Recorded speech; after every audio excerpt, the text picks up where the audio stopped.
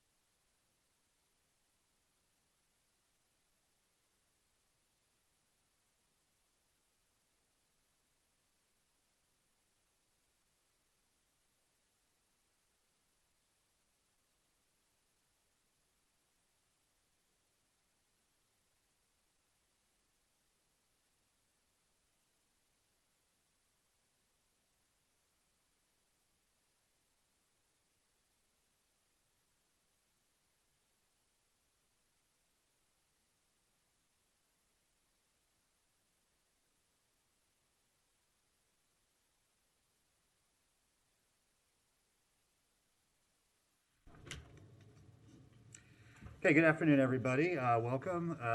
We're going to call this meeting to order. This is a meeting of the Board of Trustees for the General Employees Pension Plan. It is May 20th, 2021, and we will need a motion to adopt our agenda. Second. Okay, a motion and a second to adopt our agenda. All in favor say aye. All opposed? That passes unanimously. Okay, so our first order of business, Madam Clerk. Our first order of business is 201215, revised fiscal year 2016 to 2019 actuarial valuation reports for the City of Gainesville General Employees Retirement Plan, with the recommendation that the Board of Trustees approve the revised fiscal 2016 to 2019 actuarial valuation reports for the City of Gainesville General Employees Retirement Plan. Okay, thank you. Anybody from staff have anything they'd like to say about this? I see Williams on the line. Ms. Ramos, welcome. Hi, Mayor. Cynthia Ramos, Finance Director. These are the revised valuations for the General Employee Pension Plan as required by the Division of Retirement. So to wrap up that matter and get that all settled, we're just asking for you all to formally approve these. Okay, very good. Any questions, or is there a motion to adopt the new valuations? Okay, motion by Commissioner Ward, seconded by Commissioner Hayes Santos to accept the new actuarial evaluation. Any members of the public in chambers wish to speak to that motion? Okay, no, then we'll go over to Larry. Anybody calling in to speak to that motion, Mr. Schooler? No, sir, Mr. Mayor. Okay, then we'll move back to the commission. All in favor of the motion say aye. All opposed? That motion passes unanimously. Next item, please. Our next item is 201216, Pension Review Committee Annual Report, with the recommendation that the Board of Trustees, accept and review the Pension Review Committee Annual Report and hear a presentation. Okay, thank you very much. So I assume you're here for the presentation. Why don't you introduce yourself, and we'll turn it over to you. Great. Can everybody hear me through the Absolutely, yep. Excellent. Okay. My name is Jonathan Bisher. I'm currently have the privilege of serving as chairperson for the Pension Review Committee. I've been on and off the committee for almost 20 years due to term limits, which I am absolutely in favor of. Real briefly, you think we see, where's our presentation? The commission. Ms. Ramos or Madam, there we go. Never mind. All right. Very good. Okay.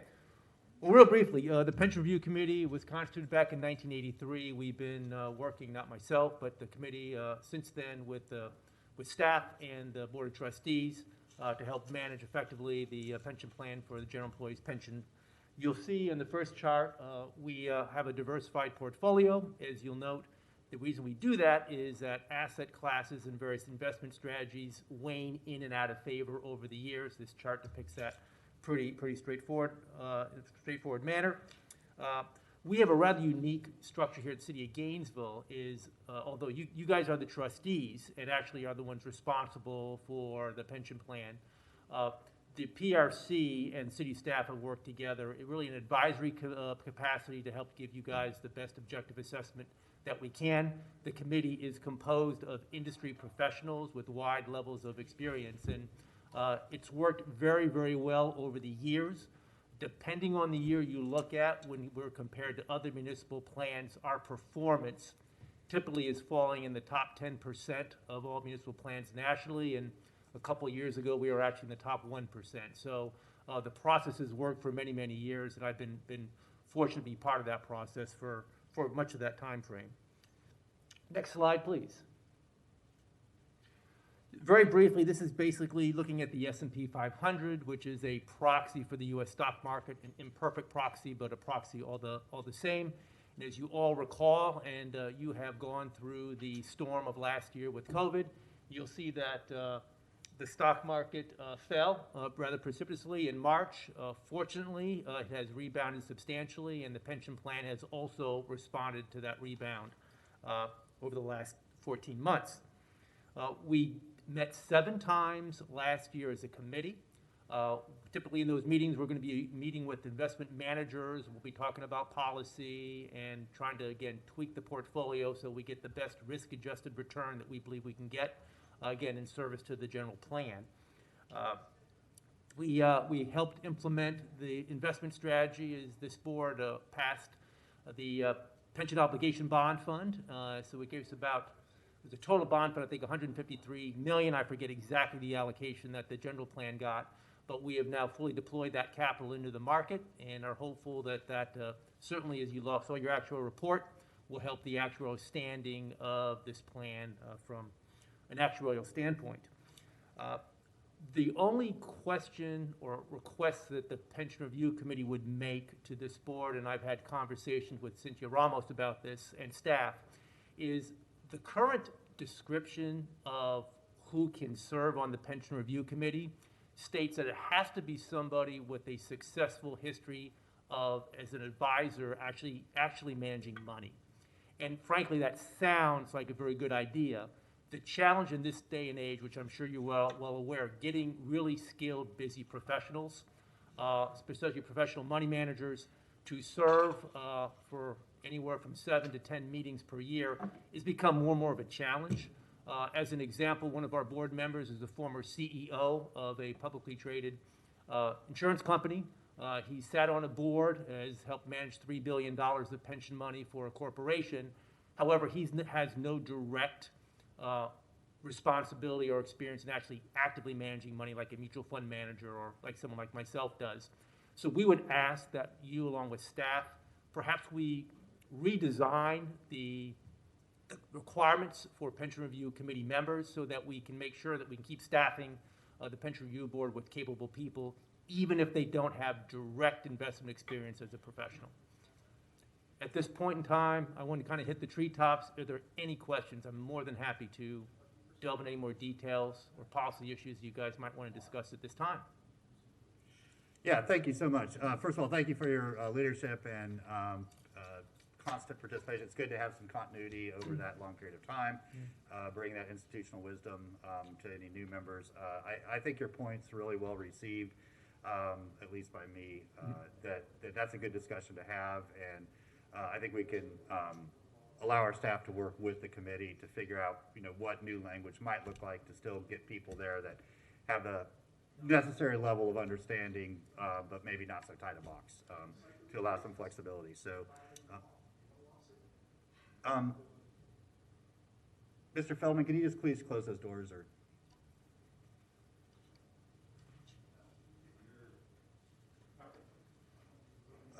Mr. Scott, we need everybody in the chambers to wear a mask.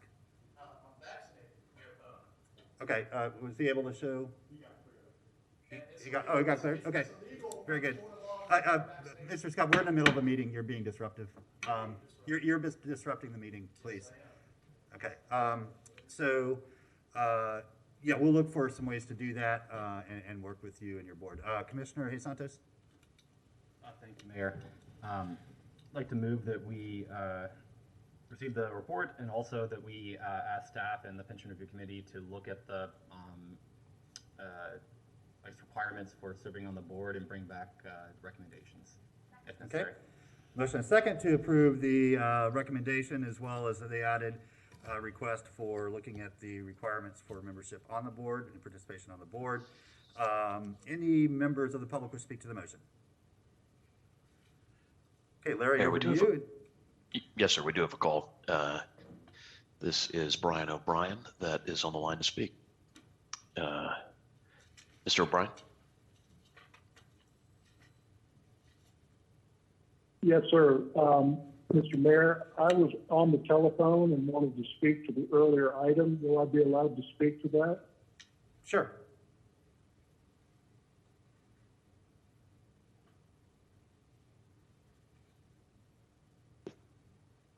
Yes, yes. On the item 201215, I would like to. Yeah, yes. I'd like to know how much money the state withheld from the city of Gainesville as a result of this dispute with the Department of Revenue for the Division of Retirement. Ms. Ramos, do you have an answer to that question? I believe the question is, have the funds that the Division of Retirement withheld been released to the city? And if that is the question, the answer is yes. The funds have been released to the city? Yes. So the answer, I guess, would be $0 have been withheld.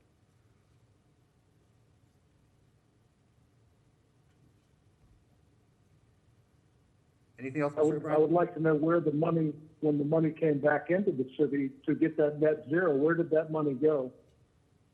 What was it allocated to? We can provide that information, but I don't have it at hand. Okay, so we'll follow up This with is that. William Okay. Johnston. I can tell you where the money was allocated. Great, thank you, Mr. Johnson.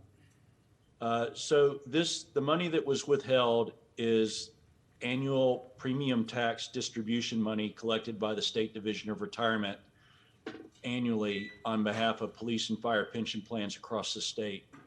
When we did receive the money in January of this year, it was allocated accordingly to the police and fire pension plans the way it is every year.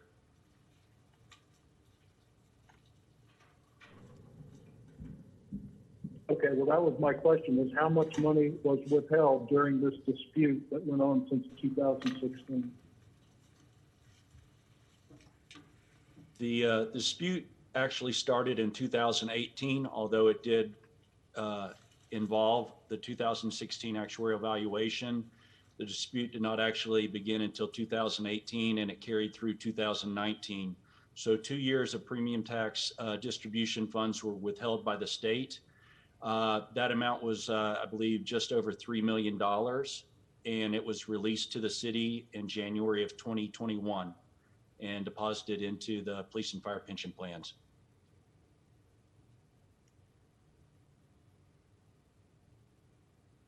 And how much did the city spend on perpetuating this dispute rather than complying with the rules of the Division of Retirement?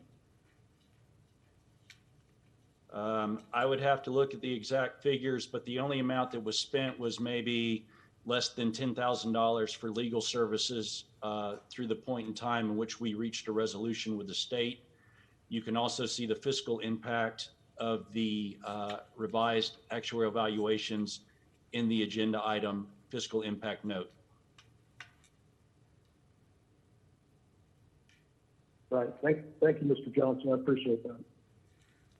All right, thank you, Mr. O'Brien. Thank you, Mr. Johnson and Ms. Ramos. Thank you. And anybody else from the public would speak to the motion, which is on? Mayor, if you permit us, we got 2 callers in while Mr. O'Brien was engaged in dialogue, so we'd like to just figure out if they're on for this item and then come back to you here in just a few seconds. That'd be fine.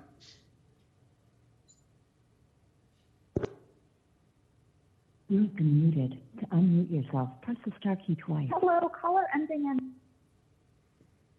Apologies for that, Mayor.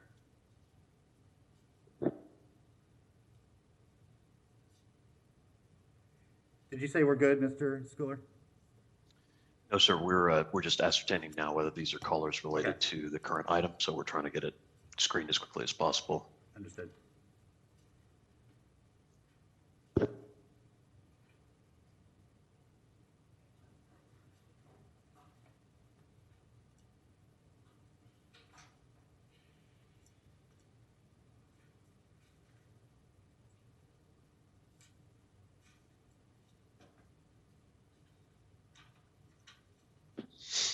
It appears these are not callers relevant to the current item up for discussion, Mayor.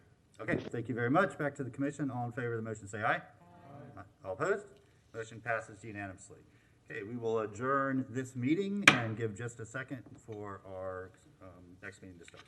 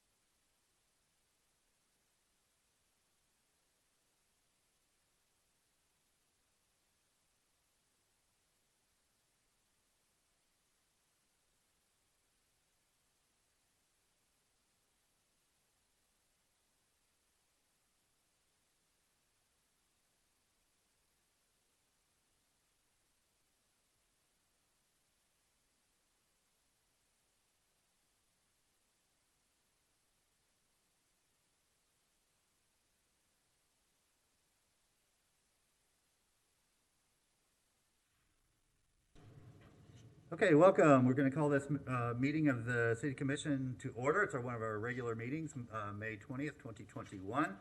We're glad that you're all with us. Madam Clerk, our first order of business.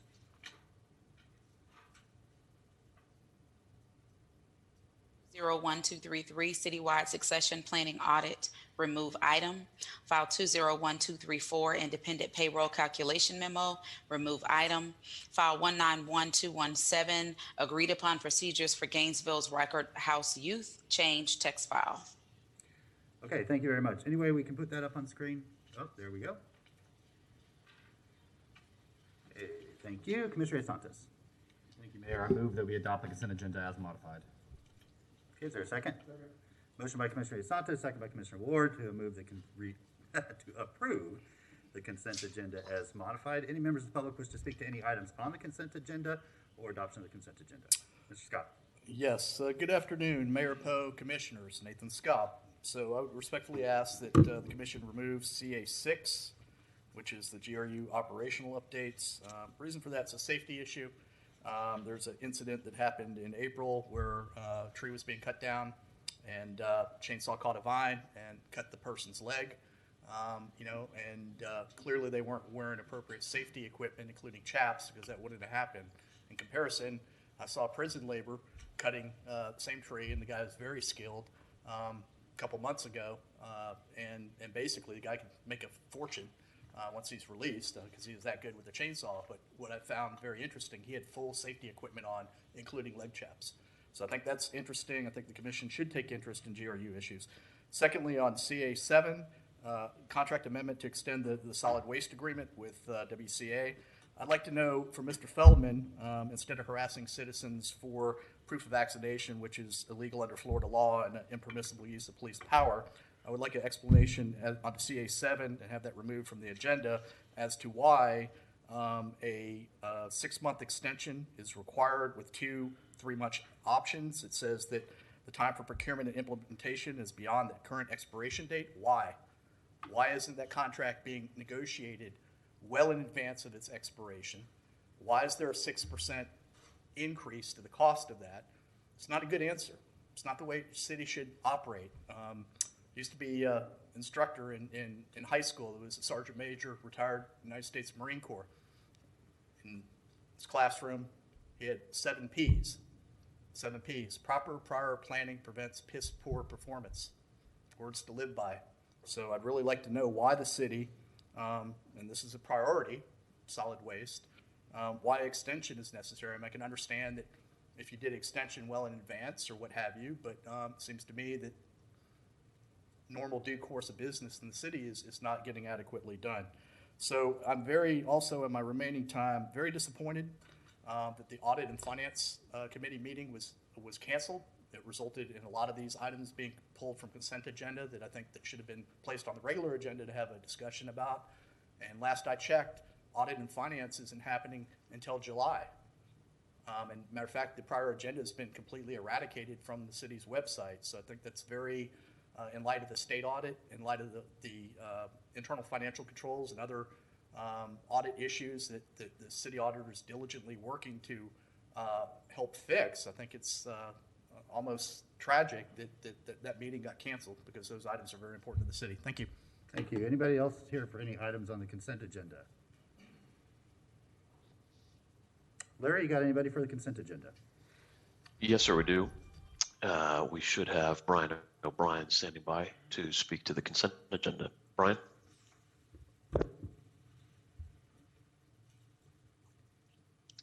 Thank you, Larry. Can you hear me? Yes, sir, we can. Okay, very good. Thank you, Mr. Mayor and council members. The first item I'd like to comment on this consent agenda is the minutes. As you know, Mr. Mayor, many times I have brought to your attention that the minutes that are submitted to this commission do not accurately reflect the events that occurred in the meeting. Especially of note is the May 12th minutes where Mr. Scott quite accurately asked for the item about the bond rating double downgrade to be placed on the agenda.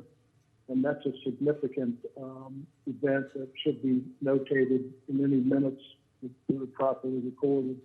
That event cost tens of millions of dollars, and it deserved to be aired in a venue where we could all discuss it. And all that happened was you issued a propaganda statement about how surprised you were. The second item I'd like to talk about is the cancellation of the Audit and Finance Committee meeting. I was also very disappointed and feel like that's further inability to talk about the truth and the hard problems that the city has gotten itself into under your leadership, sir. So I'd like that Audit and Finance meeting to be added to the agenda, please.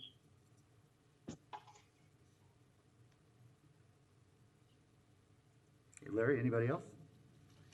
Mayor, I'll have to ask your indulgence for about 30 more seconds just to check on a couple of callers that joined while Mr. O'Brien was speaking. So I'll be right back.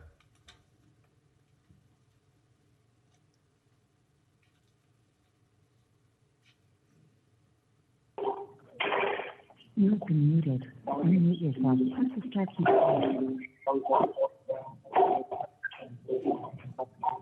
Hi, caller ending 5776. Is this about the consent agenda? It is.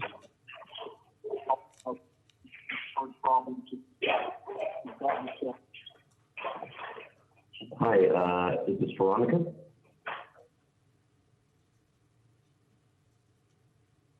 Yes, it is. Veronica, are you calling about the consent agenda? Hello?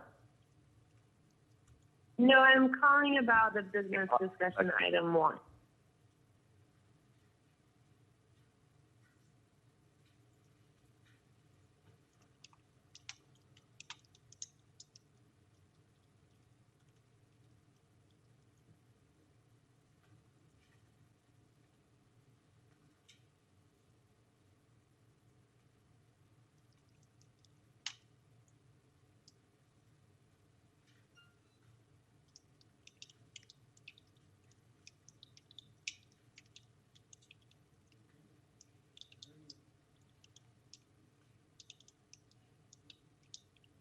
Larry, are we still waiting?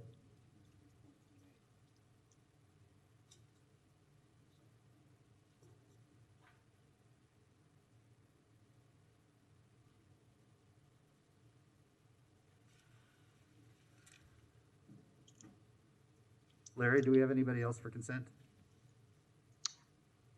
Mayor, my apologies for all of the interference there. Just trying to get everybody squared away. We do have 2 additional callers for consent. You've been muted. To unmute And yourself, this will be press the star key twice. Daniel Castro. Oh.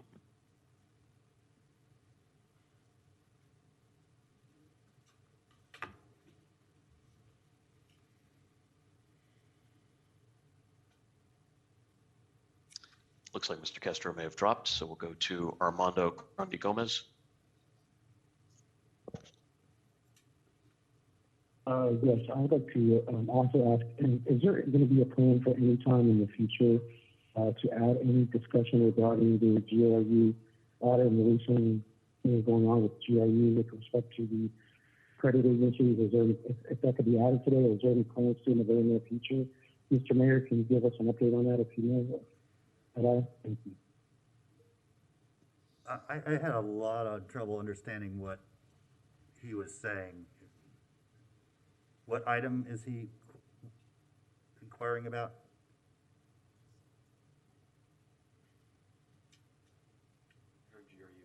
Yeah, Armando. He appears to have dropped, sir. I'm sorry.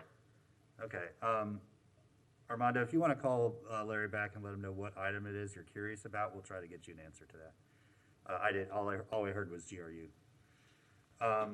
Okay, back to the commission. I will say the solid waste extension is due to the commission still giving direction to staff and not finalizing the terms that we would like to see included in that bid. And the audit and finance was rescheduled because of a scheduling conflict that was not known prior to that meeting originally being scheduled. And with that, we'll move to a vote. All in favor of the motion to approve the consent agenda with 3 modifications, signify by saying aye. Aye. All opposed? That motion passes unanimously. Madam Clerk? Our next item is the adoption of our regular agenda with updates. File 210006, Director of Equity and Inclusion Resignation and Contract Amendment, change text file. File 201001, Commissioner Gail Johnson, House Bill 1, additional backup. File 201235, Organizational Culture Audit Assessment and Report, change text file. Okay, thank you very much. Any questions, or is there a motion?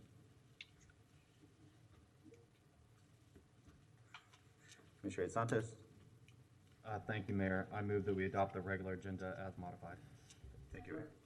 Motion by Commissioner Santos, second by Commissioner Sacco to approve the regular agenda with 3 modifications. Commissioner Johnson. I would like to continue BD2. It's my understanding that the Office of Equity and Inclusion is not ready to respond because there's been additional data that they have not been able to analyze and they need additional time. So I'd ask that we continue this item. Okay, Commissioner Ward. Thank you, Mr. Mayor. So my motion here is not going to be to take action, but rather to not take action, to take back the, if we consider that item, my motion would be that we rescind the action that we directed the attorney staff to do, not to create anything new and different right now, but to give everyone time to create, to read more data and to better understand the issue. If that's the case, it seems that we could do that either way. So because data needs to be analyzed and there needs to be more participation from staff and some discussion amongst us, then I think we should continue it when the Office of Equity and Inclusion has time to do that. Commissioner Ward? So we directed the attorney's office specifically to go create an ordinance, and I think we need to take the opportunity to rescind that so that we can do the work that needs to be done. Okay. Okay, any members of the public wish to speak to adoption of, I'm sorry, Commissioner Ariola, go ahead. Just wanted to ask a question, Mr. Mayor. The title of the item again, just to be sure it's... Solid Waste Service Usage Data Analysis. Yes, so the intention behind that item, my understanding was regarding a contract timelines, is that correct? That's why it's on there? No. Okay, so then why? The reason why is because the Zero Waste Subcommittee voted unanimously to put this on the agenda, to have a discussion about, I think specifically, pay-as-you-throw policy. Okay. Commissioner Ward. Thank you, Mr. Mayor. Once again, yeah, we as a commission 2 weeks ago directed the attorney's office to come back with an ordinance that would create a flat rate. I believe that we should reconsider that. I would like to see us rescind that, but obviously I can't make that motion right now anyway, but that's the intent, and that's what we discussed at Solid Waste, or at, excuse me, Zero Waste last week. Thank you. Commissioner Johnson? We'll just go back and forth, Harvey. I absolutely understand that what you are trying to accomplish, and it's not that I disagree with that, but what I understand is that the Office of Equity Inclusion is not ready because literally somebody is out of the office that presented it. So because of that, they are not able to respond to any questions. They aren't able to respond to any data. Like, it seems like we have the time. Now that we have the 6-month extension, we actually have the time to be able to do this. So either way, like, why don't we just give the Office of Equity and Inclusion some time to prepare for this discussion, which they are not prepared for today. So if we understand that staff is not ready to do that, then why can't we continue it, considering that we just passed 6 months, we have 6 months left on the contract? Yeah, I would just say that the only thing hanging out there is that our attorney's office is very busy, and if there is not a willingness right now for the commission to move ahead with that ordinance until we hear all that information, we would need to give them explicit direction to pause their work on that until we get all this information, get all these presentations.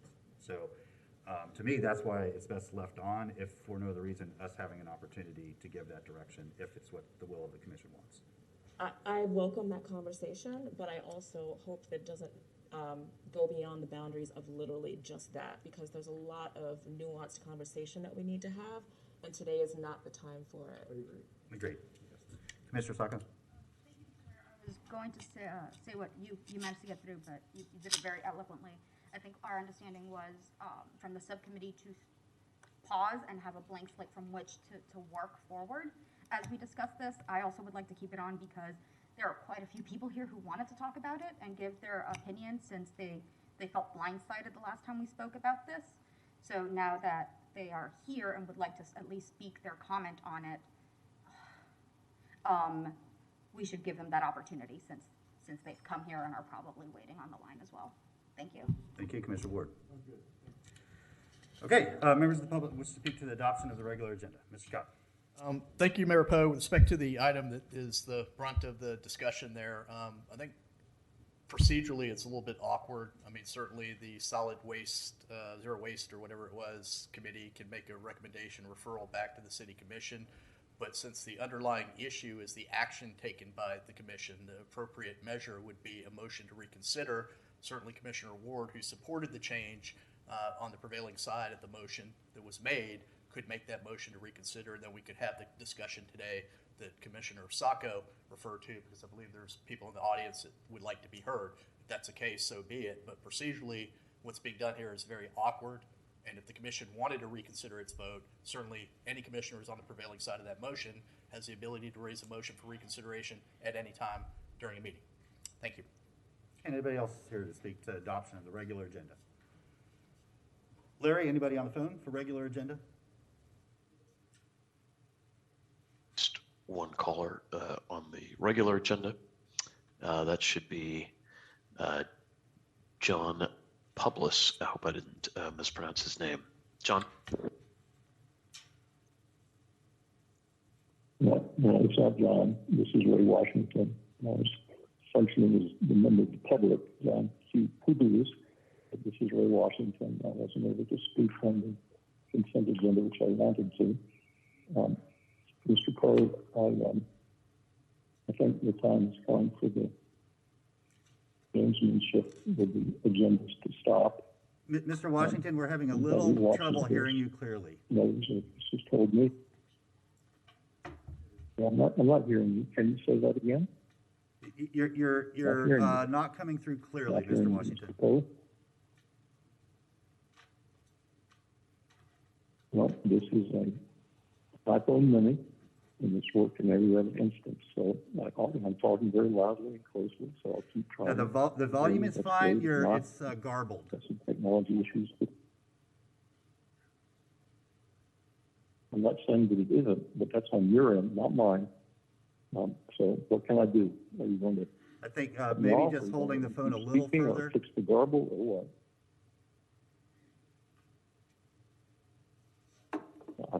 My mouth is right next to the microphone on my phone. That sounds better. Thank you. You can hear me or you can't.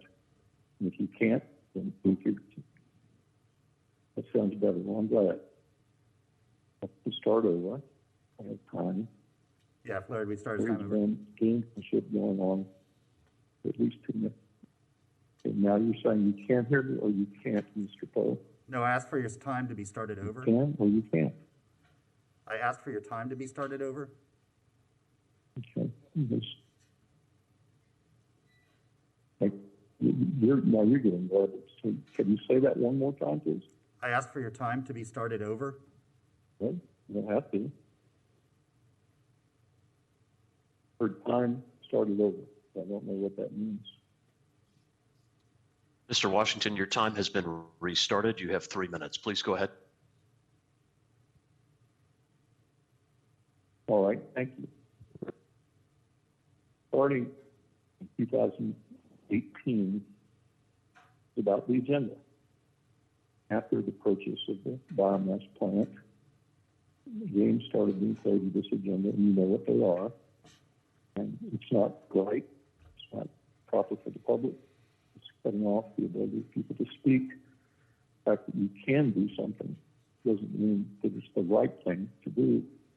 You know, each time these meetings start, there's a quick motion, adopt the consent agenda, and a second. Thereafter, you will entertain nothing other than talking about accepting the agenda as is, not as someone wishes it to be. This is quite different than every other local government in Florida, as far as I'm aware.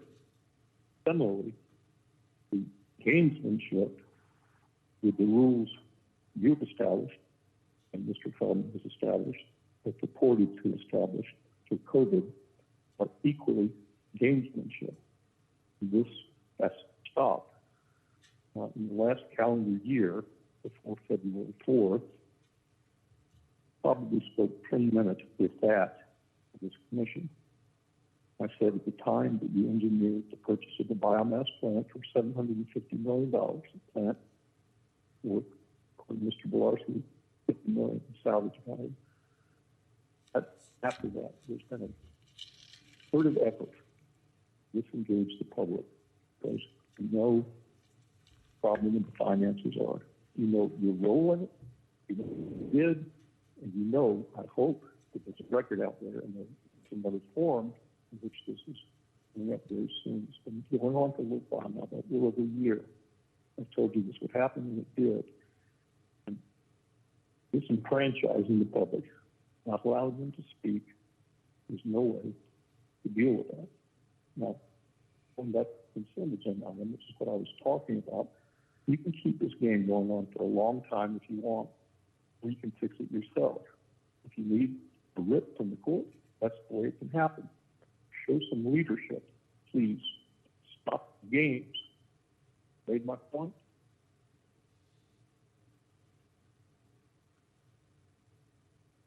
I'm not hearing anything.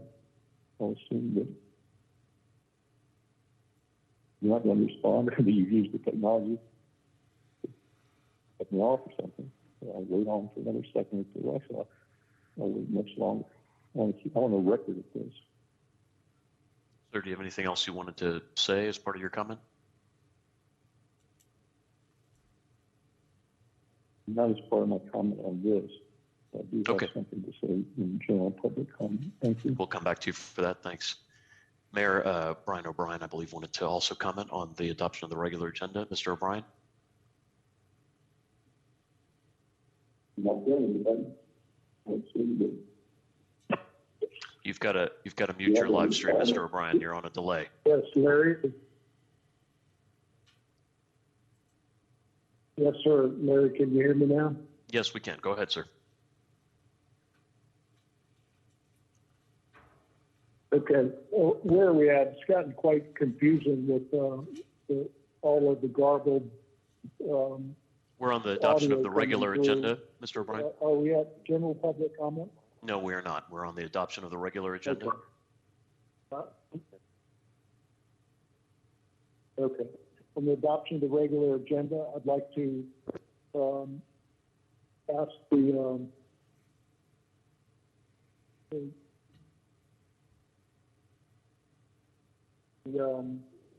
audit and finance items that were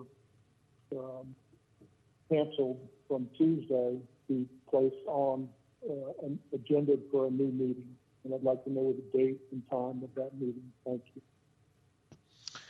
Mayor, we also had a call in from Armando Grundy Gomez. Mr. Grundy Gomez, I didn't know if you wanted to speak to the adoption of the regular agenda or not. No, I was trying to speak on something we were talking about with waste management. We'll be coming back to that item. And Daniel Castro on the line. Mr. Castro, I didn't know if you wanted to speak to the adoption of the regular agenda. I wanted to speak to the response to HB1. Okay, that'll come up later. Thank you. Mayor, we should be covered for now. Okay, thank you. All in favor of adoption of the regular agenda with 3 modifications, signify by saying aye. Aye. All opposed? No. Motion passes 6-1 with Johnson in dissent. Real quick before we get to general public comment, we have gotten some new guidance from the CDC. It says that folks that are fully vaccinated are safe to be indoors without masks. Our city rules are still that anybody who does not show and register with our health services is fully vaccinated. Any of our employees that are fully vaccinated, and it's been 2 weeks since their last vaccination, can register with our employee health services, and then they no longer are required to wear a mask. Everybody else is still asked to wear a mask indoors. This is for the safety of everybody. If you would like to show that you've been vaccinated to one of our security folks up front, they are happy to do that with you, but otherwise we have no way of knowing who is and is not vaccinated. So for the benefit of everybody's safety, for a little while longer, we ask that we take the precautions necessary to protect public health. We still have folks contracting every day. We still have folks dying, several a week in Alachua County. I was just on a call with Dr. Lizardo and Dr. Nelson at UF Health, and they made it very clear that they are still concerned about community transmission. The fact that we are not through this pandemic yet, especially here locally, and really urged folks in the community to take all precautions that they could. So that's what we're going to do. We appreciate your participation and cooperation with that. All of your neighbors, thank you for making sure to keep them and their loved ones safe. For all of us who have lost people in this pandemic because of COVID, know how much heartbreak and tragedy that causes. And if we can prevent any further loss of life by a simple act of kindness, then that is greatly appreciated. So with that, we will move to general public comment. And Madam Clerk, we'll start with you for anybody that called into the voicemail system. Okay, I do believe we have about 4 voicemails that you should be hearing in just a moment. Thank you. Hi, this is Janice Gary, Garry. I live in Oakview neighborhood. And as each of the commissioners knows, I've been quite involved in city matters over the last couple of years. Hi, this is Janice Gary, Garry. I live in Oakview neighborhood. And as each of the commissioners knows, I've been quite involved in city matters over the last couple of years. My comment is I would like to invite you to step back and have a look how you as individuals and how you as a commission as a whole engage in genuine public input. I've been involved in the Seminary Lane administrative hearing, and I expended considerable personal funds as well as personal time in bringing the Seminary Lane approval to the attention of the city. Because it was done through a process that did not allow meaningful citizen engagement at the beginning of the process. I also would like to bring your attention to the St. Michael's property decision that was recently made.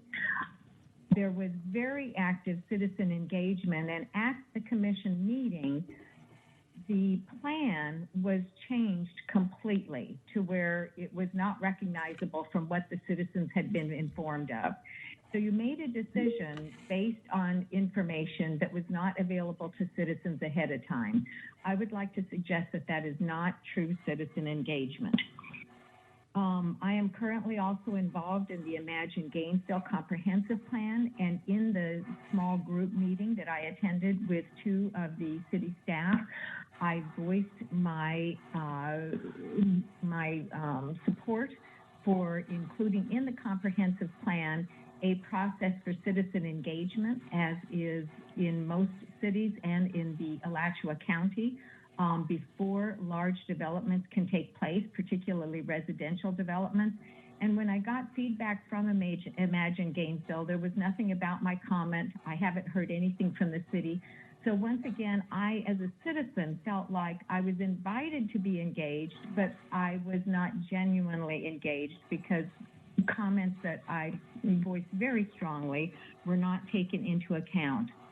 And I'm going to go into the zero waste issue. I understand that that's on the meeting agenda tonight, so it actually should be in another place.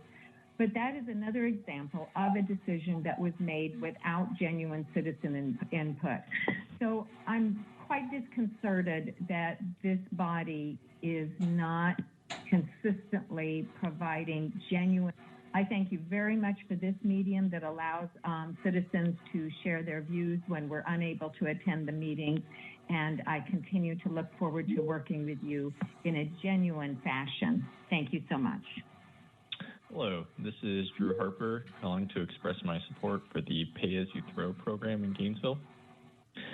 I think it's a logical solution to help reduce waste and incentivize the right actions for the city of Gainesville.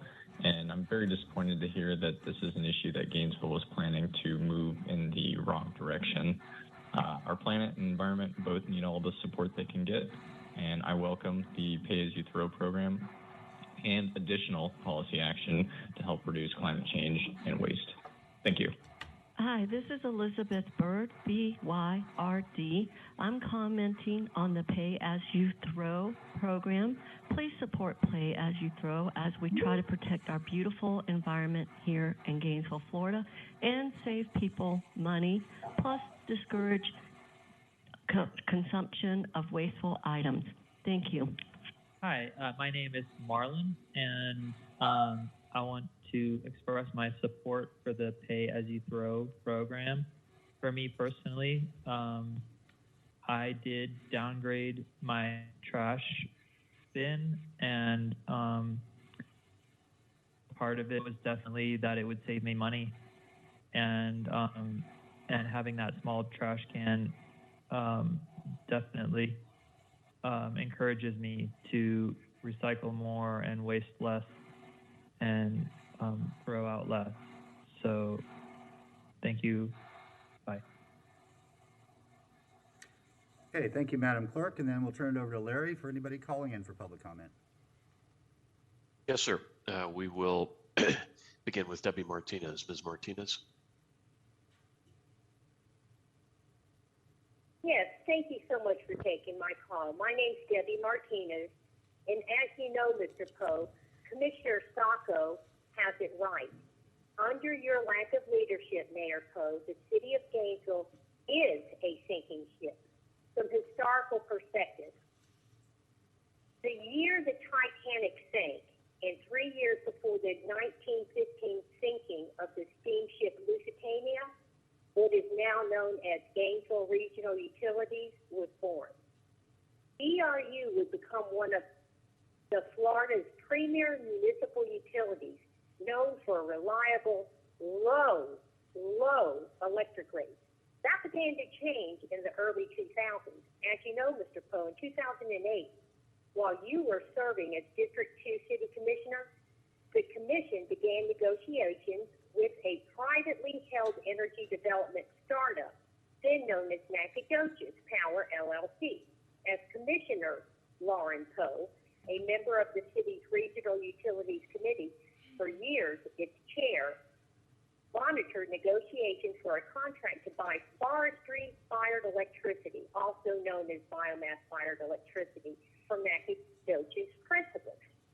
In 2009, Mr. Poe joined unanimous ratification of a 30-year power purchase agreement with Nacogdoches principals, reorganized as American Renewables LLC, Gainesville Renewable Energy Center LLC, Grec Holdings LLC, and Grec Intermediate Holdings LLC. As you know, Mr. Poe, you declared the Grec forestry-fired electricity contract so astoundingly good that multitudes one day would look back in gratitude to those responsible. You downplayed contract provisions that kept financial and operational terms of the Grec deal confidential until at least 2043. Yes, you, Mr. Poe, suggested to the public that the power purchase agreement retained a back-out clause to exit if circumstances changed. On February of 2010, the Public Service Commission, privy to the redacted Grec contract terms, expressed misgivings about projected PPA costs and rejected the premise that GRU would need more electricity for a decade. Commissioners and lawyers representing the city and Grec engineered a Public Service Commission vote pause. On March of 2010, alarmed Alachua County groups, including the NAACP, the Sierra Club, and Women for Wide Growth, issued statements urging the PPA's rejection. As you know, Mr. Poe, there is so much more to this Mayor, story. that's 3 minutes. And it's all but and needs. Thank you, Ms. Martinez. And Appreciate you needs to calling be in. told. And again, as you know, Mr. Poe, Hey, Larry, there's could we so have the much. next caller, please? Yes, Brian O'Brien on general public comment. Mr. O'Brien.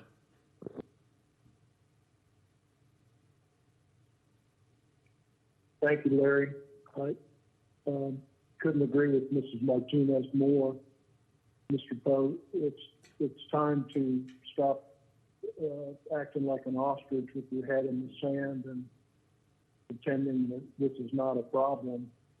You simply cannot continue passing rate increases on to the customers who have paid their bills faithfully and have they did not make these decisions to raise every fee and rate in the city, the trash, the water, the sewer, the power, the adjustments so that you can continue paying off these people to cut down the forest. Every 3 days or so, there's an invoice for $300-something thousand for trees, 100 semi-tractor trailer, oversized truckloads of trees out there being burned, and it's contributing a huge amount to the greenhouse gas problem that we have, and all the other sulfides and ash raining down on people out there. It's simply time to pull your head out of the sand. The other commissioners are stuck in this problem, and they can bring this into the light.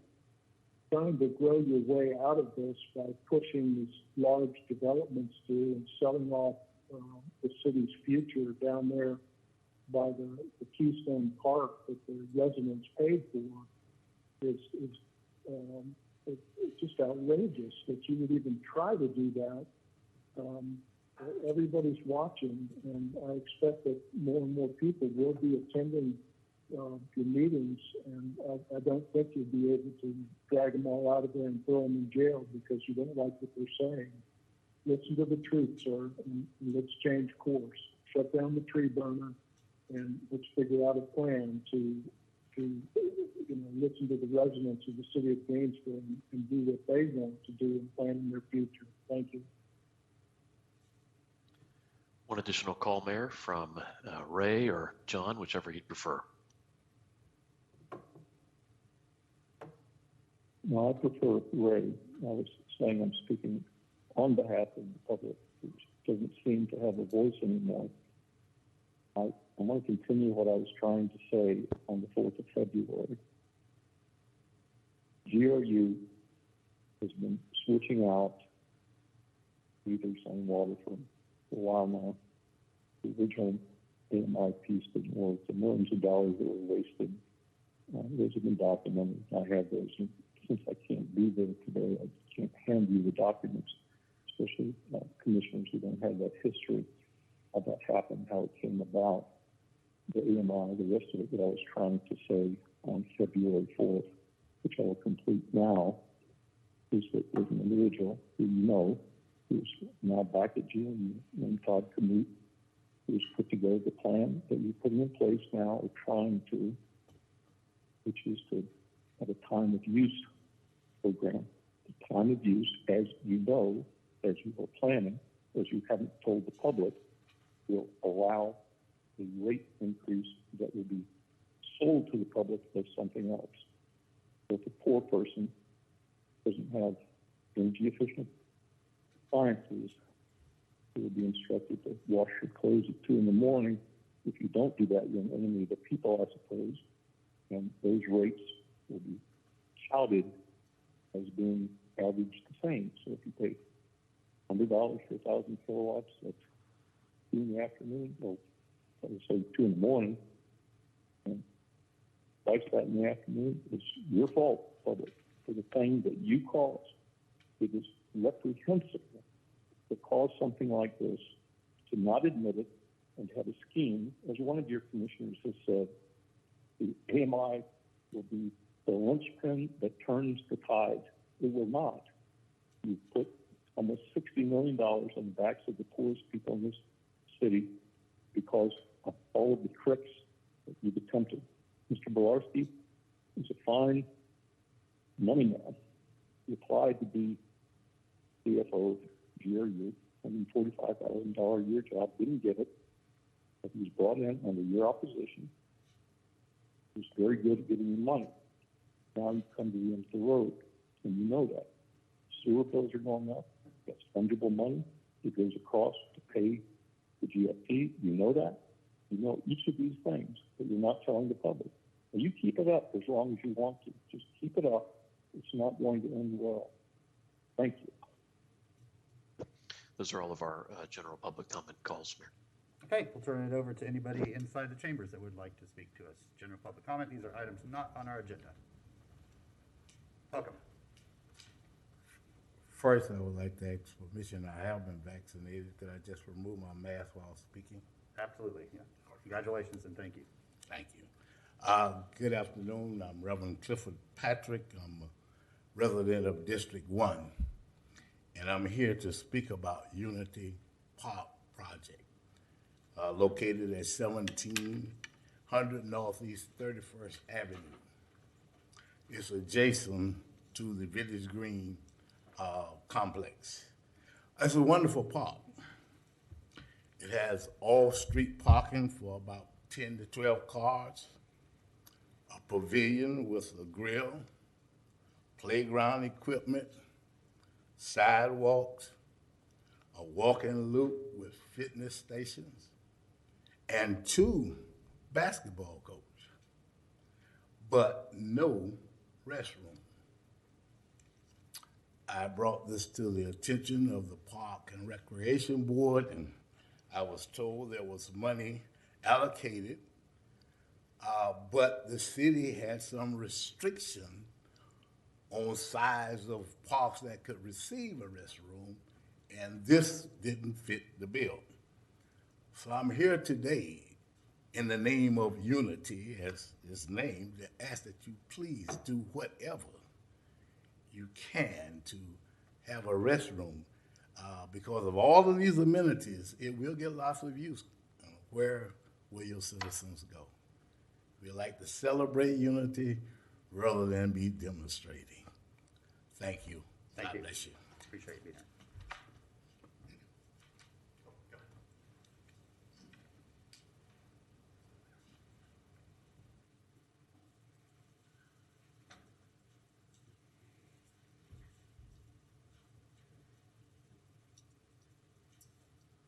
Thank you, Ms. Bolden. Please set the overhead before we begin my time, Mayor Poe.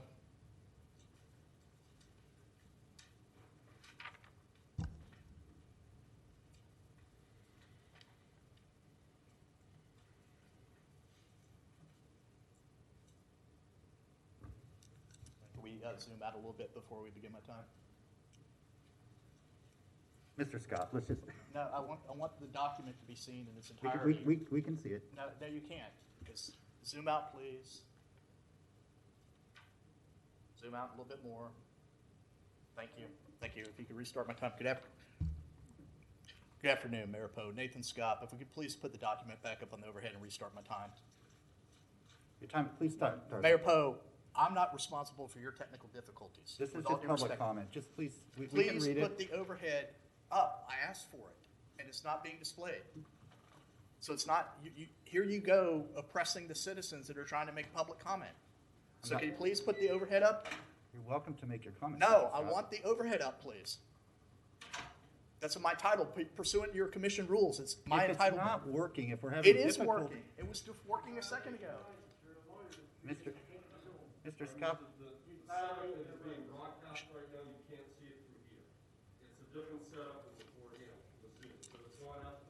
Okay, can we restart my time, please? Thank you. Good afternoon, Commissioners.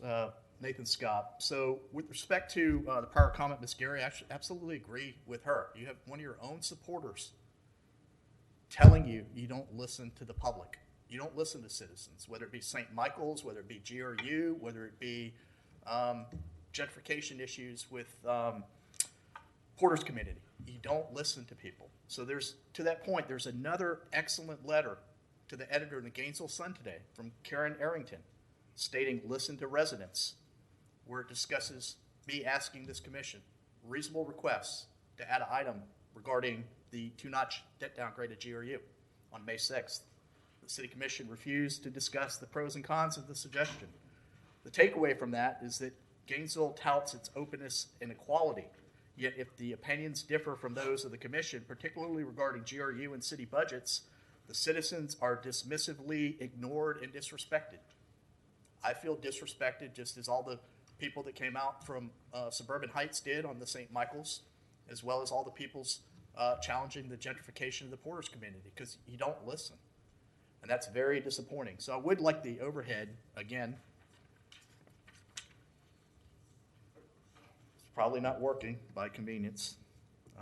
Pay a lot of money for IT staff, but we can't have basic overhead AV equipment work properly.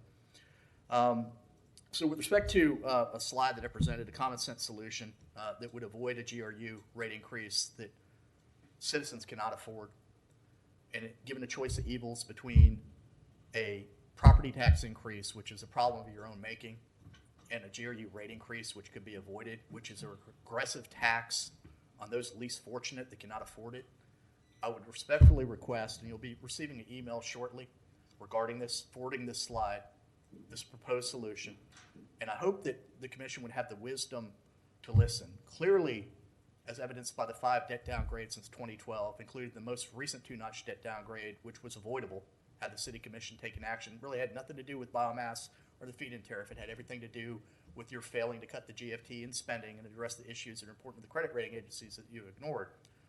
But I wish that we could have an intelligent discussion about this. It's not, we should put political differences aside and be able to have an intelligent discussion, longer than 3 minutes, where AV equipment doesn't work. And finally, I would just note for the record, again, I'm vaccinated. I made the personal choice to do so. I think it's highly inappropriate that Mayor Poe, you and the city manager are using, legally using police power to enforce a vaccination requirement on citizens, requiring us to wear a sticker that violates state law. I think you're on very shaky legal ground. You just had a speaker spoke that said he was vaccinated, is not wearing a sticker. Thank you, Mr. Scott. But you need to change your practices so Thank you you don't very get much. sued. Thank you. Yeah, next speaker, please. 1 sec, Mr. Shepherd, if we'll just let the area get cleaned.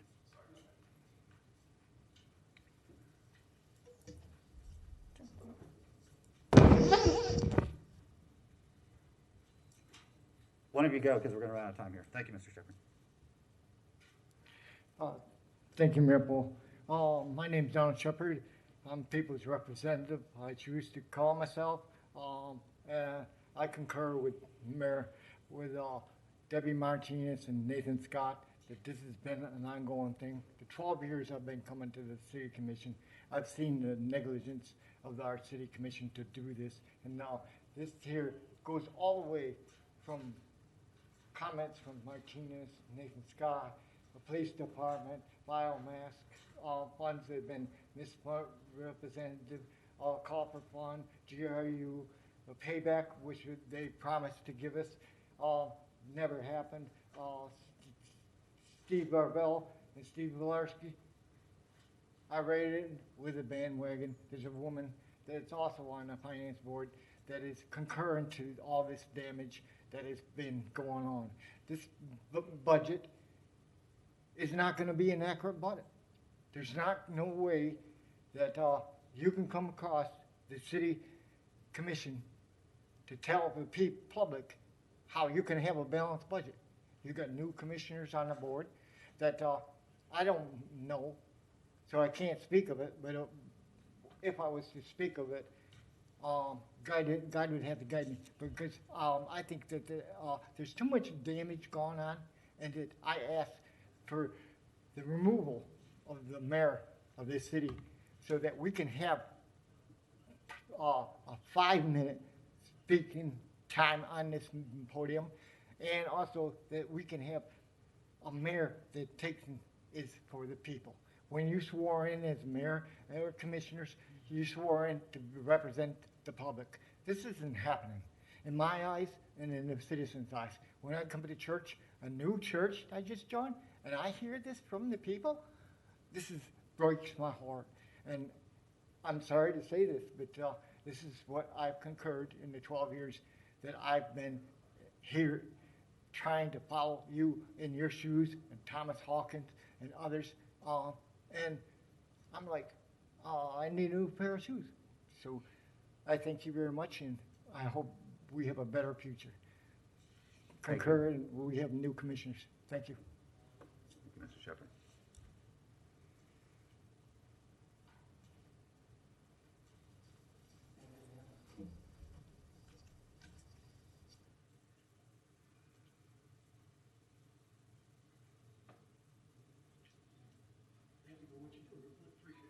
Good afternoon, Mayor and Commissioners. I just wanted to take a little bit of time out of my day, first of all, to thank the EEO Director, Ms. Tanisha.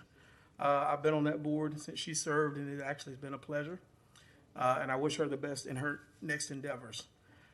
I hope that this board can move forward because it is very essential to our community. We got people out here watching, and so we have to be careful what they see and when they see it. I think this commission is capable of making a decision for whatever route that we're going to take next. And I think that we can just work together. There's a lot of issues that go on in our community. And guys, I just think it's time. I like to tell people all the time that what you do on this side, you give an account on the other side. Even with me, I always believe that when you treat them right, it'll turn back. So let us do that. And I'm not here to badger anyone or say anything negative, but I do think that this city commission can do better. Guys, we can do better. We have so much greatness in this town. I believe that we need new and upcoming leaders that can bring difference to our community, that the people will listen to, and we can work together as a team. So thank you for your time. Let's keep everybody strong. And guys, one thing we must do, we must pray. And I think that's something that we have forgotten, that we got to pray. We got to pray for our nation. We're losing people every single day to Corona.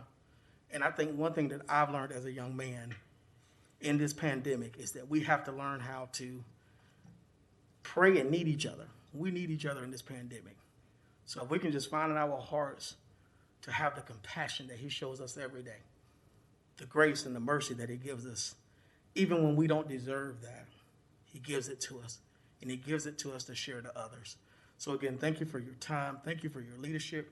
And I do pray that God give you guys the wisdom and the knowledge and the understanding to run our city and run it the way that we should run it, and to love our neighbors as ourselves and not be compelled by any other force but the force of grace and mercy.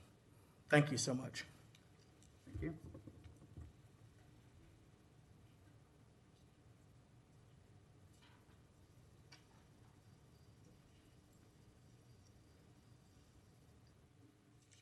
Okay, next speaker, please. Anybody else? General public comment. Okay, we will close this portion of general public comment. Thank you all who called in. I don't know what the answer to the Unity Park restrooms are. I don't think they were part of the original design, so that is something we'll have to look at through our annual Parks and Recreation capital improvement budget, as well as a future allocation for wild spaces. I wanted to just be known. I understand the disrespect that I'm being shown when people call me Mr. Pope, and I would never show the same disrespect to any of our neighbors or any of my colleagues. It's been going on for quite some time. This was a title that was earned and delivered by the voters of Gainesville. It is different than me as an individual citizen. It is the office, and the office deserves respect.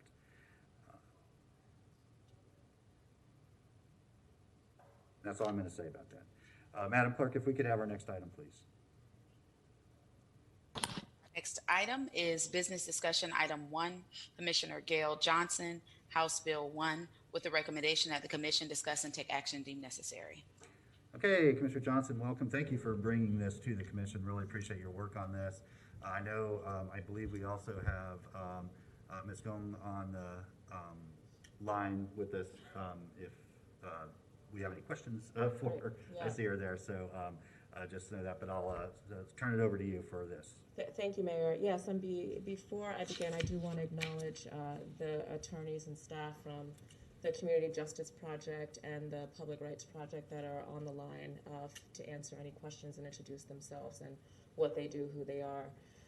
So many of you know, have been following this since this past summer, when Governor DeSantis made HB1 his #1 priority, that it passed. And now, at this point, we are several conversations about HB1, and I believe that we are at a crossroads where we can decide what path to take. And legislation like HB1 and voter suppression laws, they are passing all over the nation. And you know, many of us are familiar with ALEC. It is the legislation really takes root in places like Florida, which is why I'm having this conversation, because it takes root in Florida and then it essentially flourishes all over the nation. So I believe that we have a duty to make a decision today. It's unjust, it's discriminatory, and not only that, but I'm going to speak to not necessarily the injustice of it and the moral piece of it, but really the implications that I feel that it has for the city of Gainesville. Because one, this is what it does. It encroaches on our local power, really to craft the budgets the way that we see fit, and it interferes with our local priorities. So the governor basically and his cabinet can go line by line and review our budget for our municipal law enforcement agencies, and he can actually force modifications to our budget when we believe that we're making the decisions in the best interests of our citizens. Two, it makes us liable for protest activities. So, for example, for sovereign immunity, there's a cap. Like I can't remember. Attorney Shalley can remind me, but I think it's either $200,000 or $300,000. So that's waived, and it would make us liable for any personal injury, wrongful death, or property damage that happens that occurs during a riot or unlawful assembly. If we fail to respond appropriately. And responding appropriately is a very nebulous term, and it's going to force us to really be harsher with protesters. And I have seen what has transpired over the summer, and to me, we really work in community with our citizens when there is a protest. You know, I believe that we support them, and we ask the police force to support the right for people to protest. And this would force us to not do that. Three is that it's going to make it harder for us for people in the city to exercise their First Amendment rights, right? So it penalizes a lot of activities. There's a ton of harsher penalties for protest activities, and it institutes mandatory sentencing. So this body has really taken important steps over the past few months to really re-envision how we best serve our citizens, specifically with youth and youth services. So we've been having conversations about a potential reallocation of budgets when it comes to youth and youth services and reimagining that. And really, this could, be a chilling effect on some of those the decisions that we have made and that we might make in the future. In addition to that, we have advised we took so much time and energy reimagining and what the Police Advisory Council will do, and there's the potential that they will come back to us with recommendations that could have an impact on the budget of law enforcement.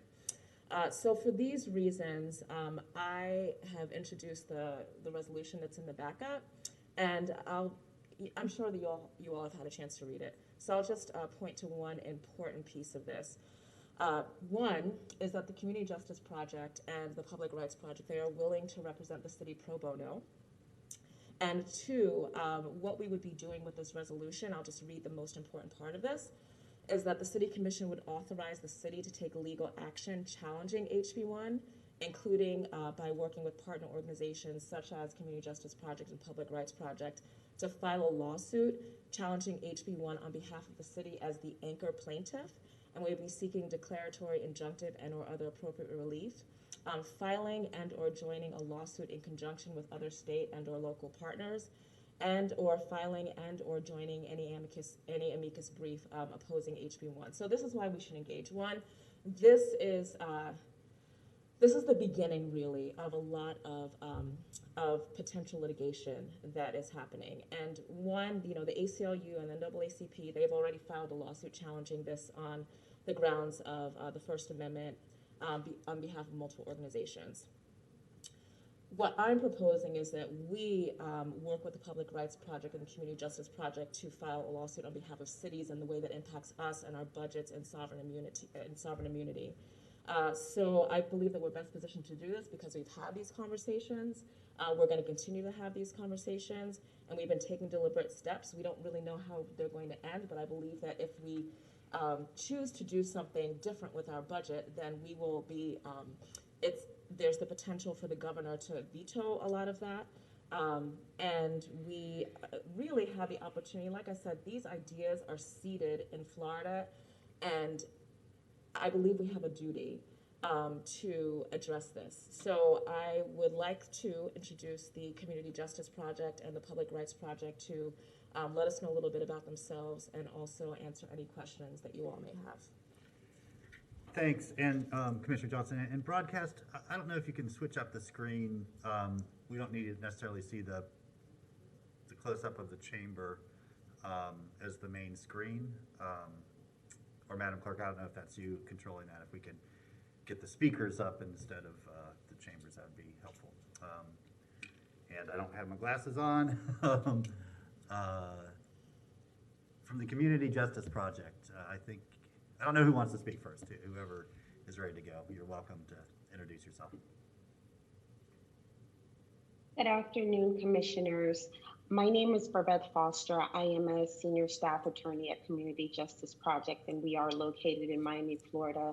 Thank you so much for having this very important conversation this afternoon and in allowing us to speak to you about the possibility of litigation with HB1.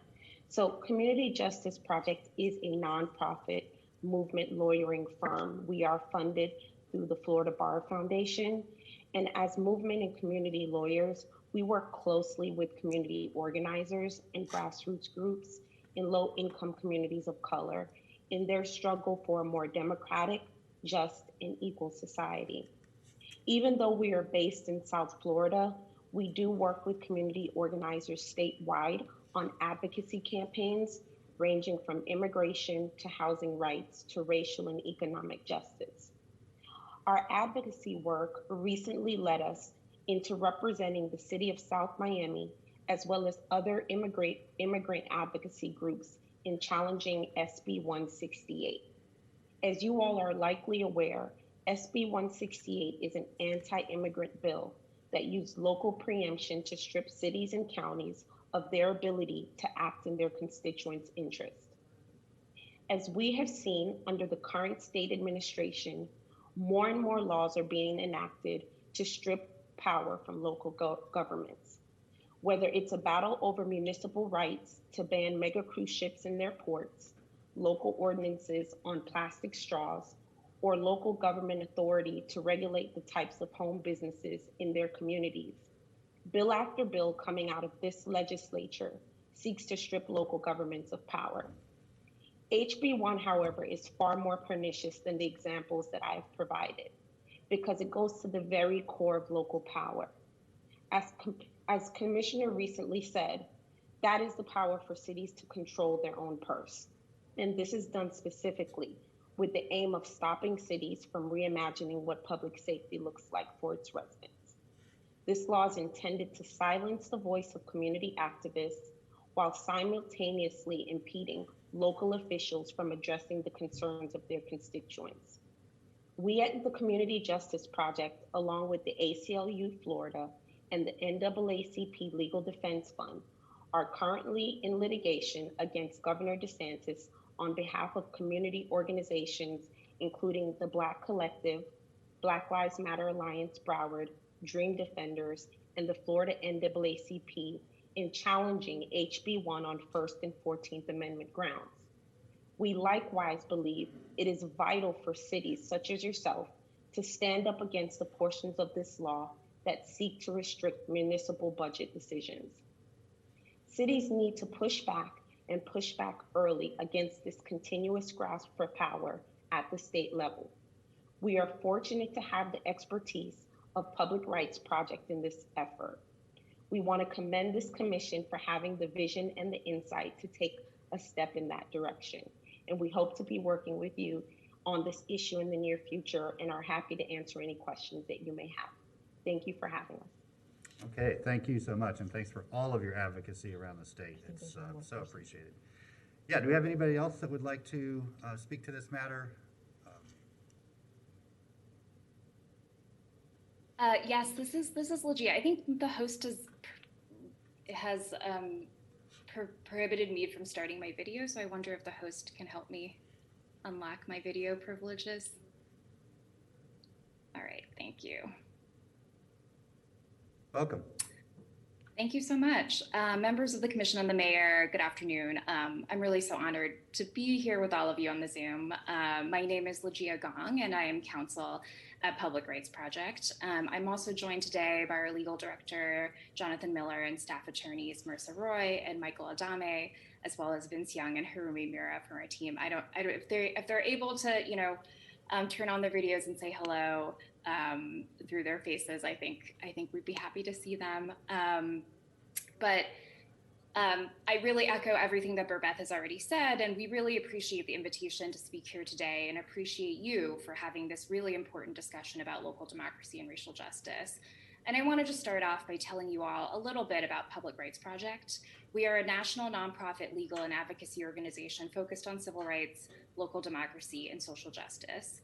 We have partnerships with over 70 local and state governments and work with them to help solve the biggest economic and civil rights barriers to safe, healthy, and thriving communities. Among the work we have done is representing local governments in impact litigation. We have represented the cities of East Chicago and Gary, Indiana, in defense of their welcoming city ordinances. Those are ordinances created to protect immigrants against law enforcement overreach. And we have represented the cities of Portland, Oregon, and Oakland, California, in a challenge to the Trump administration's deployment of federal law enforcement to the city of Portland during the protests against racial injustice last summer, which you all may recall. We also frequently file amicus briefs in courts around the country, typically on behalf of local governments on issues such as housing, local preemption, local authority, and constitutional law. In partnership with the Local Solution Support Center, we are working with law professors, local governments, and advocates nationwide to push back against abusive state preemption of local democracy, which Burbeth has already spoken so eloquently about. And, that is when states like here seek to override local autonomy and local efforts to protect, for example, civil rights, workers' rights, and consumer rights, and public health. In Florida specifically, we have been advising a coalition led by Florida Rising, the Florida Immigrant Coalition on Abusive Preemption. Members in the coalition include, for example, the Florida League of Cities, the Florida AFL-CIO, March for Our Lives, the Florida Sierra Club, the Florida League of Women Voters, and the Florida Latina Institute. And we really appreciate the opportunity to address the commission here about HB1. For some more context, this legislative cycle, we've been tracking over 500 preemption bills across the country, and we have seen more abusive preemption bills filed this session than in any other previous session. HB1 is part of a pattern that we have seen across several states now. We are seeing more state efforts to interfere with core and fundamental local powers like control of their budgets. After the largest peaceful protests in our nation's history, many state legislatures are also trying to curtail efforts to answer the call of those protests to reimagine policing and push toward racial equality. These states want to criminalize protests, pressure cities to crack down on protesters by imposing liability, and they want to punish cities for thinking creatively about how to approach police reform. Both Georgia and Missouri have passed bills limiting the power of local governments, for example, to modify their law enforcement budgets, and the Texas state legislature is moving swiftly to adopt a similar law. We have an opportunity here to push back against those efforts to stand up for the wisdom and knowledge of local governing bodies like this commission that are committed to racial justice, to protecting core local powers, and to fulfilling the will of its community. Public Rights Project, along with our terrific partners at Community Justice Project, stands ready to support the City of Gainesville to challenge concerning provisions in HB1 that infringe on core local powers, and we are happy to answer any questions that you all might have. All right. Thank you so much, Ms. Gong. I appreciate the time today and your effort on all of this, as well as all efforts that you do on behalf of our citizens and non-citizens alike. Okay, we do have some lights or some questions, so if everyone will just stick around and be at the ready, appreciate it. We'll start with Commissioner Arreola. Thank you, Mr. Mayor. Very grateful for the conversations that we've had up until this point, and I know many of my colleagues have been following HB1 since it was introduced by the governor. And I think first let me ask my technical question and then I'll get on to the others. If we decide to enter this litigation, what is the involvement of our attorney's office from the get till the end? Yeah, I can take that question. We're really looking forward to working with the city attorney's office on this. Just maybe I'll preface with saying that we have significant experience working with city attorneys in our the prior litigation that I've discussed before, and have really strong working relationships with those offices, and really I think defer to the deep experience and expertise of city attorneys' offices. That said, I think we understand that many city attorney offices are very busy, and part of what we're willing to do here is to do pro bono representation and take the lead on the case. But obviously, we would need to consult and work with the city attorney on kind of key strategic decisions that would impact the city. But I think we would like to look forward to kind of working with the city attorney on this. Thank you. May I hear from the city attorney? Yeah, Ms. Shalley, did you want to chime in here? Yes, thank you, Mayor. I would. So since this commission passed your motion on April 1st, in which you indicated that should House Bill 1 pass, that we be prepared to join the NAACP, ACLU, or other entities in an amicus brief or other lawsuit, my office has been doing what we do, which is represent the city. And we have been both in contact with the Florida League of Cities, who's also in contact with municipalities throughout the state. We've, of course, reviewed House Bill 1, as have all of them. And what we've been trying to determine is there, and we've been evaluating, is there a cause of action that the city could bring at this point? And the answer to that is no, from our perspective. We also met with both of the groups that you're hearing from today. And I believe the two attorneys, I was not present in that meeting, but two attorneys in my office who have been working on House Bill 1 were. And we did not determine from that meeting, nor any of our others, again, that there is a cause of action at this point.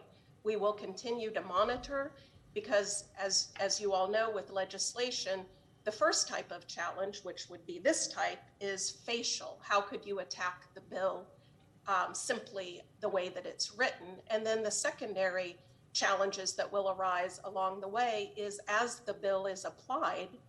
In other words, if any government, and I'll just give the example of the budget provisions. The budget provisions are a little bit different than what have been described to you today. What the budget provisions say is that if a local government reduces the law enforcement budget, any member of that commission could challenge the decision, or the state attorney. It doesn't allow for the governor and the state legislature to simply get involved in your budget decisions. That's kind of an important distinction. So using that as an example, if that ever occurs, if this commission ever reduces the police budget, and if that decision is ever challenged by a member of this commission or by the state attorney, then we may have what's called an as-applied challenge to the law, meaning that now that real facts and circumstances have presented themselves, we have a basis to challenge. But again, I'll go back to, at this point in time, your city attorney's office does not recommend that you proceed with litigation. And typically we are the ones who If we do find a cause of action, that will determine whether we will handle it in-house. We do have a lot of very competent attorneys here, certified in local government law as well as other areas. And again, if we determine that we don't have the resources to handle it, we will of course come to the commission, both with whatever proposed litigation along with whatever our recommendation is in terms of in-house or outside counsel. Thank you. I appreciate that answer. And the reason why I ask is because we,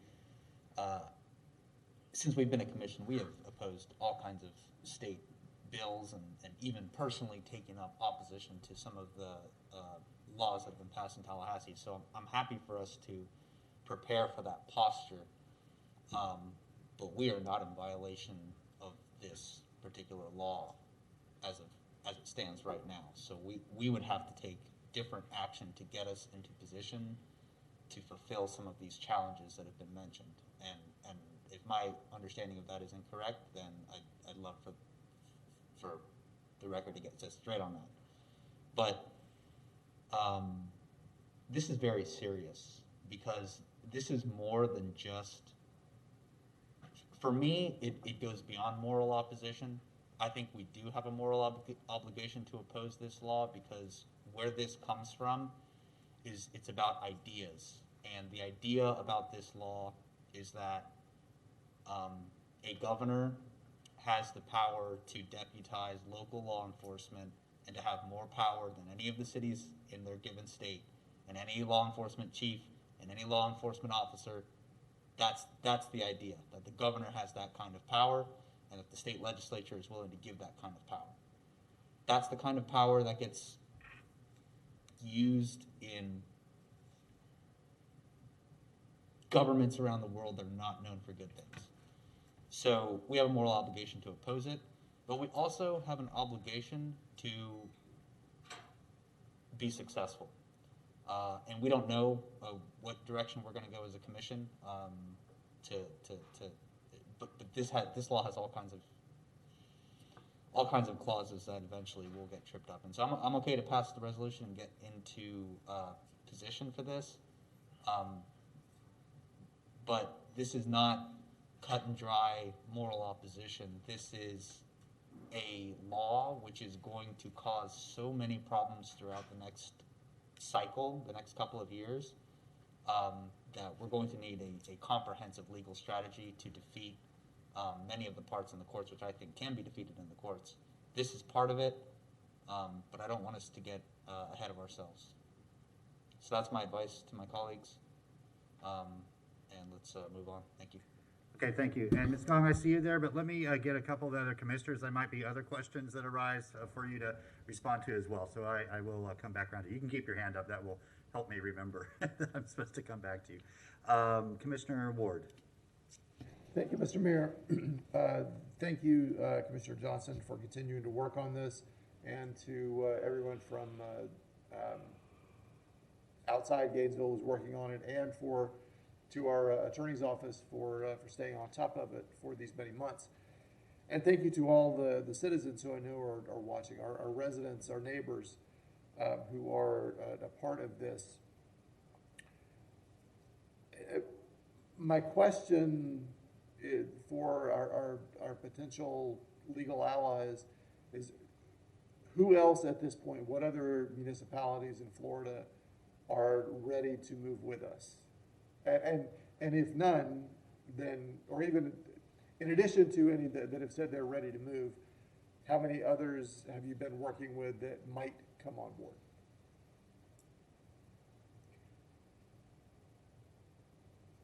Go ahead, Ms. Gong, if we can answer that quickly.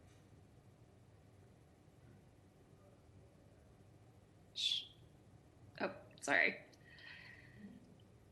We are in conversation with other cities. I think, we are anticipating that there will be a group of cities. That said, Gainesville is really well poised to lead here, and I think it would be meaningful for other cities to join if Gainesville is leading. We're specifically, I'm sorry, I don't think we can disclose the names of the cities at this moment, but we are actively in conversations with 2 other cities that are interested in joining. Okay. Thank you. So I am very much in opposition to the bill, the law now. It is a moral obligation on our part to oppose it.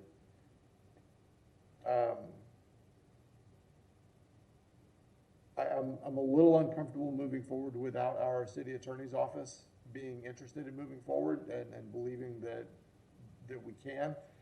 I don't want to outsource our legal services and leapfrog our city attorney's office.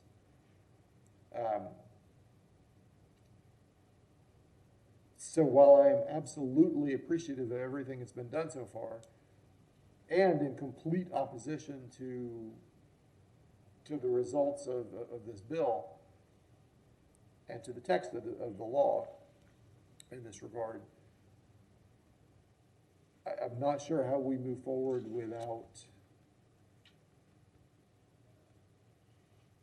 without more clear support from our own attorney staff. So I'm interested in hearing from my colleagues, and I'm disgusted by HB1. I want us to take action. I want us to carefully take action, and I would really like us to be able to move forward linking arms with some of the other 412 municipalities in Florida. Thank you, Mr. Mayor. Thank you, Commissioner Sacco. Mr. Mayor, thank you for bringing up this topic, and thank you for being here to potentially help us. I do have some clarifying questions. If Ms. Shalley could, I don't know if you have this on hand or could find it as I ask other questions. Do you know what section of the law has the trigger language on how it could become an actual suit? Ms. Shalley? I'm sorry, Commissioner, I don't understand. So could you tell me the subsection or the section that has the trigger language? You said earlier that the suit can only, what begins the suit is the state attorney or a commissioner on this board who disagrees with how we vote forward. Oh, you're talking about the substantive provision on the budget process. Yes, that's section 1 of the bill that begins on page 5. Okay, thank you. And that is correct, that it wouldn't be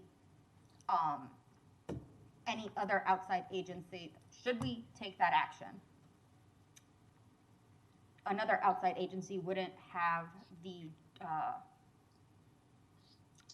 forgetting all my words now. Okay, wouldn't have the authority to start that, wouldn't have the standing, there we go. Wouldn't have standing for the suit otherwise? That's correct. Okay. And we currently don't have that standing because we haven't passed any such action. It's not really a matter of standing. What it is, and maybe we should back up a little bit because I've heard a lot about abusive preemption and various terms used in regard to legislation. And just as starters, as a reminder, the city has home rule power under Florida law. And what that means is the city is granted all power and authority except as limited by the legislature. So we need to be reminded that as much as we may not like it, the legislature does have the authority to restrict local governments from doing certain things. They can completely preempt us. They can limit our authority in various areas.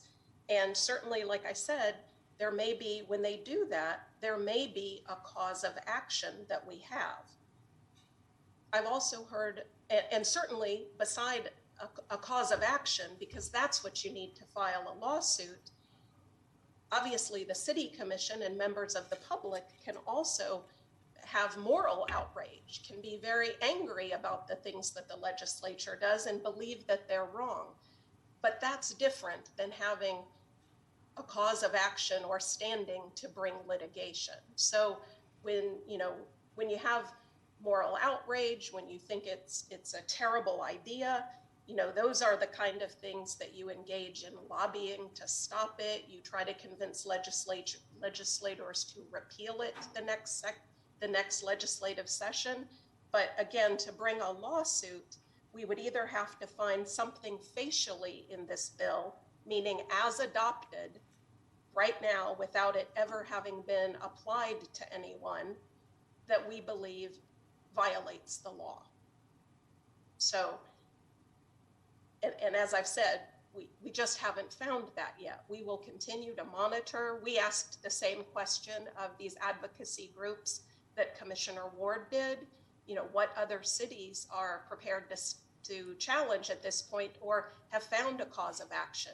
We've asked that same question to the Florida League of Cities, and as of yet, there aren't any. So like I say, we're going to continue to monitor this and do our own continuing evaluation. And when there is the opportunity, me and my office have heard very clearly from this commission that you would like us at that point to bring back to you an item to initiate the litigation. But I think it would be premature at this point to adopt a resolution directing us to do that when, again, we don't have a cause of action. Thank you, ma'am. So since you mentioned the Florida League of Cities and that you're all, I guess, in collaboration at this point, or at least on the topic,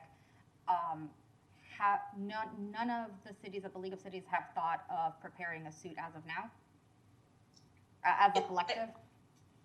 I believe what they're all doing, same as we are, is trying to evaluate and determine, but that's correct. And I actually touched base with the League of Cities again yesterday when I saw that this item was on the agenda and the backup and the resolution that was there to see if anyone has come up with anything, any cause of action. So, and as of yet, the answer is no. Thank you, ma'am. So, well, I agree. I think we are all morally outraged that this happened. I have two concerns, and one is there really hasn't been that cause of action yet. Knowing Tallahassee, there very well could be. And the second one is the proposed resolution has language that says we would be the main plaintiff city. And I am a little wary of that, given that our city attorney is unsure about the moving forward and the action. I, in my legal reasoning, am unsure about moving forward on that action like that. And I just, knowing that we would be one of potentially three, and that those, if I heard correctly, us agreeing would be what anchors these other two potential cities to joining, if I understood that correctly, that doesn't inspire confidence in how this could go. And Ms. Shalley or anyone else who might have the answer, because I don't know, does HB1 have the same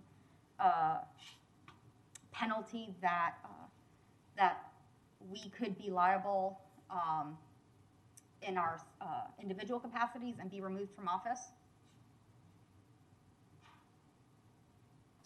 No, Commissioner, it does not. Okay, well that's good. They kept one thing. But I am weary at this step. I would like to see, I would like something more substantial and robust ready, and not have us be the tip of the spear as we move forward on this. My personal philosophy is to not start a lawsuit unless you know that you have a fairly good chance of winning, and I don't know if we have that right now. So as of now, I am wary unless someone else can convince me, or maybe our guests can also contribute some insight to it. But that is where I am now. Thank you, Mr. Mayor. Thank you, Commissioner DeSantis. Thank you, Mayor. Thank you, Commissioner Johnson, for bringing this forward.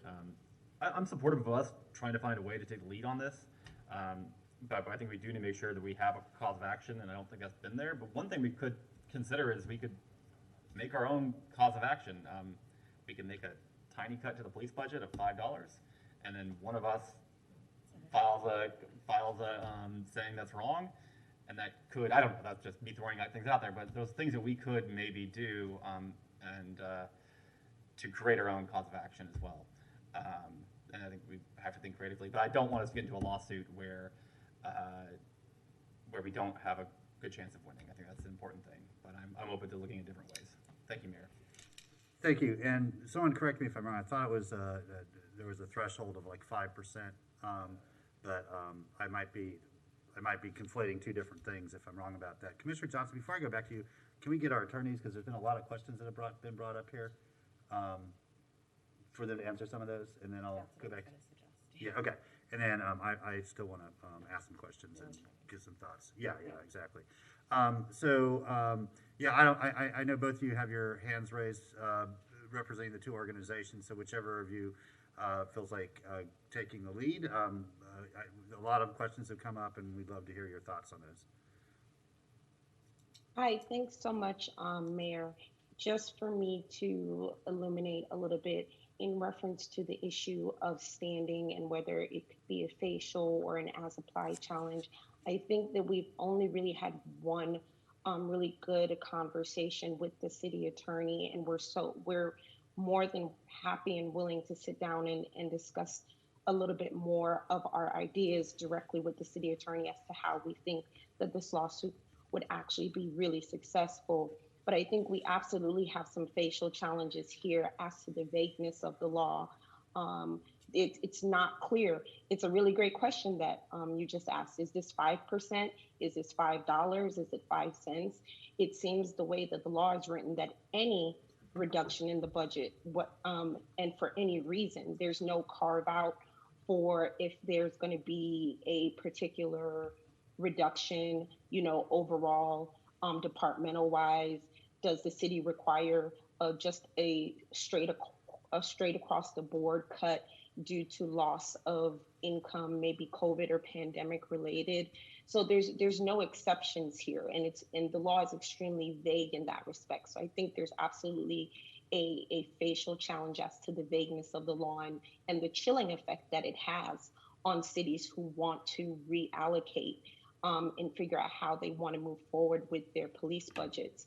They don't know what to do, right? They don't know how to proceed without subjecting themselves to a challenge from a commissioner or a state attorney, and then having it passed over to the governor and the state administration to make a decision. There's also a challenge as to whether this is an unfunded mandate, right? So if you cut your police budget because you have to, because you can't afford it, and then you're being told by the state that you have to keep the budget as is, it's just not feasible, and we think that there's an unfunded mandate challenge there. So I think that there are certain things that we foresee could be very successful here. I'll allow Legia to kind of speak a little bit more, because I think they've thought a lot more thoroughly about this with their expertise and their background. But I do think that there can be a more in-depth discussion with the city attorney to get us all on the same page, so that there's a greater understanding as to what are the really good possibilities here. Legia, can you just speak a little bit more on that? Yeah, sure. Thanks, Burbeth. And I think, like Burbeth, we really welcome, continuing the conversation with the city attorney about potential claims. We have done a fair amount of thinking and research along, like I said, with a terrific panel of local government professors who also kind of really see this as out of step with the Florida Constitution and with what's happening kind of around the country, around local control and power. I think in addition to what Burbeth said about vagueness and the unfunded mandate, we have, without revealing all of our legal strategy here, I think we do have some concerns about separation of powers here. In particular, there's no standard by which the Administration Commission, pursuant to this legislation, for reviewing any sort of local government reduction, and there is no threshold, so it could be a reduction of $5, as Commissioner Santos said, which could kick the possibility for a complaint as being raised by the state's attorney or a commissioner. And so that means that this Administration Commission has no standard. There's not even a rational basis standard, for example, for reviewing the budget. And then another, I think, very concerning aspect of it is that there's no possibility for judicial review. So, the decision is handed down from the Administration Commission, and you don't have a chance to appeal that to a court. And I think there are some concerns there with separation of powers and access to the courts. And, you know, by concerns, I mean also potential causes of action there. So those are some of the facial claims that we've been thinking about. But again, we really welcome the opportunity to kind of have a longer conversation with the city attorney about those claims. Okay, thank you both. Real quick before I go back to you, Commissioner Johnson. I think it is important to move forward with this, and I hear the city attorney's concerns and hesitancy. I would like to give her office an opportunity to continue to work through those with the two organizations that are looking to assist with this. First of all, there's a time factor, there's an urgency to this. We are currently giving direction to our senior management on developing a budget. And I believe the intention of this bill, it was to intimidate local governments. There's no question in my mind. The attorneys said a chilling effect. That is what it has.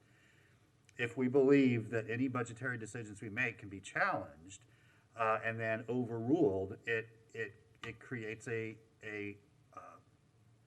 nexus of intimidation and fear for local governments to make sound decisions that are in the best interest of their particular communities. I do want to separate the civil rights concerns of this versus the governance concerns. To me, the civil rights concerns are obscene. I feel like the ACLU and other organizations are going to be loaded for bear when they show up to challenge those. These are just such clear violations of First Amendment protections of trying to intimidate people from exercising their First Amendment rights to speak, to assemble. What our job is to do today, I think, is figure out whether this is a violation of our ability to effectively govern our city. And it is. This to me is a bill that doesn't allow us to make proper governance decisions. So, you know, and I'll give you a quick anecdote. I met last summer, sort of at the height of the protests here, which, by the way, Commissioner Johnson, every community that's concerned about their protests getting out of hand or people being injured or hurt or property being damaged need to come to Gainesville and look at how our law enforcement agency interacts with our neighbors and how extraordinary those interactions are. It amplifies the voices of the people that have concerns while also allowing to know that they're going to be safe and protected and their First Amendment rights are going to be intact. So that's not the problem here, right? We do it well. But I talked to our union leadership. I didn't want to talk to command staff. I wanted to talk to the people that represented the majority of the officers and asked them, how much of your job is not law enforcement work? Like, what do you do on a daily basis that's not necessary to have a badge and be a sworn officer to do? And the answer, of course, you all know, is a lot, a tremendous amount. There's an alligator in my pond. You call the cops, right? We found out somebody's playing basketball too loud. Call the cops. It's absurd, and we as a governing body have a responsibility to take those things off their plate so they can be law enforcement officers. And we've been having some very, I think, good conversations about what that looks like.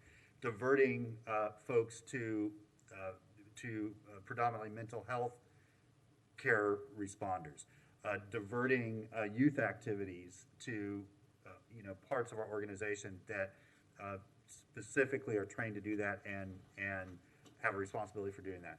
And the list can go on and on and on. And so we have a lot of momentum moving in the direction of taking the non-law enforcement functions away from our police officers so they can just concentrate on the true core of their job.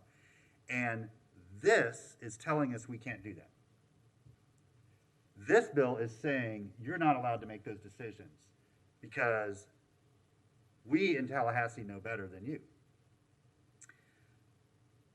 That is the facial challenge to me. And Ms. Shalley, I'm not going to apologize because I believe in what I'm saying, but I very respectfully just see this a different way than you. And that's why I want to move forward with and take some deliberative action today, some deliberate action today, some intentional action today, to allow our attorneys to continue working with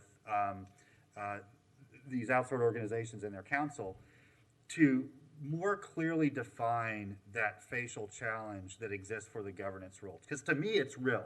I'm the one that is responsible for governance, right? You six are responsible for governance. And I can't live in your skin, but for me, this is a threat.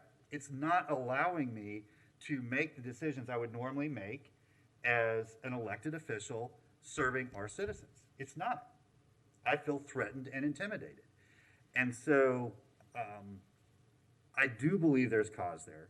And we just need to, I think, sharpen the point on what that actually is, and work with other city attorneys and other outside organizations around our state to better clarify that. Because there's obviously still some concerns internally. But I'm telling you all and our attorney's office, I feel intimidated and threatened through this bill, and I feel like I'm being told I cannot make the governance decisions I think are most important for our community because of the repercussions that this bill would have. Commissioner Johnson. Thank you, Mayor. I appreciate the Community Justice Project, Public Rights Project, and hearing all of your input, and as well as Attorney Shalley, thank you for your input. So based upon some of the conversations that I've heard here, I'm going to make the following motion. That we advise, we direct staff, and by staff I'm really looking at both the city attorney and city manager, and all other interested parties, to engage with the Community Justice Project and Public Rights Project to initiate litigation and find cause for, not find, but I'm just going to leave it to initiate litigation on behalf of the city of Gainesville against the state and DeSantis in response to HB1, and add the resolution to our next city commission agenda. Okay, is there a second? Second. Okay, motion by Commissioner Johnson, seconded by Commissioner Duncan Walker. Ms. Shelley, I saw you come back on.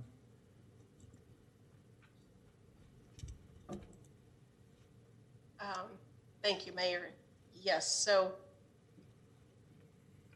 I take it by the motion that what you're directing us to do is to continue what we have been doing, which is having conversations certainly with these two groups and everyone else, Florida League of Cities, municipalities, to determine again if there is a cause of action that would allow us to initiate litigation. I don't think the resolution is necessary in that all it does would be to authorize my office to do that, and we are already doing that. You don't usually direct us to do things via a resolution. And when and if we do determine that there is a cause of action, what my office will do, as we always do, is bring back to this commission the specific litigation that we plan to file so that you all can see what that is and be comfortable with it and authorize us doing so. And again, at that point, we'll let you know if we'll be handling it in-house, if the Florida League of Cities will be joining, if other municipalities, and or any other groups. Okay, thank you. Yeah, that is actually not what I'm saying, respectfully. What I am saying is, what the motion says is that that staff, namely the city attorney's office and the city manager, will be working and engaging with the Community Justice Project and Public Rights Project.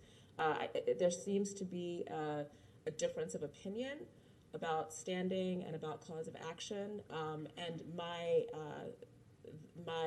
hope is that you all, as staff, will be working closely to understand what that looks like, to then initiate litigation.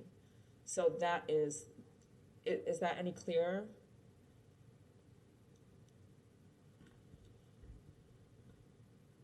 That is exactly what we've been doing. All right then. Okay.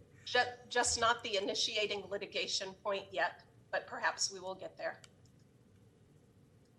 Okay, and so maybe in the motion, Commissioner Duncan-Larkin, Commissioner Johnson, if we included update a month from now on what progress there is, what the status is. Is that okay? Yeah. Yeah, okay. Okay, so included in the motion will be an update in 1 month's time for an update, a status update on this. Commissioner Santos. Thank you, Mayor.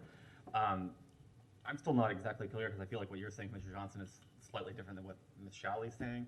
So when you say initiate, are you saying that we should move forward with the lawsuit and file the lawsuit? Yes, and in doing that, there are steps, right? There are steps for cause, there are steps for standing. So yes, the outcome will be the litigation piece of this, which is clearly stated in the motion. So I guess for further clarity, yeah. So I guess is your intent of the motion is to have the outside entities represent us and initiate that and move forward with the lawsuit. Is that correct? Yes. So I'm not ready to take that step yet of actually initiating and moving forward. I would like to get a better idea of that standing meeting, maybe speaking with the other attorneys before. I'm just not at a point now to move forward with the lawsuit because I haven't heard clarity yet. And if we're going to be the lead plaintiff in this, I think we need to make sure that we have kind of all of our ducks in a row first a little bit before. Thank you, Mayor. And I'm way off if I get this wrong, but it will come back before the commission before an official lawsuit is filed. I mean, we're not gonna file a lawsuit that we haven't looked at and seen. So I would fully expect that to come back before us for approval before being submitted. Commissioner Ward. Thank you, Mr. Mayor. So the question for me then is, what exactly does initiate litigation mean? Because that could be understood as go ahead and file a lawsuit, or it could be understood as start drawing it up. Okay. Yeah. What I want to see is what let's see the suit and see exactly what we're suing for. Okay. Yeah. I got you. So I'm for doing it. I Yep. just want to see exactly what I want to be clear that we know what we're suing for before we. Okay. sign off on it. So thank you for that. To clarify a little bit more, how about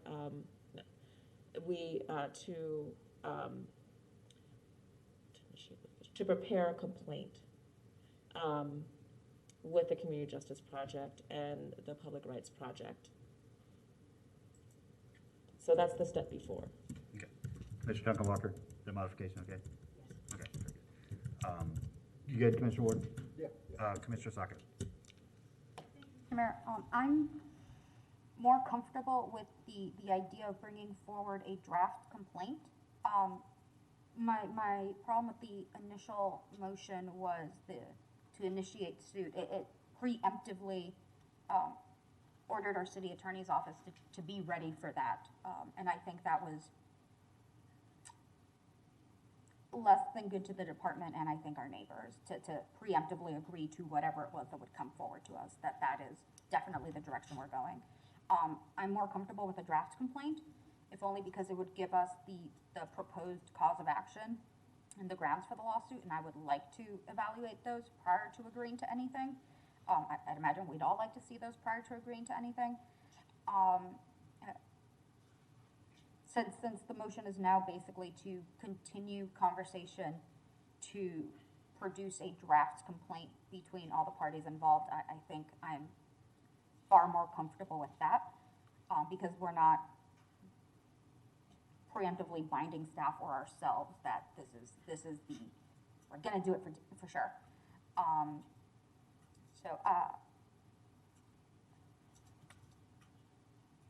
Yeah, no, that's it. Thank you, Mr. Mayor. Commissioner Hayes Santos. Thank you, Mayor. Just a little further clarification. Is the intent of the motion to have outside firms start to represent us now, or to come back with a complaint and then we make a decision at that time if we want them to represent us in a lawsuit? I would say that the Community Justice Project the Community Justice Project and Public Rights Project are ready to represent us. So the motion as modified is going to be that staff, particularly city manager and city attorney, engage with the Community Justice Project and Public Rights Project to prepare a complaint on behalf of the city of Gainesville against the state and DeSantis in response to HB1, and provide an update a month from now. Thank you, Mayor. Thank you. We'll turn over to public comment on the motion now. We'll start and we'll alternate between people in chambers and people calling in virtually. So anybody in the chamber who speaks to the motion. Yes, good afternoon, Mayor, Commissioners, Nathan Scott. So again, I appreciate the commission having so much time to discuss this issue.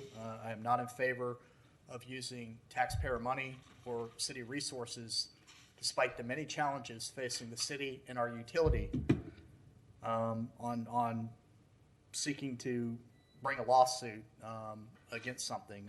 Again, the city attorney has told you that in her professional legal judgment that she has no legal basis, or the city has no legal basis. We've heard from Commissioner Hayes Santos the sophomoric idea of creating a cause of action as a point of entry to bring lawsuit. That's a great use of city commission time and resources. I mean, it's amazing that this commission spends so much time discussing frivolous lawsuits and national issues instead of their own utility problems. They cost us $32 million and counting, on top of the $26.7 million and counting, or excuse me, $27.6 million and counting for the past debt downgrades. So it's a matter of priorities, commissioners, and if your own supporters are upset, as evidenced by the citizen comment and letters in the editor and myself, it's because you don't listen to the citizens. It's agenda driven, it's self-promotion, it's virtue signaling, and you're not minding the farm, which is why all the chickens are being eaten by the coyote that now owns our utility. You know, GRU is effectively owned by Wall Street bankers, given the outstanding $1.7 billion in debt. And now GRU wants to go issue more debt because you guys won't show any financial constraint. So again, it's not that I'm not sympathetic. I mean, do I agree with every law that's passed in the state of Florida? Absolutely not. But there needs to be some respect for the rule of law. I recognize there is some potential impact to the city, and the city can take action, but when your own city attorney is telling you that there is no, in her professional judgment, cause of action, and that's what I thought I heard, I may stand corrected, and then we have to invent points of entry to bring suit or expend taxpayer money that we don't have to go promote people's agendas. I just don't think it's a good use of city time and resources, and I can only hope that you would spend half as much time that was spent today talking about this issue, talking about the city budget, which you didn't. You spent 30 minutes. There was no substantive discussion on any budget line item issue. You just glossed right through it, listened to a presentation, and went on with life. Same thing on GRU. I mean, you defer. Why can't we have an intelligent discussion about solving the real challenges facing the city of Gainesville and our utility, rather than continue to talk about these extracurricular activities? Thank you. Larry, anybody calling in for this item? Yes, sir. There are 6 callers on the line at the moment for this item, starting with Veronica Roble, followed by Daniel Castro and Chiara Laurent. Veronica?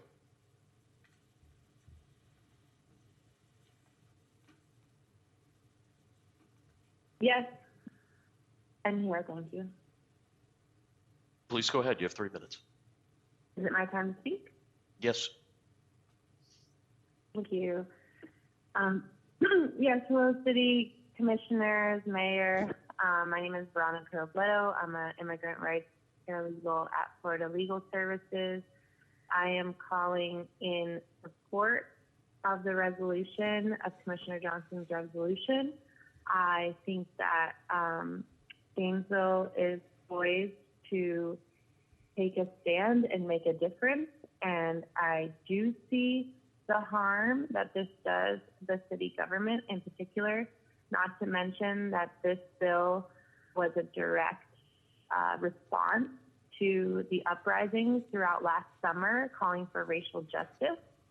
And our city that claims to be a proponent of racial justice and that we are working on creating more equity within the city, not to mention the control of our city's budget for police.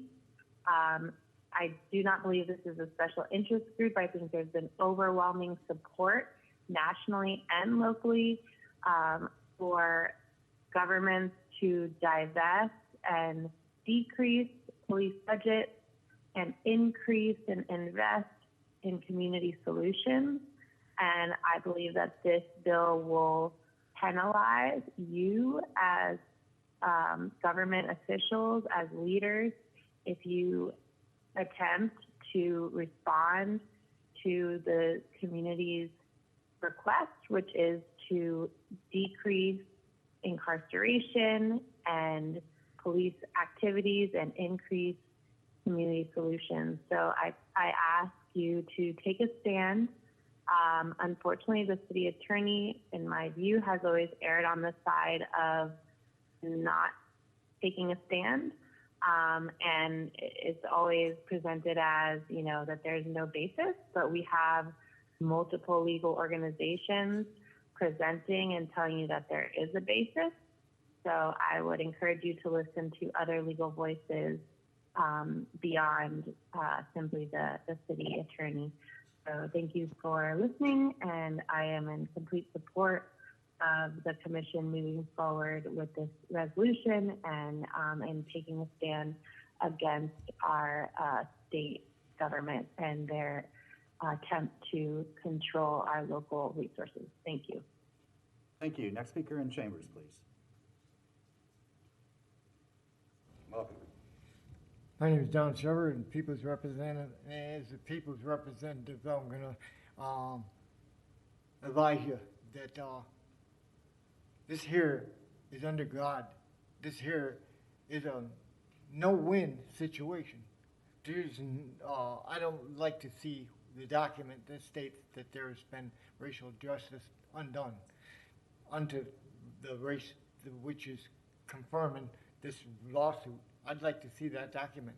And also, I'd like to take and see the budget in which you're concurring to the board to take and fight in your behalf. I'd like to see where you're going with it. Before I go any further, I would like to see, as Mr. Sokol said, and several other attorneys have said, is that we'd like to see this document that proves that there's been racial justice done. That's all, sir. Thank you. Okay, Larry, back to you. All right, stand by, Mayor, for just 1 second. I think our screener is in the middle of screening, and now she's done. So we will be going next to Daniel Castro. Mr. Castro. Oh, hello, can you hear me? Yes, please go ahead. Okay. Hi, I'm also calling to support the resolution in response to HB1. I wanted to say that we can't have these draconian authoritarian laws being imposed in our city from the state level. As a city, we have a right to set our own city budget, and this is a central tenet of what the city government is. State representatives are not accountable to our communities in the way that city governments are. And if our city government gives up that power, you're giving up the community's power. And in response to some of the comments that have been made, like this isn't just a question of when the law will be put into place to override city governance or to silence and endanger protesters, which, I mean, to be clear, it will be.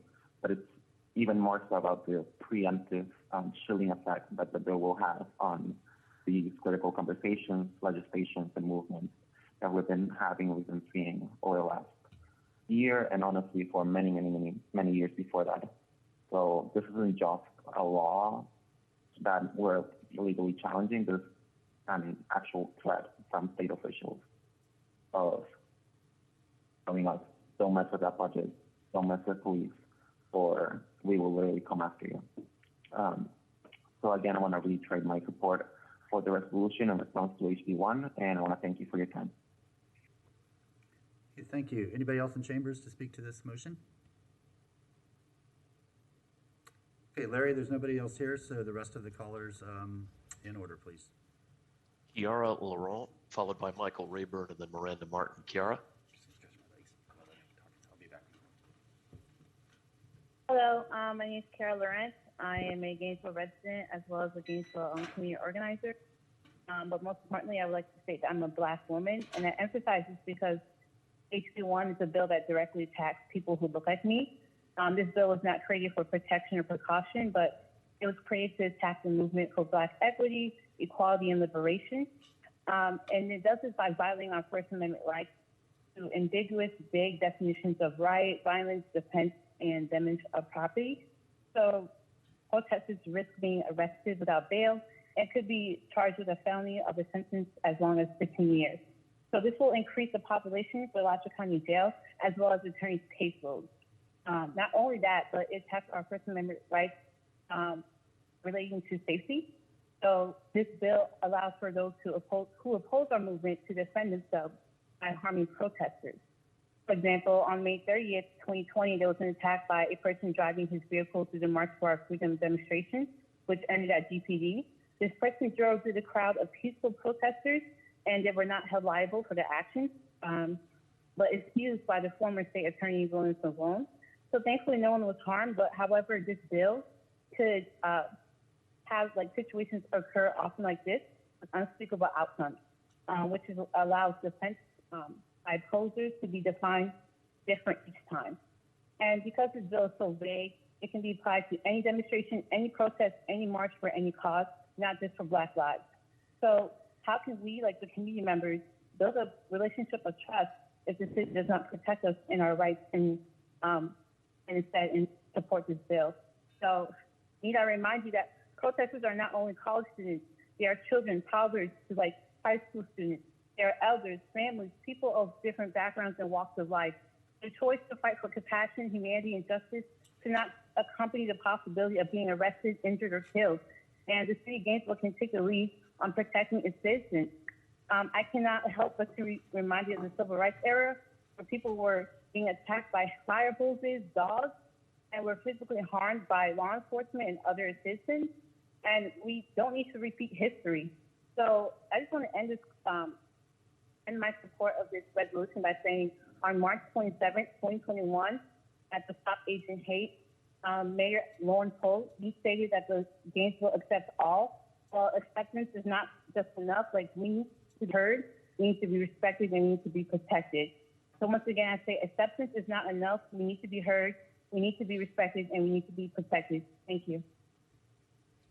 Michael Rayburn is our next speaker, to be followed by Miranda Martin and Manu Osorio.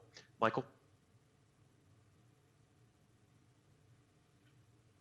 Thank you for taking my call. Thank you, commissioners. This is Mike Rayburn, pastor of Gainesville Vineyard. I want to also offer my support for the proposal in front of you. I think you should move forward with it. And to say four things. One, as the previous caller mentioned, every movement forward for justice and equality and equity and freedom in this country has come as the direct result of direct action campaigns. And this law is specifically designed to stop that. So as Dr. King told us, many times we have a moral obligation to oppose immoral law. HB1 is an immoral law, and it should be opposed by all means necessary. But specifically to the question of where y'all are at, you're in a critical moment where you are rightly rethinking your safety budget, as you should be, and reallocating those resources, as I think Mayor Poe mentioned before. And as the director of one organization and board member of others, I can't imagine how you can possibly think through your next budget with regards to how you're going to spend your safety dollars with this law hanging over your head. It does impinge upon you. It does impose upon you. It is a threat to you. And so I think you have an obligation to yourselves and to our city to oppose this law now before you think again about the next budget cycle or how you're going to fund the police specifically or the other mechanisms for safety in our community. So I don't think you need to wait or create something artificially. I think it's hampering your ability to govern our city now in the present. So I hope you will do everything you can to oppose the state's immoral laws. Thank you. Mayor, before we continue, just a couple of notes. I know we've had some callers rejoining, and if you aren't hearing us screen you, we will get to you. And also, Mayor, on Zoom, I see Ms. Shalley's hand. I didn't know if you wanted to take that before we continue. Sure, go ahead, Ms. Shalley.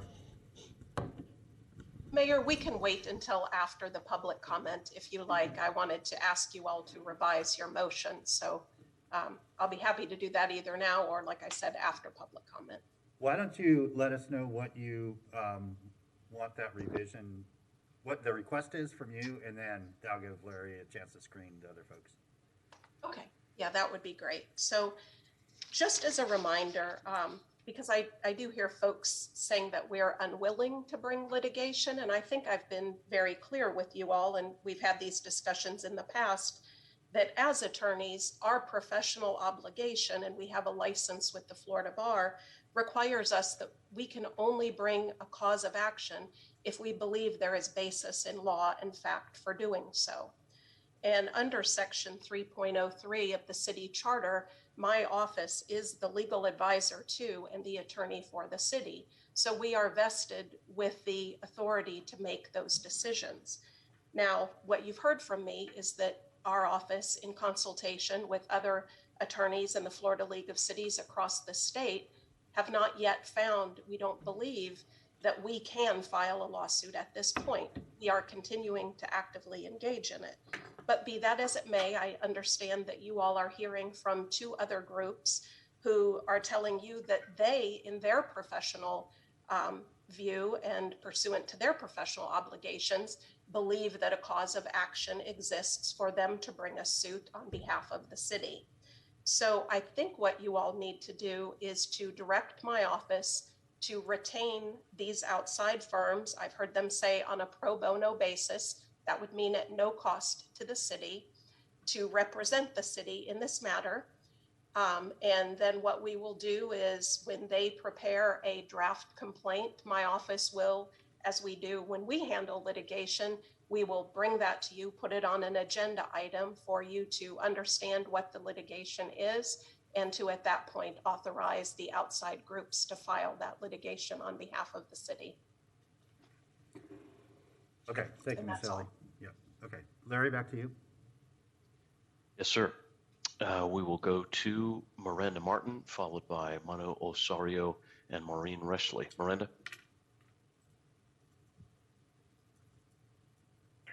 Thank you, and thank you, Commissioners, for taking my comment. I'm calling in support of Commissioner Johnson's resolution, and I want to thank you, Commissioner Johnson, for your leadership in bringing this item today. I want to urge the Commission to take a strongly proactive approach to opposing HB1 rather than a reactive one. Problems I see with a reactive approach include that, number one, it doesn't acknowledge that this bill will realistically be a problem for our city in the future. We're dealing with preemption and an increased threat to the safety of those exercising their First Amendment rights, and we need to do something now and immediately. Number two, it creates a situation where the city could be slowed down on future urgent actions by becoming tangled up in litigation, not on our terms, but on the state's terms. And number three, it passes up the opportunity to join with other allies who are advancing legal action against HB1 across the state. This bill will inevitably be a problem for our city and its citizens, and I believe we will be much more successful if we join with other coalitions across the state in making a unified stance now. Thank you. Manu Osorio will be followed by Maureen Reshley and then Ray Washington. Manu?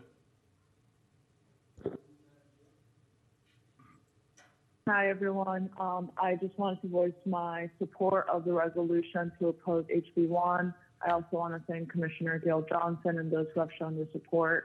I think it's really important for us to be proactive, like the last caller said. Use that support from community organizations that want to partner with us. And we as Gainesville can be a model city for other cities and municipalities across the state. Y'all have seen, like, across the last year, there's so many demonstrations that happen in the city of Gainesville.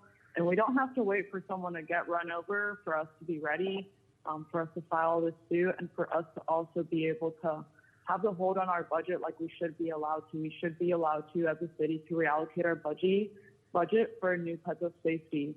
And with HB1, there's so many changes that would come to the city, and I really support opposing HB1, and I'm really thankful that the city commission is taking steps to do that, and I really hope y'all vote for passing this resolution. Thank you. We have Maureen Rushley, followed by Ray Washington, Alfredo Morales, and Armando Grundy Gomez. Maureen? Hi, can you hear me? Can you hear me? Yes, Hello? we can hear you. Yes, go ahead, please. Okay, good. Hi, I'm calling to express my support for Commissioner Johnson's resolution, and I'm glad that our lawyer has found a way to join in. I hope that the thing that she proposed, working with the two other law groups, works out. I don't think it's unreasonable to expect the city to kick down a little bit. Yes. I don't think I need to say anything about why this law is absolutely unconstitutional. It should be nullified by virtue of its vagueness, essence of a bad law, and there's nothing to do with a bad law but stand strong against it. And I applaud all the commissioners who have stood up and said, yes, we need to oppose this regardless of the legal nuances. And I would like the ones who haven't to think about it. Also, I want to echo all the other callers in, except for Mr. Stock, and say that this is just the right thing. And sometimes we just need to do the right thing, regardless of the fine print. But I think that there's plenty of legal standing to go ahead with it. I don't understand why we wouldn't do this, and I think that we will all regret it if we don't do it. So we'll look badly on it. I appreciate all of you. Want to say also, okay, that's it for now. Thank you. Bye-bye. Last three callers will be Ray Washington, followed by Alfredo Morales and Armando Grundy Gomez. Mr. Washington? Larry, could you confirm that you can hear me? Yes, sir, I can. I'm not getting comfort. Okay, very good. So I want to talk about this item in two pieces. And it's not that I really want to participate in city meetings. This is kind of a discovery process since we've gone down this road, Mr. Poe, to figure out how your system works. But I am interested in this issue. I'm very, very interested in the issue. I'll speak of it in two parts. I certainly support the idea of free speech, and the idea that you do, Mr. Poe, is almost laughable. But to go to the subject, the underlying subject, these moral values that seem to be in here, and I say seem because there apparently was some last-minute backup, which I had a chance to read early, months and months ago. I read a version of what I think was this bill, and it was kind of appalling. If that's still it, from what Ms. Shelley said, then they've cleaned it up. I don't know. But there are two issues here. And one is the underlying substance, which I agree with. Just give a little background who I am. If you don't know, I've represented hundreds of indigent criminal defendants in my life. And moved to Gainesville so that my sons would be around people who had similar values. My sons went to school here, from Baby Gator up to all the East Gainesville schools. They both graduated summa cum laude from the University of Florida. They went their year after graduation to Central America, where I spent a lot of time as a young man, and Africa. They believe in these things. intern for the Mental Law School, top 10 law schools, ACLU, working more for the ACLU, the Southern Poverty Law Center. John himself now has got 2 cases before the U.S. Supreme Court defending people's rights. David is doing the same. These 2 boys are raised on these values. They have them, and I have them too. And I think you profane them to the extent, Mr. Poe, that you don't actually do anything about them. To put people out, it's great for people to have their ability to talk. I'm glad to hear that. People who believe in these things. Now, my belief is that this is divisive, though, because when you have a city government who can't do anything, let the lawyers handle it. Let these legal interest groups do it. Make difference like my sons do. John last 2 weeks ago, he represents BLM, Black Lives Matter of Los Angeles. They got an injunction against the Los Angeles police for using rubber bullets indiscriminately. That's what can be done in court, but I don't like the word. Let's just say virtue. Say, you're not doing anything. You've got 6 items on the agenda. It's great. Have workshops. Let people talk about this. But the idea you're going to make any difference by adding your name to a lawsuit your own attorney doesn't think it's going to be successful. Let the lawyers handle it. Stop doing the virtue signaling games, and also have some consideration for people that might have a different view. People in Wewa Hitchcock or the Funiac Springs started passing Mayor, that's these 3 kind minutes. of ordinances, these kind of resolutions, and going in suits, you wouldn't like it. Stop it, Mr. Pope. Can I have the Stop next it. caller, please, Larry? Our next caller is Alfredo Morales, to be followed by Armando Grundy Gomez. Mr. Morales. Hi, everyone. First of all, I want to say thank you to Commissioner Gail Johnson for bringing up this item. I am strongly in support of the motion, and I'm strongly in support of challenging what is obviously an incredibly fascist and repressive bill in HB1. And I would really hope that after all the conversations and after all the public comments, the City Commission kind of realizes that, this is a fight. It's a moral fight. It's not just a fight that we have to win, but it's a fight that we have to fight. And so I want to push back on something that Commissioner Ariola said about having we have to win, basically. Like, it's a moral duty to win, which I think is just kind of silly, because there's no guarantee that we're going to win. There's no guarantee that soon the state's going to get us anywhere. But it's something that I feel like the city's obliged to do, because when we're having these discussions last year about the police budget, I say we, like a lot of Gainesville residents and organizers and activists who cared about this issue a year ago, had pointed out the fact that it might be the last time we're actually able to make any significant change to Gainesville Police Department budget, and now we're in this situation where we can't make any change to Gainesville Police Department budget.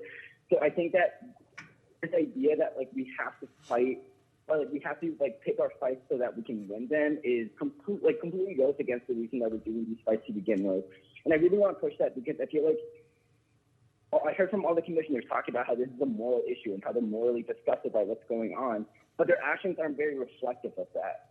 And I sort of kind of agree with the last caller in saying that, just signing on to this lawsuit, I don't think it's enough. I think if we really care about these issues, we really care about your residents not having their speech suppressed, if we care about people like me not getting hit by a car on Main Street because we took a road to protest something that's really important, then there's other concrete steps that you can take as well, apart from just joining in this lawsuit. I think, for example, directing GPD to completely stay out of the way of any protest would be a great first step in just minimizing or completely eliminating any possible interactions that the police might have with the protesters. I think there's other actionable items that the city can look into and take along with this lawsuit to also protect the rights of its citizens to free speech. And I think this is really important, because just last night we had a really powerful demonstration for Palestine, and that's the kind of thing that I see people being scared to go to and scared to really express themselves at, because of laws like HB1, and because there is an uncertainty in the city about how Gainesville Police Department is going to react to it. We truly are not sure what the limits are, and there's so much confusion, and it leads to a natural suppression of people's voices because they are scared right now. That's 3 minutes. And just hearing the city commission talk about Thank you very much. Appreciate why you the calling moral in. issue Can we isn't have the enough. next caller, I want to take We're going to go to Armando Grundy Gomez, and we do have a caller that joined during Mr. Morales' speech, so we'll try to get to that caller ending in 6099 if it's relevant to this item. Mr. Grundy Gomez. Thank you. I appreciate Commissioner Johnson having this discussion in such a meaningful and effective way. It's extremely important that we have this discussion, especially when this bill is targeting a specific demographic in this community. It's targeting Black and brown people. It's targeting Black Lives Matter.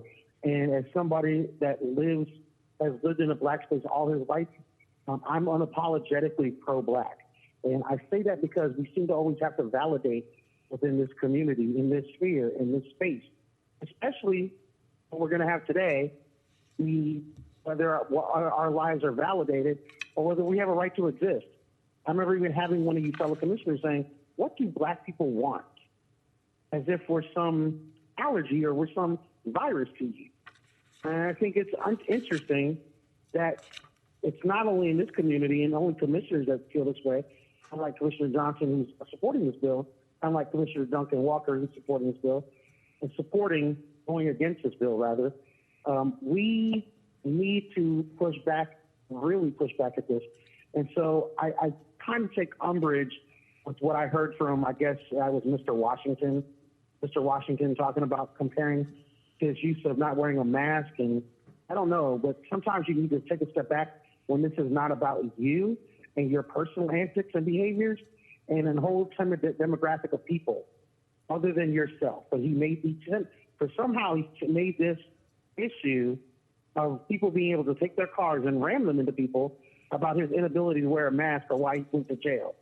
So, sorry, not the same thing. It's not analogous, sir. Secondly, I just appreciate Commissioner Johnson, again, for bringing this, and as well as the folks that are in line with her that have come there to speak today. Thank you for taking time out of your day. We need to protect our citizenry. And I was going to ask Mr. Mayor, if Ms. Shalley would say, if we don't have a case of action, do we have a case of action against making sure this violates the general health and welfare clause of the Constitution, as well as the rights to due process of citizens?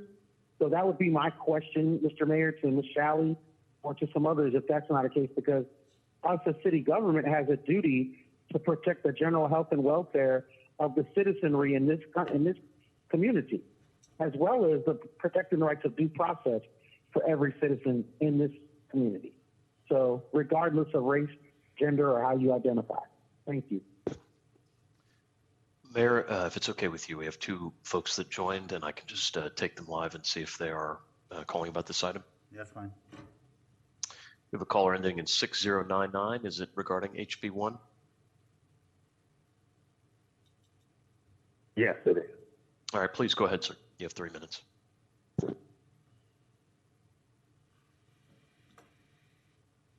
Good afternoon, Mr. Mayor, members of the commission. My name is Rodney Long, and I'm calling in support of the motion as I understand it to be amended by the city attorney. And can I seek clarification, Mr. Mayor? I understood the city attorney to ask that she be authorized to work with the outside agencies as contracted entities pro bono to prepare a cause of action and bring it back to the commission. Is that the motion as amended that the commission is going to be discussing? The motion has not been amended. There was a suggestion by the attorney, but we're still in the middle of public comment, so there has been no amendment to the motion as you last heard it. Okay, thank you, Mr. Mayor. Well, I support that. I appreciate Commissioner Johnson bringing this item before the commission at this time. I don't think we should wait, honestly, until we have a cause of action to file litigation for a bill that really goes against everything that this community stands for. It's a bill that certainly is immoral when it targeted communities of color for exercising its First Amendment right for freedom of speech. And it's certainly appalling for the legislature and the governor to sign a bill that would target and actually hold communities, especially commissions, accountable when it comes to dealing with budgetary items if they should decide that they want to have a different form of public safety when it comes to policing. This is an affront to local home rule authority, and this commission should go on the record to make sure that they're clear that they're opposing this bill, not only because of moral issues, because it is an affront to your right for home rule. Just because the legislature has the authority to preempt local government doesn't necessarily mean that they do. And in this particular session, I'm sure each of you are aware, there are so many bills that have been filed with preempting local government's ability to govern and to do those things that they think are in the best interest of the citizens that they represent. I would hope that you all would approve this motion unanimously because the citizens of this community support what's on the floor, and we appreciate and we thank Commissioner Johnson for bringing this item before the commission and the community. Thank you, Mr. Mayor. Two additional callers, Mayor. Caller ending in 6922. Is it in reference to HB1? Yes. Please go ahead. Yes, good afternoon. It's Bruce Blackwell calling, and I want to thank the commissioners and applaud the commissioners for bringing up this opposition to HB1, which is a horrible bill in the first place, and Commissioner Johnson for pushing this forward. I fully support the commission doing everything it legally can at this point, and if it turns out for some reason that you can't do things legally, I would support doing things to get around the legal requirements of what you need to do. But it sounds as if using the pro bono lawyers, you're going to be able to go ahead with it. But please do it. It's very important, I think, for the entirety of the citizenry of not just Gainesville, but somebody has to show initiative, and I'm glad you're showing initiative. Thank you very much. And our last caller, Mayor and Council, is from a area code 908 number. Caller, is it in reference to HB1?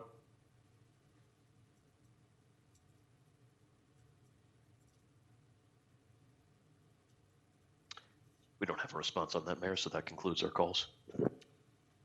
Okay, thank you, everybody, for sharing your thoughts with us on this item.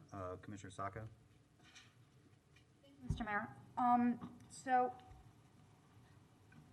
to address some of our neighbors' calls that say, we should be fighting against this, that it is a moral outrage, that it is against your fundamental rights, that it is a violation of personal rights. It is.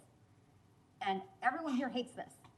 And it is a violation of rights. That's why the ACLU filed a complaint in federal court to attack those elements.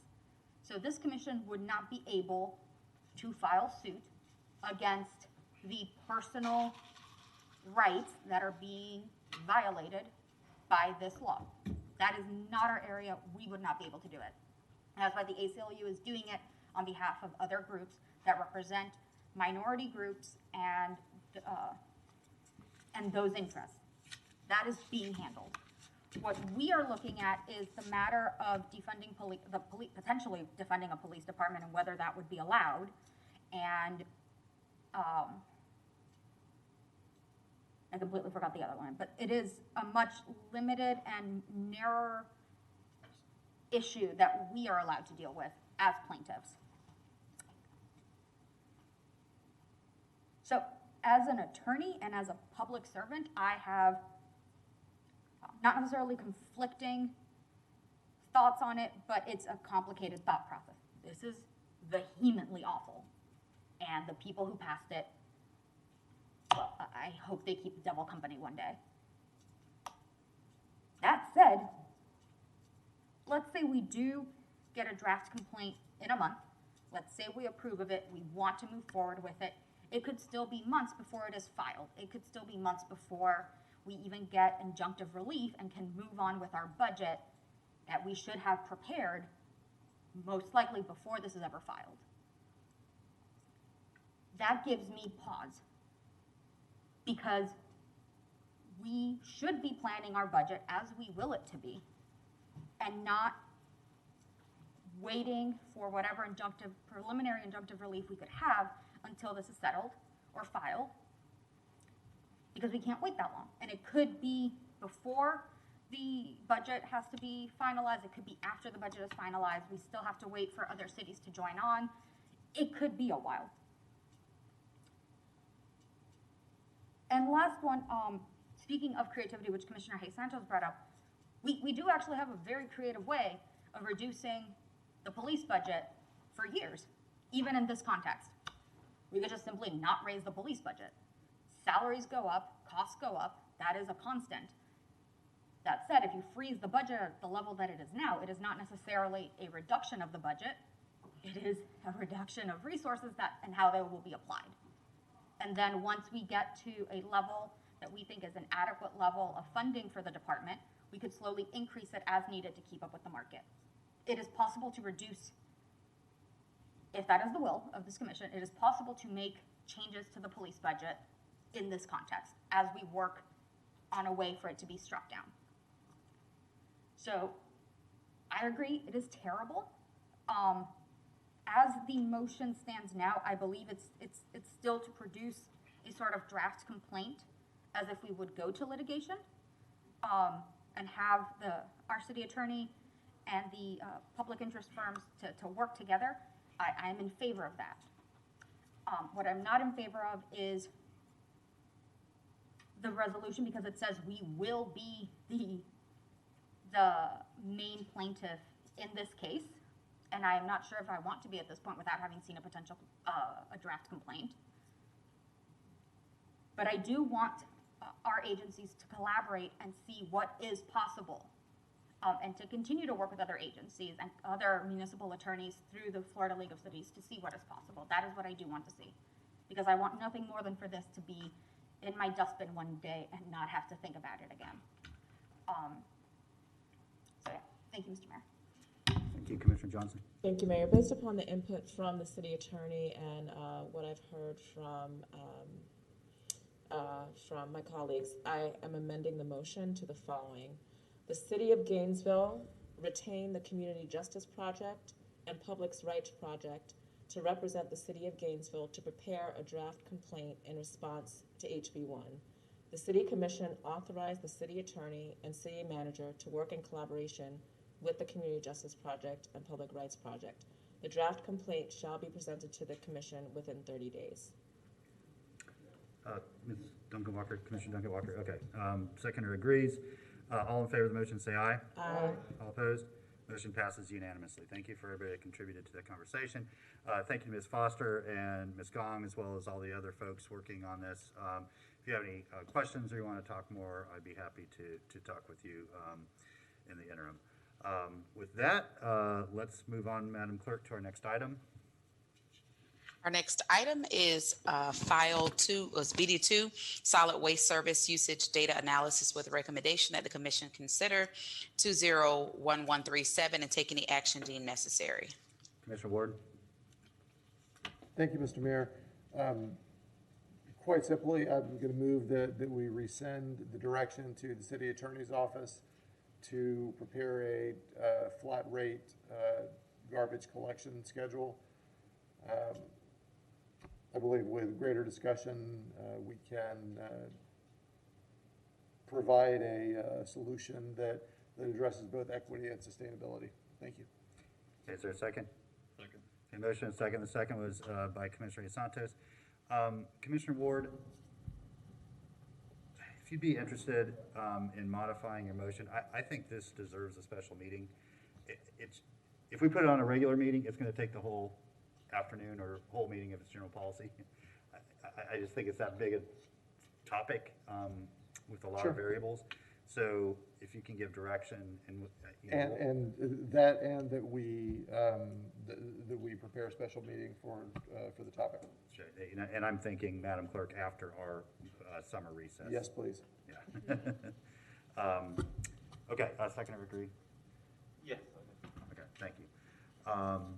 Okay, Commissioner Ariola. Thank you, Mr. Mayor. I did ask this question while we were setting up the agenda, but I just want to make sure that our timetables are not messed up or anything as far as re-signing, extending the current. Cause I know we're looking to sign a new solid waste contract, but we're just going to extend the current one. It's already been extended, is my understanding? Correct, 6-month extension. Okay, so we've got basically 6 months to sort this out. When we originally passed this motion, I was always it was always my intention to hear alternatives to the program as far as pricing is concerned. So that's what I still want to hear. I want us to be able to keep a solid waste program that is not detrimental to anybody in our city, and that's kept up with. And I think that that's just where we got to, is it wasn't kept up with its intent. And I think that a lot of people just, over the last 20 years, they just got left behind the pay-as-you-throw program. And so the consequences of what was left was what we saw in our data in the last meeting.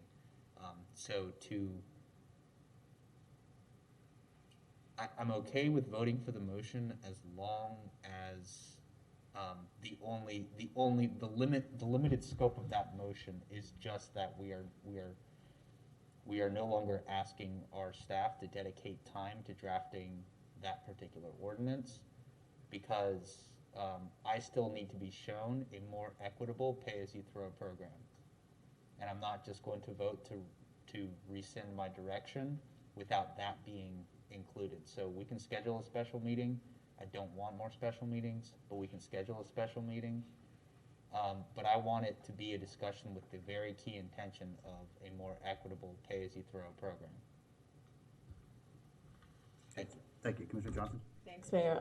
That was basically what I was going to say, Commissioner Ariel, but I was going to ask if you can repeat the motion. It's as straightforwardly as I can make it, that we rescind the direction to the city attorney's office to create the ordinance that would have created the flat rate billing.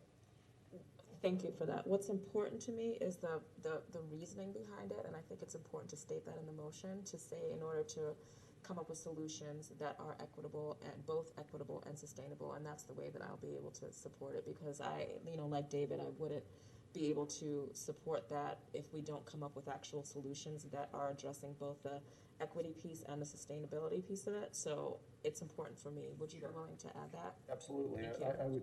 Let's add that to the second part of the motion, though, so that we say we're. That'll be the topic of that. That's the topic of the special meeting. Yep, absolutely. Okay. Seconder agree? Okay. We have a motion on the floor. Members of the public, we'll start with anybody in the chambers. Mayor Poe, Commissioners, Nathan Scott.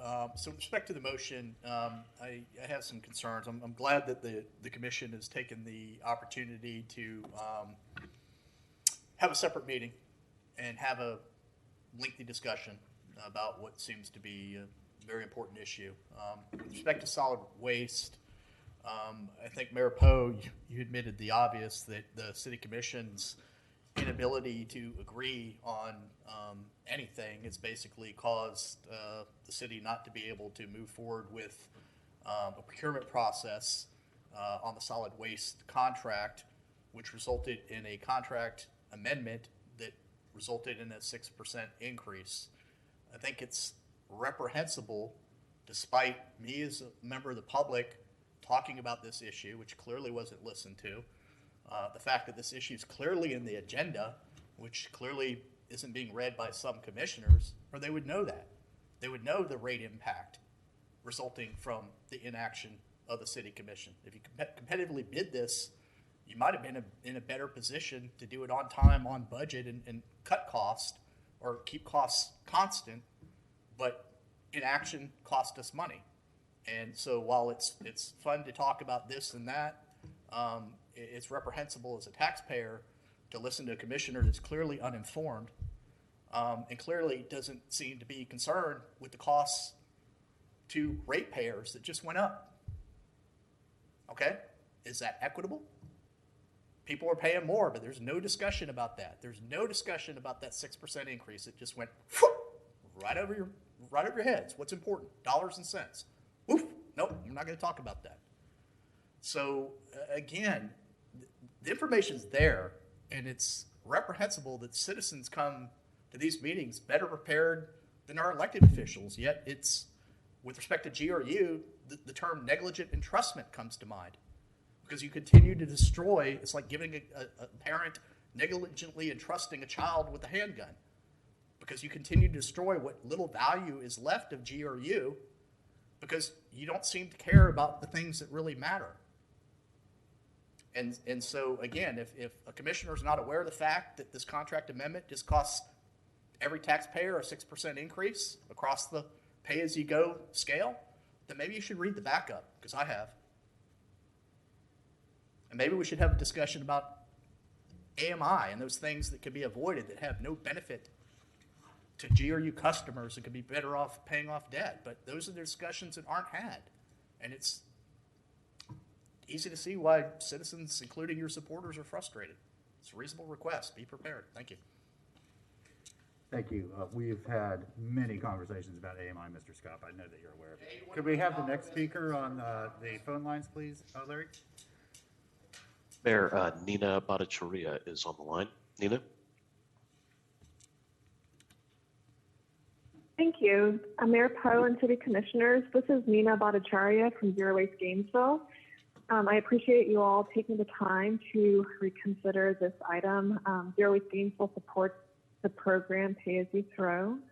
The beauty of the program really is that it benefits the environment, but it also can be tailored to meet the goals and objectives of our city.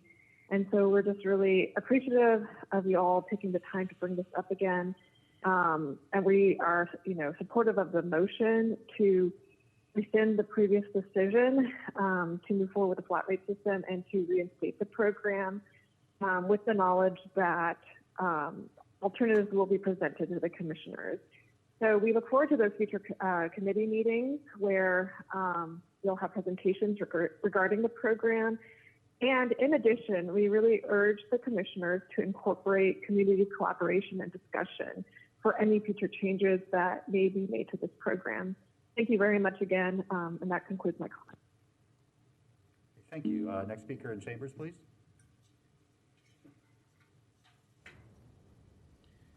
Yes, my name's Donald Shepard, it is the People's Representative. I want to bring to you that this is an issue that should never have taken place. A 6% increase here, you're in debt, we're in debt, and we live on fixed income budgets. I know I do. A lot of the senior citizens live on a fixed income. So how can we afford another 6%? We budgeted our money to the limit. We got $1.68 left of our income. And with this 6%, we're going to have to start burning our trash in a barrel, go and buy a barrel, because it'll be cheaper than to pay this trash bill. And we're going to have to start burning our trash. This here is something that shouldn't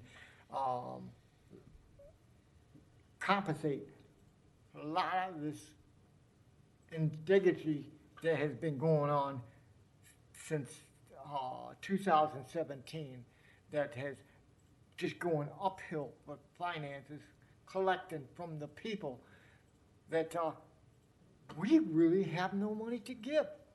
So I don't see where you got a bill, a budget where you know each and every citizen's income and how much you can pull out of it. I'd like to know that because this here is stupid.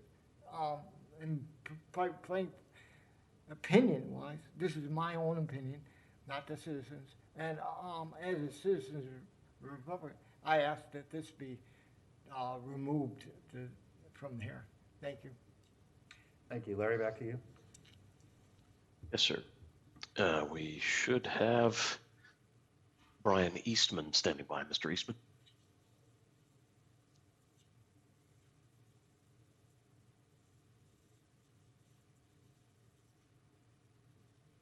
Sorry about that. Able to rescind excuse me? Go ahead, sir. My apologies. I support the motion. Can you guys hear me? Am I coming through? Yes, sir. We can hear you just fine. It was my mistake. Go ahead, sir. Oh, yes. Yes, I support the motion on the table to rescind the moving to a flat rate system and going to pay as you throw, and then really having a more in-depth look at all of these policies. I would like to point out that there is a great framework that that has been brought forward by the Government Alliance on Race and Equity on the Racial Equity Toolkit that it really governs how we are looking at this and how we should be moving forward. It's been done over the course of years and tweaked and figured out how we can best move forward for 6-step processes. I'm sure you guys are aware. And a big part of that, of course, is on the data analysis, on making sure there's no any unintended consequences that may come out of this. Implementation, these are put into process for a good reason. And yeah, I would encourage us to really take a step back, make sure that we're reviewing those policies, bringing this forward to make sure that what we're doing is truly equitable and moving forward in the right direction. So I support the motion on the table, and yeah, I'm glad that we're trying to find a good way to merge sustainability and equity together, because without those two things, we wouldn't be moving forward well as a community. So thank you so much. Okay, thank you. Next speaker in chambers, please.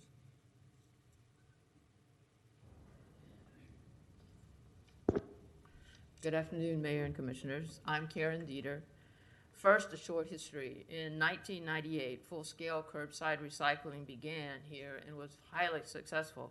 During 1994, city and county staff and a citizens committee researched variable rate systems, also known as pay-as-you-throw.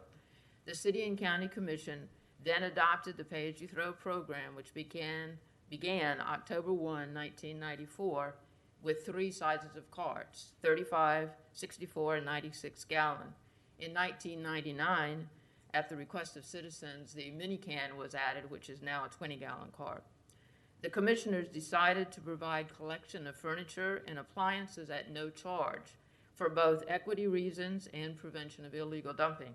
While the city and county programs are almost identical, yard waste collection is different. The county has a 10-bag per week limit on yard waste, while city commissioners made the decision to provide unlimited yard waste collection. In the county, low-income homeowners may apply to have the entire collection fee waived, and in the city and county, disabled and frail elderly citizens are provided backdoor collection at no extra charge. There is a concern that we've heard that the pay-as-you-throw program is inequitable for low-income households. Using the census tract information that was presented to the commission, I calculated the number and percent of cart distribution. The percentages of households for the 5 census tracts with the lowest median annual household income, $13,864 to $21,456, who have 96-gallon carts, is 11%. Those with 64-gallon carts are 25% of the total, and 64% have a 20 or 35-gallon. The city recently posted an up-to-date map showing all the carts. The citywide totals and percentages are 20-gallon, 4,441, which is 15.8%. 35-gallon, 8,148, which is 29%. 64-gallon, 11,728, which is 41.7%. 96-gallon, 3,804, which is 13.5%, with a total of 28,121 carts as of 2 days ago. The combined number of 20 and 35-gallon carts is 12,589, or 44.8% of the total. These are the households who would pay more under a flat rate system. So I support the motion and encourage you to request more information on the program and look at ways to make the program better rather than eliminating it. Thank you, Ms. Dieter. Thank you. Your timing is impeccable. Impeccable. Larry, back to you. I wrote it up in time. Very impressive. Larry, back to you. Debbie Martinez on the line, Mayor. Debbie? Yes, I appreciate you taking my call. I just wanted to echo what Mr. Scott had just said. I remember a day when citizens would come before the city commission offering solutions, trying to help the commission, and the commission would engage the citizens and would actually say something similar to, like, Mr. Scott, would you come back up? We have a few more questions for you. But ever since Mayor Poe, when you were then District 2 City Commissioner, you and the City Commission got us into a fiscally irresponsible biomass contract to burn whole trees. It became a situation where you no longer wanted to hear from citizens who were concerned about this bad contract. And that's where the problem lies. And then when we actually have city commissioners make false statements that we have to have this mountain of debt. We're in this GRU financial disaster because of you getting into bad utility contracts that you were advised not to do so. And you have commissioners sitting on the commissioners and saying, well, this is just the price you have to pay for renewable energy. That's not true. No one has to pay 4 times the market rate for electricity. And Ms. Martinez, if you could just try to keep your comments to the actual topic or motion. False. It's false to say that because that is not true. And it makes it sound like the only way you can have renewable energy is to get into overpriced Ms. Martinez, contracts. this is on solid waste collection, not GRU. Renewable energy, and it's not true. Thank you. Thanks. Yeah, Larry, I think she was calling about a different topic. Anybody else on the line, Larry? No, sir. Okay, very good. I just want to clarify a couple things. We do not burn whole trees. Never have. The facility does not have the capability of doing so. And so that is not the case. And I'll just point out that when people come before us to speak, they are almost always speaking in opposition. That's usually what pulls people out. And so I think the commission has been very consistent in our openness and receptiveness to people who disagree with any particular item, as evidenced by every meeting that we have. With that, I'll turn back to the commission. Commissioner Hayes Santos. Thank you, Mayor. The question's for the city manager in terms of our bid process for the longer-term solid waste contract. Do you think, you kind of touched on this last time, but that we can still move forward on that and we could implement any changes we wanted to the pay-as-you-throw system and not have to wait to finalize those decisions before we can move forward with the contract or putting the contract out for bid?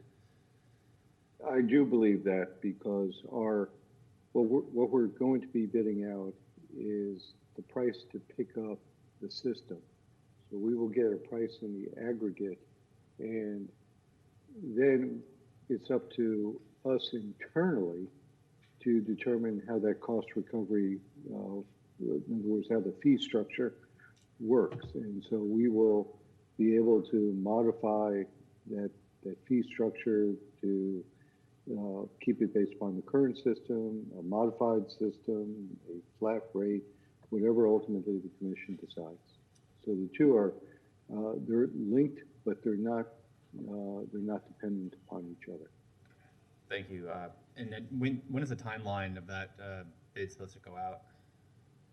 Well, we've been working through some of the different initiatives that we want to include in the bid, and that's what the delay was about. So we're structuring the bid, and again, we're trying to put together a system that will be an exclusive hauler for the entire city, regardless of whether it's residential, commercial, or multifamily. So that's been taking a little bit longer than we had anticipated. So we're hoping to have the bid out on the street within the next few months, and we want to make sure that we have enough time to create a transition for the vendor that's selected. All right, thank you, Mayor. Okay, thank you. So the motion on the floor is to rescind the direction to the city attorney to draft an ordinance and to schedule a special meeting to discuss how to equitably create a solid waste collection payment structure that balances equity and sustainability. All in favor of the motion signify by saying aye. Aye. All opposed, motion passes unanimously. Madam Clerk, next item, please.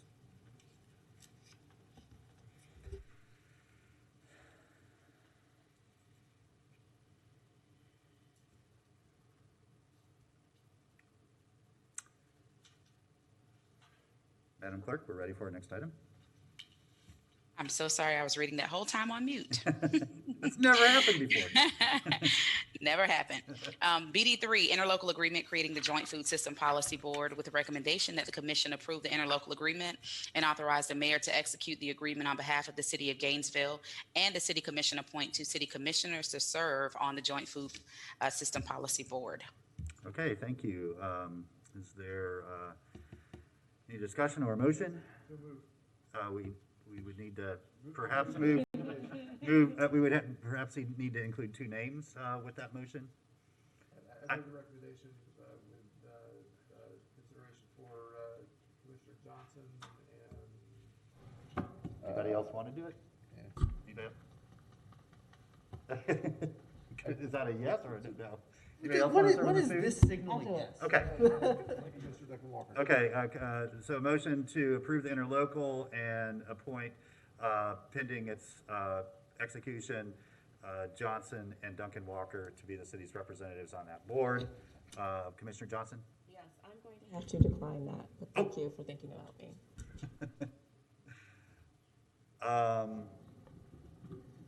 I am willing to start on it. Okay, then I'll With great hesitancy. Commissioner Duncan Walker, what's your schedule like? Okay. It's tough for me because I have a lot of other obligatory stuff, but Commissioner Sacco? I'll thank you. You'll do it? Okay, beautiful. Commissioner Duncan Walker, the bookends. Commissioner Duncan Walker, Commissioner Sacco. That is wonderful. Thank you. I love the work that this committee is going to do. I don't love the time that it's going to take. So I thank both of you for being willing to do that. Okay, any members of the public wish to speak to this motion? Larry? Yes, sir. We do have a caller when you're ready. Go ahead. Armando Gomez on the line. Mr. Gomez?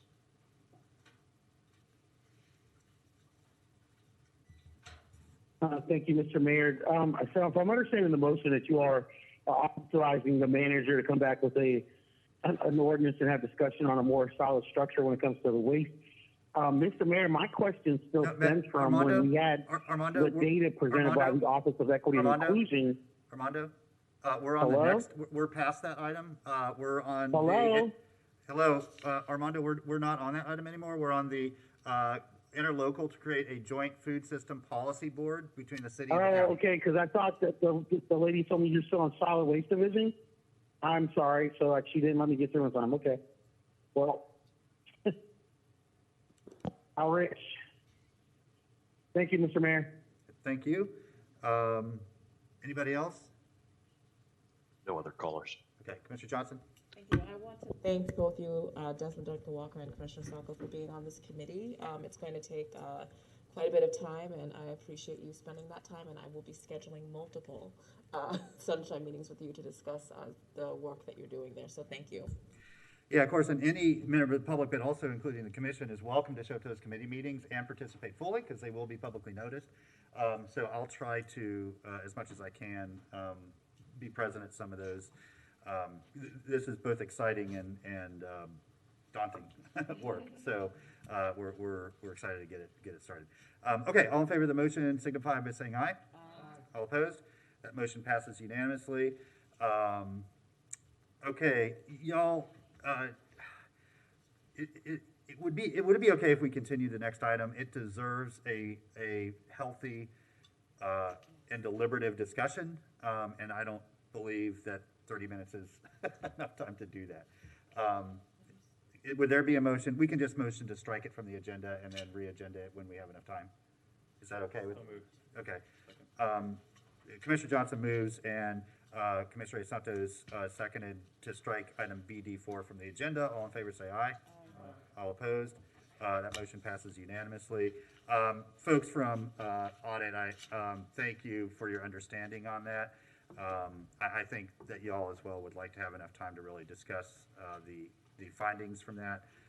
I find them very fascinating and helpful, so I look forward to a more thorough discussion. Okay, Madam Clerk, next item. Our next item is BD5, Director of Equity and Inclusion, resignation and contract amendment with the recommendation that the commission discuss and take action deemed necessary.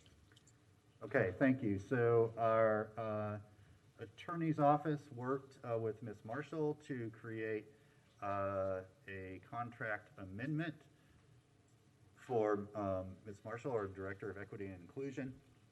Are there any questions about this? Ms. Shalley? Thank you, Mayor. Yes, so our office was requested by a commissioner to prepare this, which is often the case. We did so, and we provided a copy to Ms. Marshall, and I have since spoken with her. And Ms. Marshall, because she has resigned, she does not, we do not need Section 4A and the covenant not to sue. In other words, Ms. Marshall does not wish to give up the right to sue the city in exchange for the severance pay. So the only thing that we will need to handle in an amendment to the agreement is simply the provision entitled retirement correction, and the offer to provide time-limited temporary employment after her last day, which I believe is next Friday. So in other words, she will be available after next Friday as needed to provide transition services.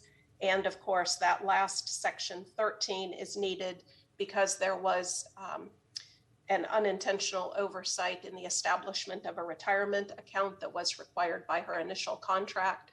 So there will just be those two provisions in an amendment. Okay, so if I understand you correctly, we would just strike Section 12 from the document in our backup. It will be both the first provision, the Section 4A, which is the severance, okay, as well as the Section 12 covenant not to sue. Okay, we strike both of those sections. Okay. Yes, and we'll prepare a new document. Okay, thank you. Commissioner Duncan Walker. Thank you, Mayor Poe. So this is certainly not the conversation that I was hoping to have. I believe at my very first meeting, at the very end of that meeting, when Commissioner Ariola noted that Ms. Marshall had in fact resigned, I was very passionate about stating that I did not accept her resignation. And that would be my stance today, had several things that I believe we need to observe and be mindful of had not occurred. So I am deeply disturbed by reported actions of our city manager and some of my colleagues. At my very first meeting on March 6th, I spoke about my support of Ms. Marshall, stating that I don't accept her resignation because it had come to my attention that Ms. Marshall felt that she was being bullied. She felt like her work was being interfered with. And she felt like she was being retaliated against and that she was being pushed out of her job. To that end, Ms. Marshall created a complaint process for charter officers that have been pulled from the agenda on 3 separate occasions. And the reasoning that was provided by this commission was because all charter members or charter officers were not present at those meetings where the item was scheduled to be presented. And they should all have the opportunity to hear the item. As I'm sure many of you have, I've had the opportunity to read that policy. And I believe it's very well crafted, but not only is it well crafted, it was crafted in direct response to a problem that charter officers have faced and will likely continue to face if we do not rectify this matter. Our charter officers should not have to fear retaliation in the workplace. Commissioners, we have a problem. Denisha's resignation is the symptom of a much larger, internal, major problem. Some of us may have had the opportunity to see the exclusive that she gave on TV 20 News. And I'd like to ask staff if they would go ahead and provide the link to that, because anybody that has not had a chance to do it, I think that you should take a look at it. If it could appear on the overhead, please. But we have charter officers that are reporting that their work environment is toxic and hostile, and they are citing specifically one charter officer at the core of that issue, and that's the city manager. Commissioners, it is not just enough for us to simply entertain Ms. Marshall's contract amendment without addressing why she's resigning. She is resigning because she feels pushed out. That's a problem, and it's our problem. At one point, we could have salvaged this. Tanisha was willing to stay if proper protections could have been put in place by way of the charter officer complaint policy. But instead, we never heard her policy, and unfortunately, the microaggressions and unfair treatment continued. This is a problem. I am deeply concerned about what has led Tanisha Marshall to resign. I am also deeply concerned that she is not the only charter officer who has felt attacked, retaliated against by the city manager. This is unacceptable. We are setting ourselves up for more resignations, future lawsuits, and failure. Tanisha Marshall and other charter officers and several female employees have stepped forward in the past, and others have shared recently that they are experiencing a hostile work environment here. And if we're not careful and proactive, we could be headed for a class action lawsuit. I've heard from numerous staff members, neighbors, and community leaders who are also deeply concerned about the circumstances surrounding Tanisha's resignation and about the protection of the EO office and our charter officers. It should not be lost on this commission that there is a very high turnover of our charter officers who have served in the EO office.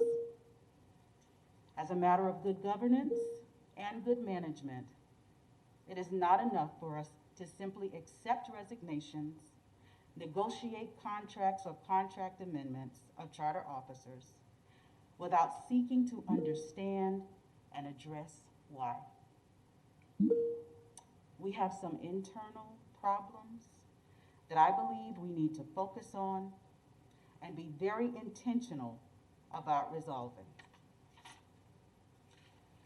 And so, to that end, I move that the City Commission approve the First Amendment to the employment agreement as presented.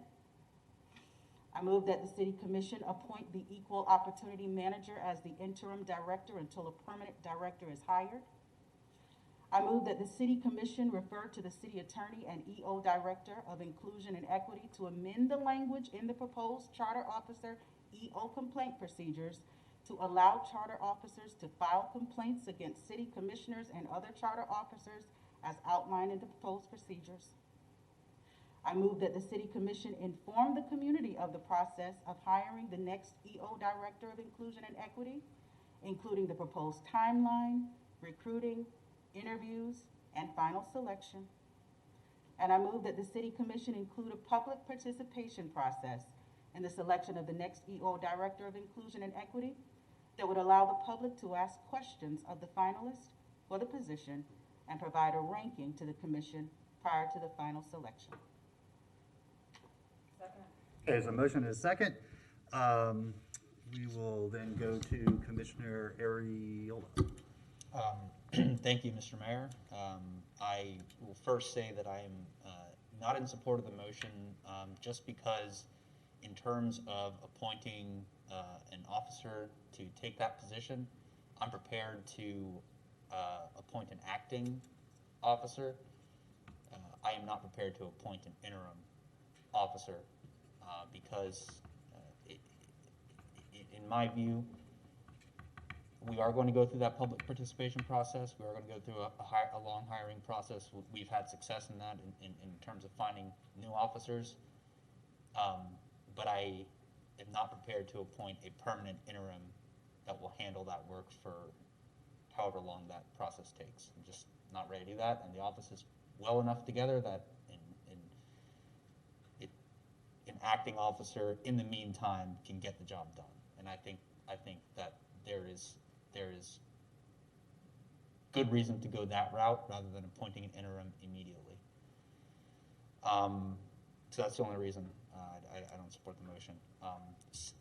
What I will say in regards to other comments, Commissioner, is thank you, first of all, for bringing that voice to this discussion, because I think it's been sorely needed for a long time now. I also don't like officers leaving under bad conditions. I think officers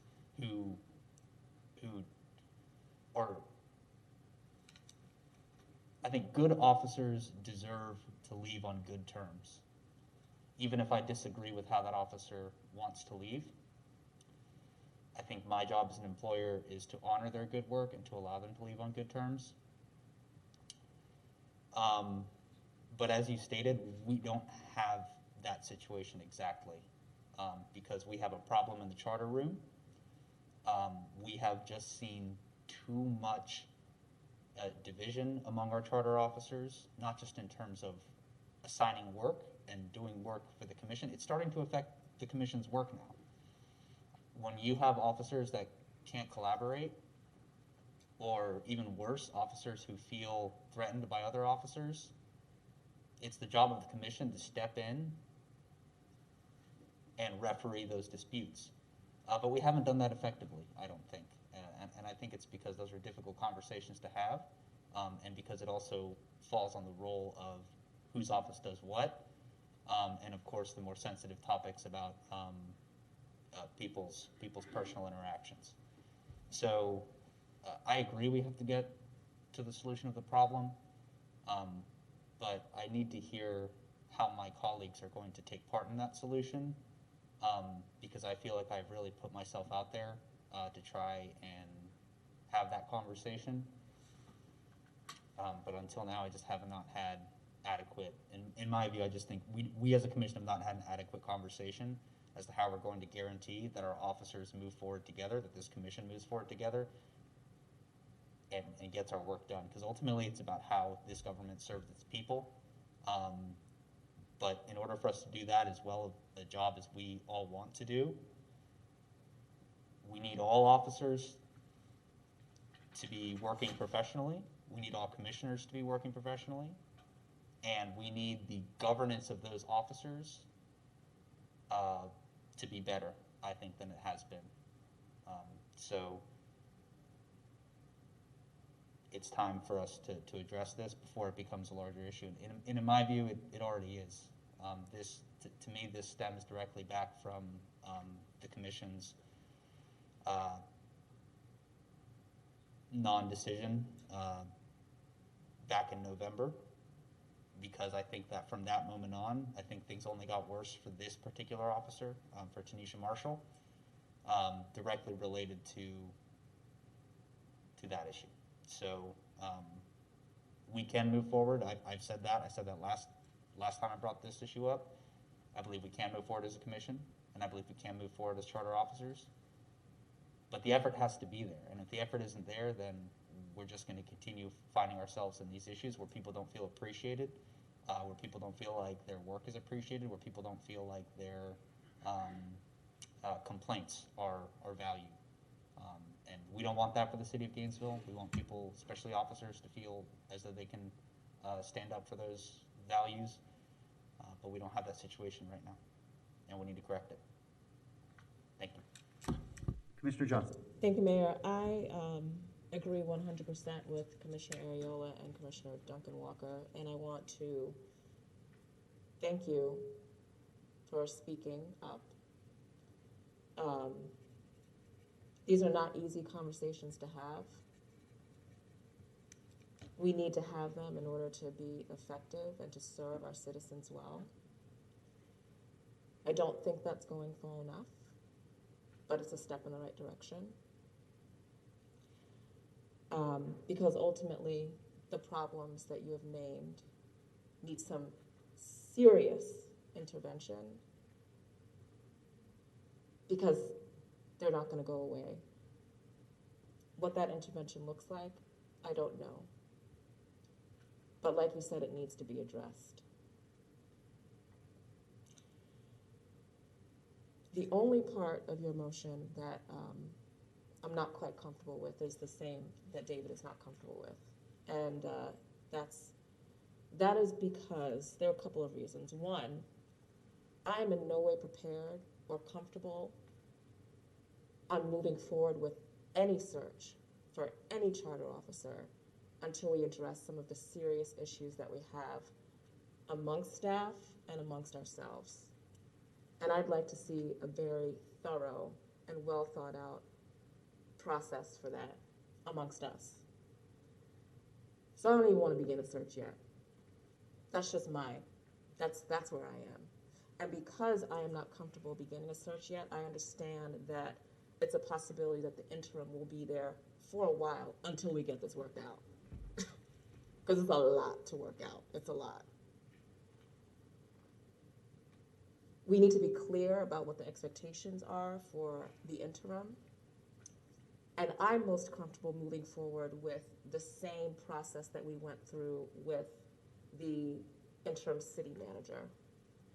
There might be some gems in this city that we're not aware of. I'd like this to be an internal process, absolutely, because the city is special and the challenges are special, and I believe only somebody inside understands what the nature of those problems are. I'm not going to say problems, what the challenges are, and are able to accept them and work with them. That's why I really believe that it needs to be somebody within the city. I would not feel comfortable bringing someone from outside into the city right now, not at all. So my preference would be if you could either amend that to, we appoint someone that's acting until we go through the process to, and we can put a time frame on it, to appoint an interim city manager. I want to know who in the city is interested and who we might not understand has some of the experience. Sure. If I may speak to that, Commissioners.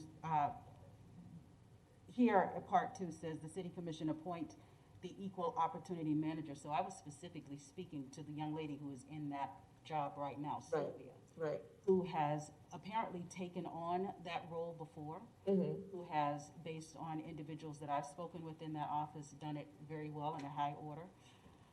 For continuity purposes, obviously, would be able to carry on the work that's currently underway. So she is who I'm suggesting there. I'm not at all mentioning or suggesting that we at this time go outside and look outside. I think that she, in my opinion, would be the best person to take over this work. Like I said, it's already happening. She knows what's going on. You don't have to introduce anyone to anything. She's there. She's done the work before, and I believe she could continue to carry it on. Thank you. I would prefer, if you don't mind, when we vote on this, if you can break that up, because I would like the opportunity to sit down and talk with people and understand where the office is, what skill set they have to bring. So I understand that you might be comfortable with that, but I'm not comfortable with that at the moment. So I'd like this to be a more open process where Sylvia and others in the city can apply to be the interim city manager in a shorter time frame. We can get this done within a month to 60 days. And then, I think acting, we wouldn't want to leave somebody in acting for too long. So I'd say, if we can get this done within the next couple of meetings, but I really would love the opportunity to speak to other people in the city and to have a prolonged conversation with Sylvia before we make those decisions, because I do believe this person will be there longer than people have been in the past. And I think we have some important work to accomplish. And we want to make sure that all of it moves forward. Thank you. Thank you, Commissioner John. I'll split that out when we get to that vote. Commissioner Duncan Walker? That was actually why I had my light on. Okay, very good. Commissioner Sacco? Thank you, Mr. Mayor. And thank you, Commissioner Duncan Walker, for your very, I'm going to say, empathetic and deliberate words. I do understand where you're coming from, and I agree with a lot of what you've said. That said, would you mind repeating slowly? I was trying to write it all out so I could keep track. The City Commission approve the amendment to the employment agreement as presented.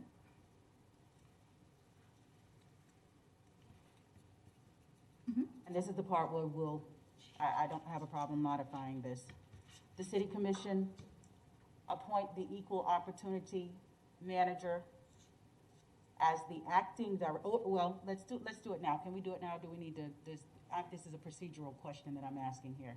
My modification of the motion. She wants me to read this. We can modify it now. You can modify it now. Yeah, as long as the seconder agrees. Okay. The City Commission appoint the Equal Opportunity Manager. And Commissioner, I think it would be better to put a name. A name there? Okay, Sylvia.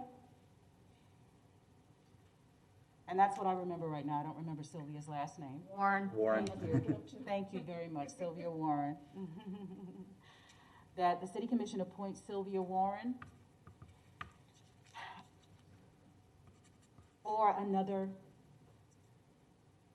city staff as the acting director until a permanent director is hired.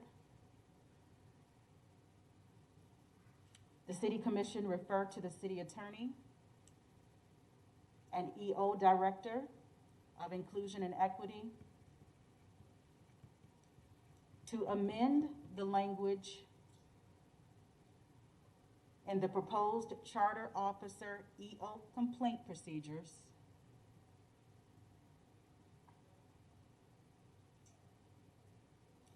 to allow charter officers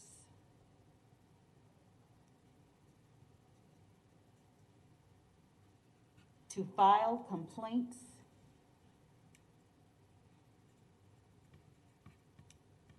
against city commissioners and other charter officers as outlined in the proposed procedures.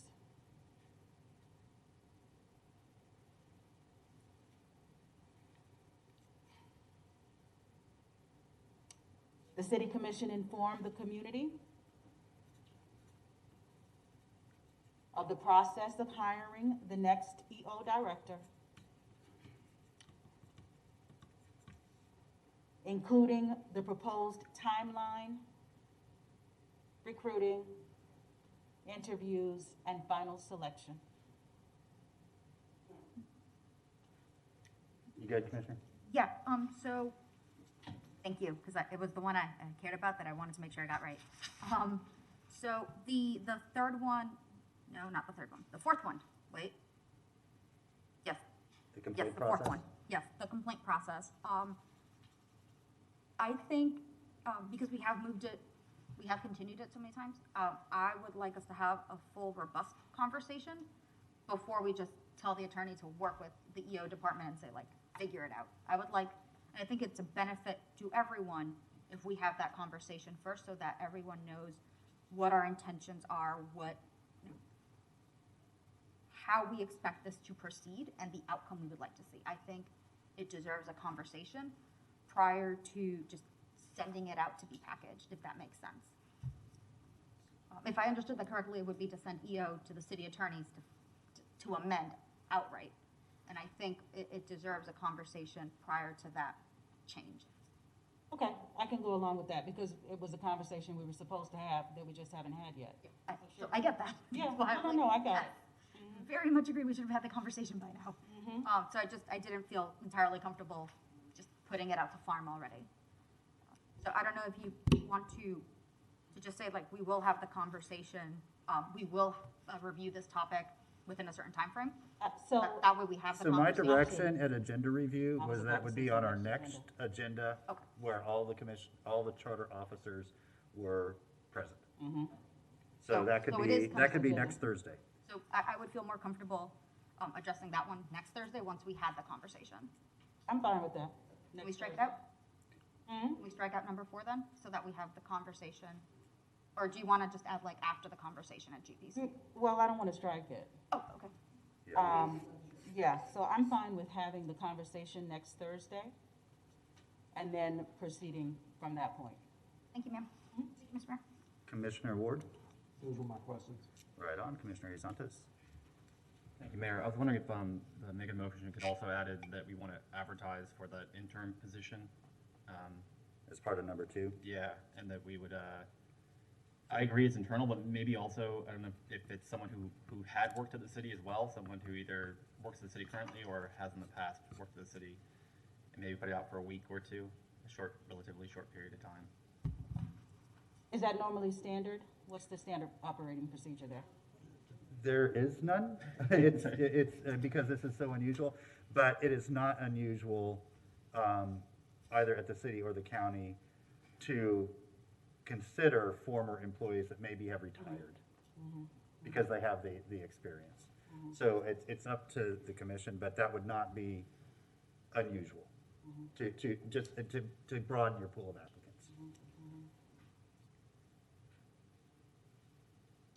I can just tell you that I was very intentional about why I liked Sylvia in this role. And a large part of it is because I'm very familiar with the work that she's been doing there and her ability to continue that.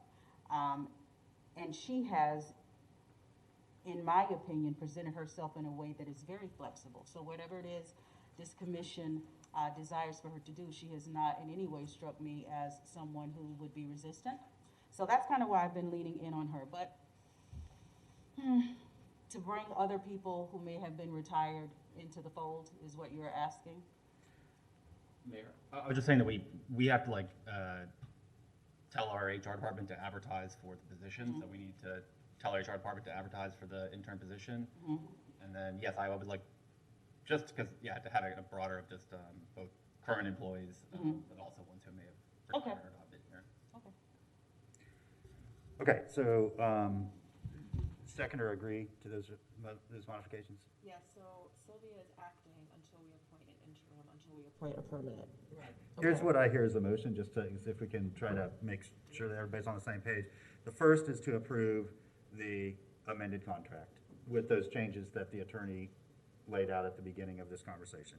The second is to appoint Sylvia Warren as the acting Director of Equity and Inclusion and to direct Human Resources to advertise for an interim position that will include internal applicants and former employees of the City of Gainesville. And the third would be to work with what I'm calling, Commissioner, a community engagement process for the hiring of the future Director of Equity and Inclusion. Okay, so that's what we have on the table right now. Commissioner Johnson, you are up. I'm up again? Yeah. Oh. I just turned you off, but. Okay. I will say that I think we need to have some additional conversations amongst us about our charter officer hiring process. I'm not ready to move forward on that right now, but I'm just putting it out there for you all to hear before we are clear with the community about what the hiring process is. We need to get clear on that. Yeah. So maybe if we have enough time when we discuss this, the charter officer complaint, maybe that's, but I think that should be, an agenda item on some meeting, preferably general policy. Yeah, okay. Commissioner Ariel? Thank you. There's no more lights, so I guess we're going to get public comment and then go to a vote. So two things. First, we do need to get the hiring process started with the search firms and all that. But I'm just gonna. This is what I did the last time that we went out to go hire a new charter. Over the years that I've been here, I really noticed how important these search firms are. They pick the pool, they bring you the pool, and from that pool you pick a candidate. These firms like to set up the pools that they think are best. I want the candidates that I think are best. So I've only had one bad experience, and that was with the Basinger firm. So I would just want to make sure that we don't use that firm again for hiring another charter officer. That's the only bad experience I've had with a hiring firm so far, and I definitely want to make sure that we get the best possible candidates. So that's my, and the reason I'm saying that is because there's another charter office who's going to be in charge, whose office is going to be in charge of administering this search. And so if we don't give explicit direction in the motion to not go with that firm, to go with another firm, what I'm saying may just be ultimately ignored. And this is something that I will not budge on. I will not allow that firm to pick another officer for me. I will not do that. So I'm asking for no objection on that. Okay, thank you. First, I just want to bring this back to Ms. Marshall and thank you so much. I have thoroughly enjoyed working with you, getting to know you. We were not an easy commission to work with. We brought you in and then almost immediately changed at least a third of your job responsibilities, not changed, added to your job responsibilities in very short order. And you always took that challenge on with determination. I know that it was not easy, to absorb that. You were, for a good part of that time, understaffed. The commission was not entirely clear in giving direction, so it took some time to get to that. And all throughout that, you remained patient and kept working both internally with us and externally with our community. And so I just want to express my appreciation for all that you have done. I know that wherever you end up, you're going to bring great value to that organization, whether they be public or private.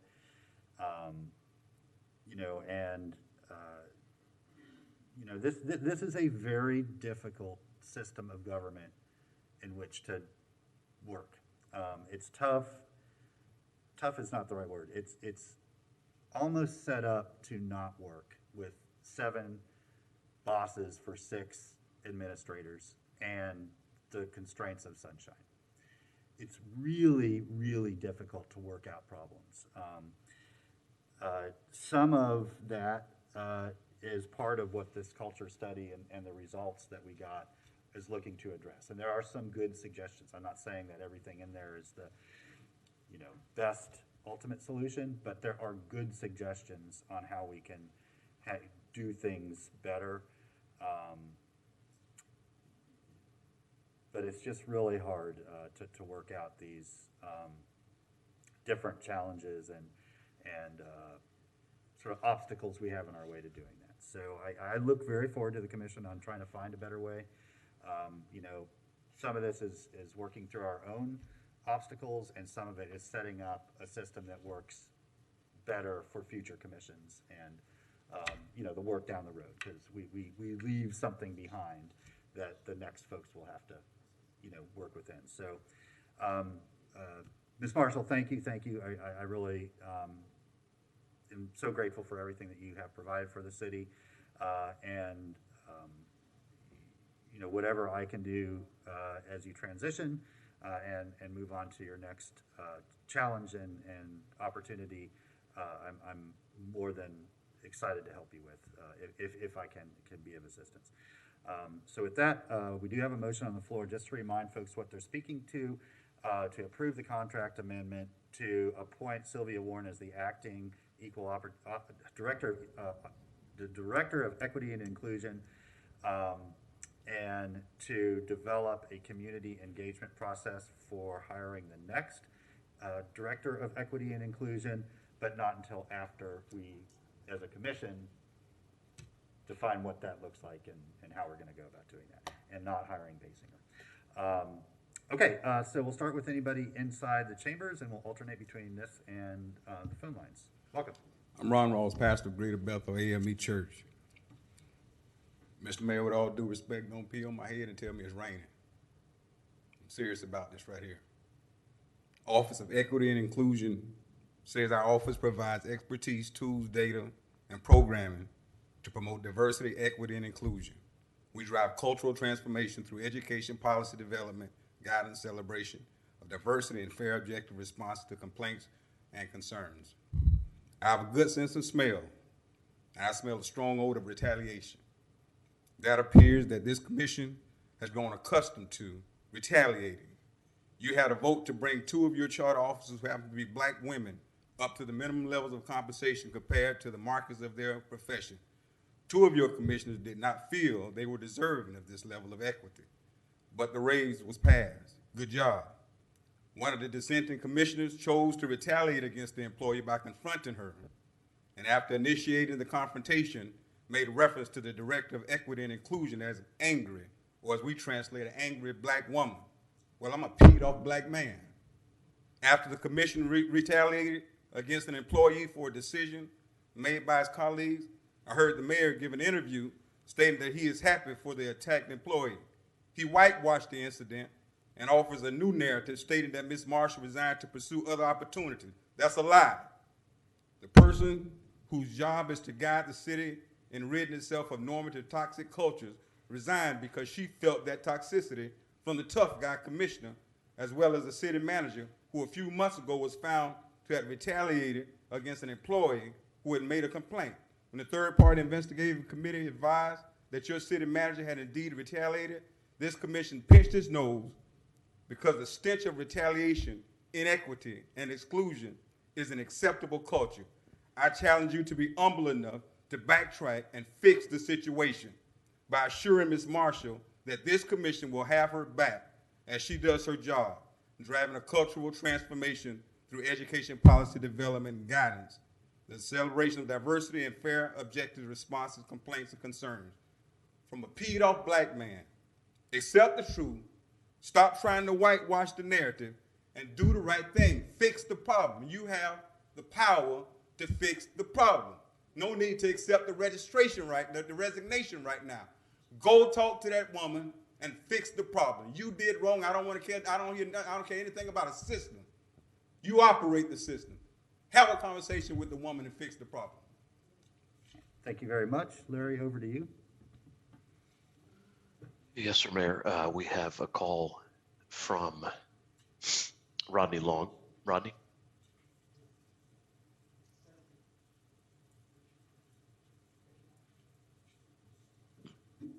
We have a call from Rodney Long. Rodney?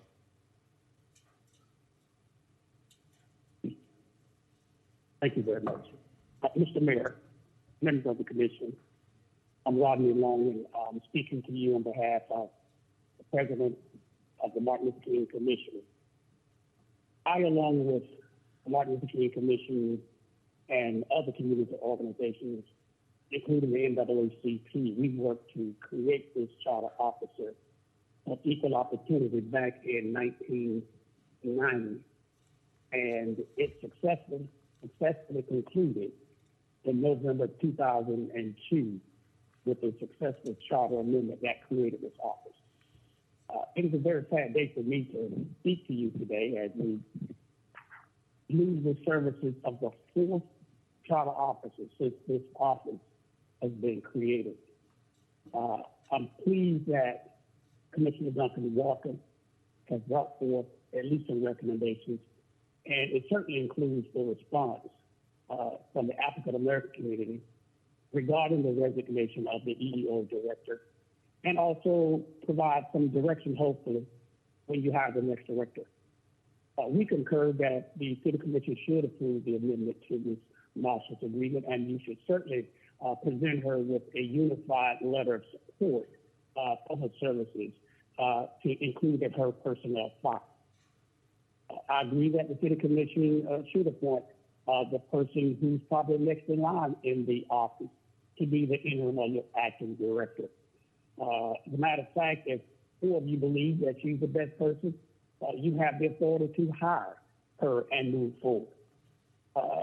The other thing I think I want to place on the record is that this commission should ensure that the employees that work directly for you should have the same process afforded to them as the other protected classes.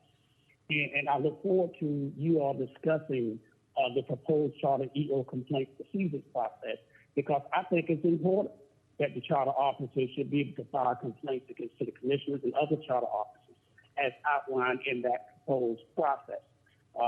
Also, as one of the organizations that was a part of creating this office, I'm happy to hear that you are going to have a public participation process in the future that would allow the community to participate in how you're going to move forward with this, including the proposed timeline, what recruiting service you're going to use, whether it's going to be a headhunter or whatever. But also, we should make sure that we are part of that process so we can ask questions of these finalists when you bring them in and provide to you all a straw poll of our findings. And finally, as you prepare to hire your fifth charter officer, this commission must make sure that they represent indeed their support for diversity, inclusion, and equity in city engagement. We sincerely hope that this resignation and the treatment of the current EO director does not create a chilling effect on future potential candidates for this position. Mayor, I would that's ask 3 that minutes. you all support the motion on the floor unanimously, and my organization look forward to working with you all in the future. Thank you, Mr. Mayor. Thank you, Mr. Long. Okay. next Those are speaker. all of our callers on this item. Okay, thank you, Larry. Good. Thank you, Mr. Mayor. I did hear your comments earlier, and I do respect the office. I want to give you that comment. Mr. Mayor, I want to first bring this back because some folks like to talk in platitudes about the history. We're not talking about the history of the office, when it was established, who was there, what was in the past. We're talking about right now. And right now, there's been a select group of us in this community, a select group of us that have fought for African Americans, specifically African American women that work for you all to make sure they're getting paid equitably and correctly. The Black Caucus was at that discussion. There are many Black organizations that should have been there, but we're not there. But we welcome them to the conversation now because we all need to be here. This is nothing. If we all have seen that video. We're not going to sit up here and pretend that we're singing Kumbaya. Some of you up there, like we said, we want to talk about it in one vein. 1 minute we act like we're AOC and Bernie, and then the next minute we govern like we're Trump. And there is clearly a toxic allergy when it comes to Black people. There is. And I think it's really interesting in defining that we say we had to figure out, we had to do studies to pay Black women who were being paid less. We had to do studies. We had to drag it out. We had to have discussions, or I want to have a robust discussion. We want to wait. That's always the thing. We want to wait. We want to do studies. Why do we have to do studies? The toxic, systemic problem, it starts up here. And the manager's been weaponized because he's the problem, because he is who he is, because you are who you are. This manager's been weaponized. Do I believe what Tanisha said? I absolutely believe it, because it wasn't just Tanisha. If it wasn't Tanisha, it was Michelle. If it wasn't Michelle, it was Nicole Shalley.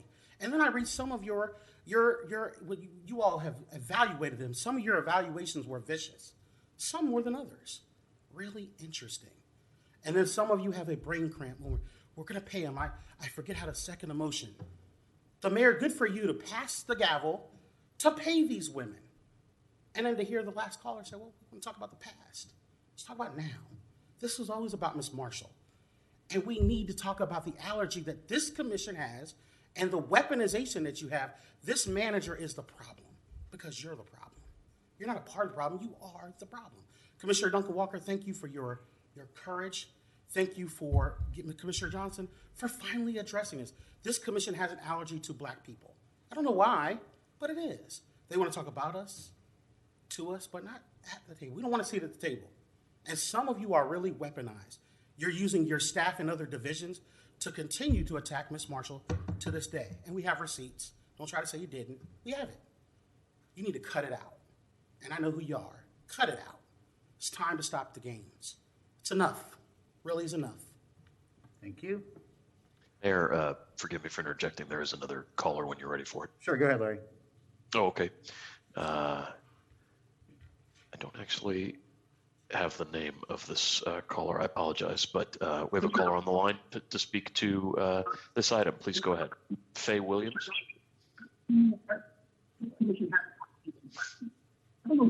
Yes. Go ahead. You're live on the air. We can hear you.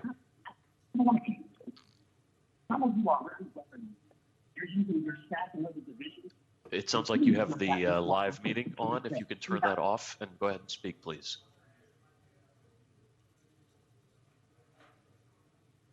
I turned it off. Go ahead, Ms. Williams. You have the floor. Go ahead. Okay. First of all, I just want to thank Commissioner Desmond Duncan Walker. Thank you for your motion. I'm really, really, really upset that we have another Black woman who's been attacked by city commissioners. And I'm going to be bold to call out the name because it's about the racism that continues up at City Hall. And I'm going to call out the name Paul, Santos, and Taco. The racism for Black people, Black women in particular, comes back to you. If you wanted to make any changes, you could have done that 2 years ago when we had other questions. The bottom line is that you don't respect Black women, you don't respect Black people. When you have a strong, brilliant sister like Tanisha Marshall, who you cannot control her mind or her body, then you get scared.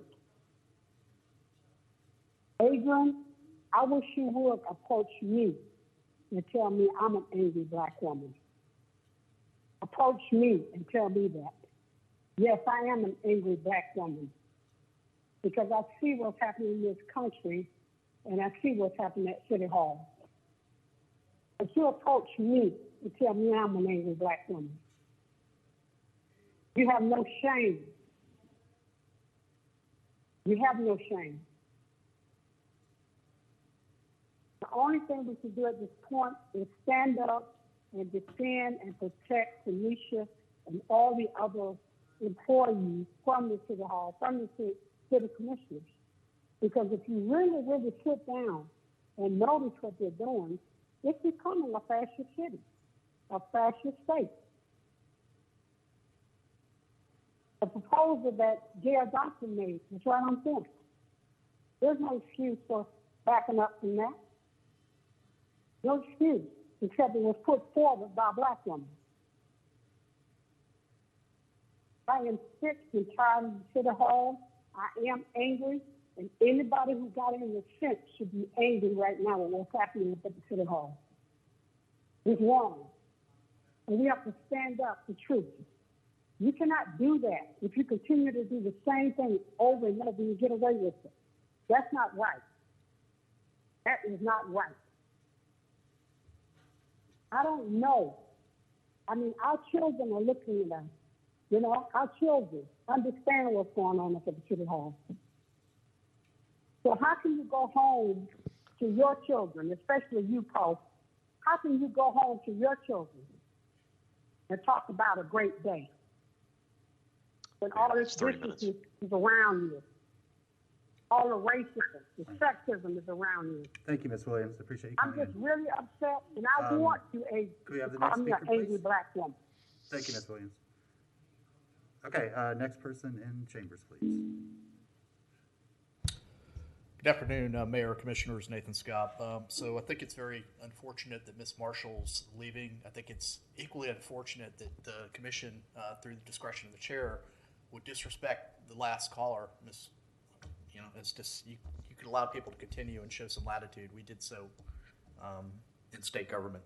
I don't know why the aversion that this commission has to hearing from members of the public that are concerned about the behavior. But again, to reiterate my point, I'm very saddened by the fact that, once again, we have another charter officer departing. I want to thank Commissioner Desmond Walker for the motion. I think what we have here, Commissioners, is that the city manager, along with the Gainesville City Commission and mayor, have cultivated a culture of fear, distrust, dysfunction, toxicity, and retaliation. I mean, how many more employee complaints do you have to find the least common denominator of what the problem is? The city attorney stated that her office was directed to draft a contract amendment per the request of a city commissioner. In a prior meeting, Commissioner Ariola stated that he directed the city attorney to draft a contract amendment. That is a violation of the city charter. Individual commissioners cannot direct charter officers to do anything. It has to come through the commission. That was not done. With respect to the contract amendment, I'm sure, based upon what was stated of what's left in the amendment, it would be good to put that up on the screen. There was no narrative in the agenda.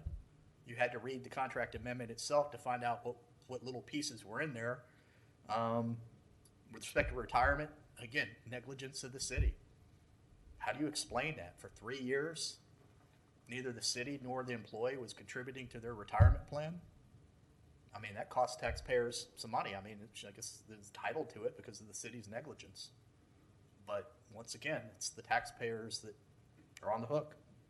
If you guys were paying attention to minding the farm rather than self-promotion and virtue signaling and taking care of city staff and addressing the dysfunction, addressing the distrust, addressing the culture of fear, addressing the toxicity, and addressing the retaliation, we might have a better run, operated city. But clearly these are not your priorities. And I don't want to have to come up here and tell you this. I mean, it should be self-evident. But it's very disappointing that the rules don't apply to you, commissioners, whether they be violation of the charter, violation of CDC guidelines. You guys are just in an ivory tower in your own little world. But Rome is burning, and you need to address the problems as stated by the presenters. Thank you. Thank you, Mr. Scott. Larry, anybody else online? No, sir. Okay, back to the commission. Commissioner Ariola. Thank you, Mr. Mayor. First, I hit my light because I want to say that I can't and I won't vote for the motion because, frankly, I just felt that this conversation was very surface level and didn't really get down to what I wanted us to get down to. And I felt as though, Mr. Mayor, you were the only one to even attempt to respond to the comments that I made. But we've obviously got real problems. I do not feel as though this isn't simply a structural issue. I do believe it is a structural issue, and I am asking us to consider our government structures so that we can avoid some of these problems in the future. But I believe this issue is not a matter of structure. I believe this is a matter of leadership. And I will say that in the charter, it very specifically says that commissioners are not able to direct, and I've given no direction to charter officers. What I am able to do as a commissioner, as an employer of these officers, is ask them for their preference on employment, and if that includes altering their contracts so that they may leave on terms that are theirs and their own, then so be it. And then the commission comes together here and makes those decisions. So I don't require lectures on the charter document.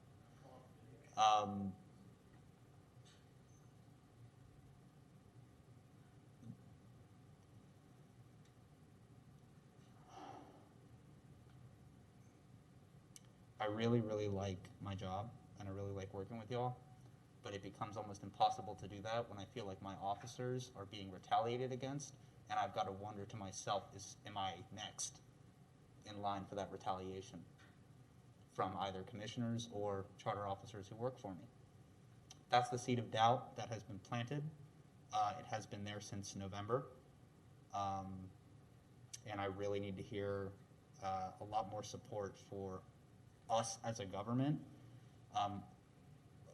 because the silence that I get in lieu of that is this idea that it's a divided government with a clear opposition and a clear majority, and then we can't have tough conversations about the government operating. And so, you know, this is just, I don't know how else to speak my mind, but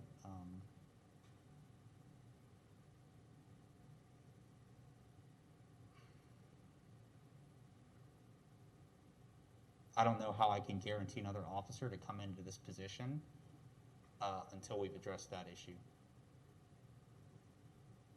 as an employer. And really the responses that I've gotten have just been inadequate to address that issue.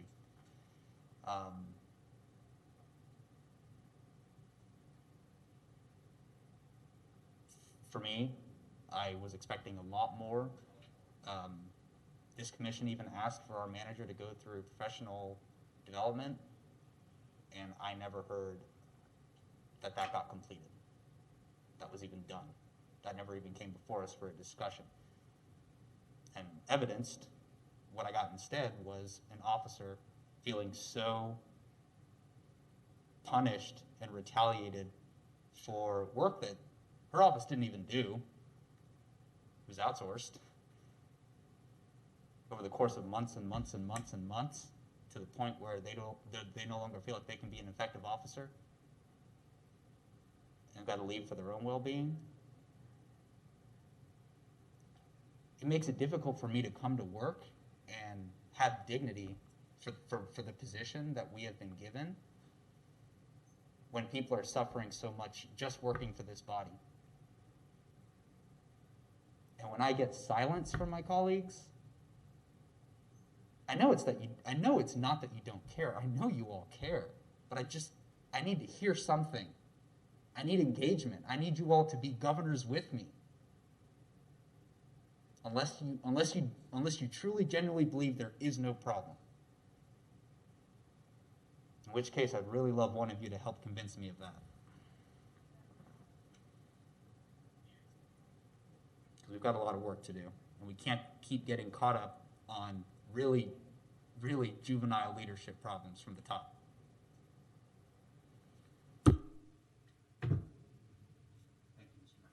Commissioner Saka. Mr. Mayor, I just wanted to correct some alternative facts that were said publicly, because our discussion was not to get our 3 female charters to the minimum. It was to get them to a midpoint that had been established years ago on a description of work that had long since been amplified. So the discussion was, how do we correctly pay them for the work that they are doing now? And I didn't object to paying them what they are worth. At no point did I do that, and there is video that says that I agreed that they deserve a pay raise. I disagreed with a process that chose an arbitrary number based on data that was 4 years old. I wanted an audit and a process that would evaluate their current workload and most likely pay them more than that midpoint. So I do not think it is fair to come here and state inaccurate facts and say that we don't care. Because if anything, I wanted them to be paid more than that midpoint and appropriately with data to back why they are paid that much. Thank you, Mr. Mayor. Commissioner Johnson. Thank you, Mayor. I want to speak to what Commissioner Ariola said. I agree with you. I hear you. Commissioner Duncan Walker, I agree with you. I hear you. You are hearing from me that I have been acutely aware of what the root of the problem is.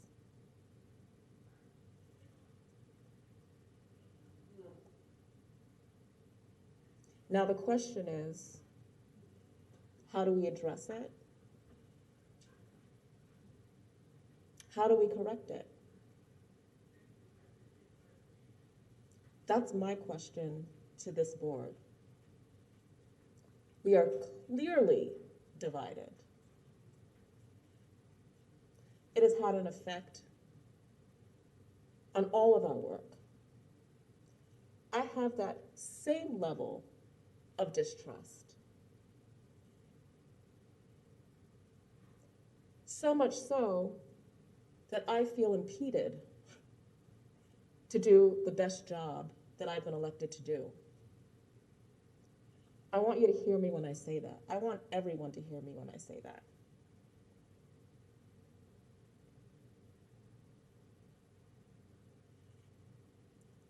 At the very least, I think we deserve an update on this professional development.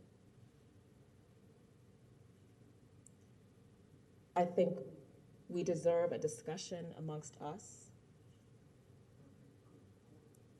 But if only 3 people are willing to discuss that, then that's not much of a discussion. Thank you. Thank you. I want to thank everybody who contributed their own perspective to this conversation. All I can tell you is what I do, which is every morning I get up and I ask, how can I help improve things? There's no roadmap. There's nothing in my previous life that prepares me for these decisions or discussions.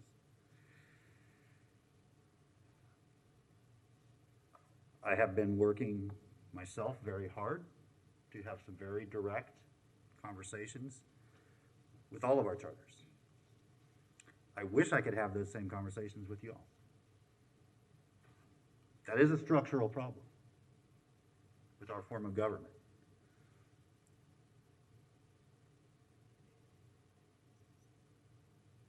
If we all continue to do that, get up, ask ourselves how we can do the best we can to improve things,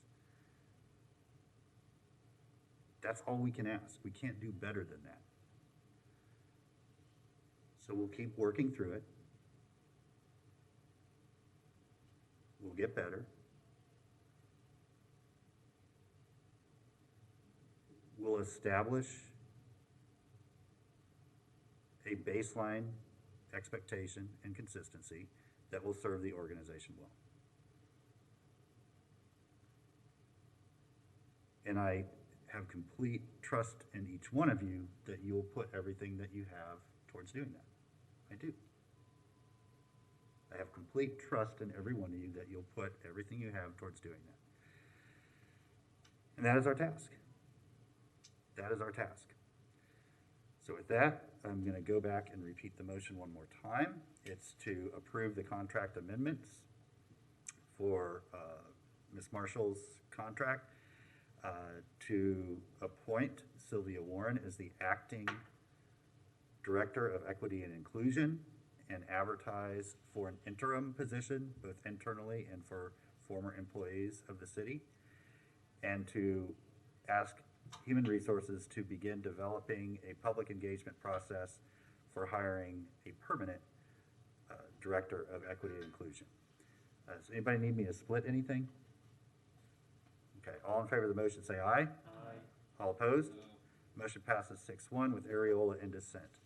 We will be in recess until 5:45.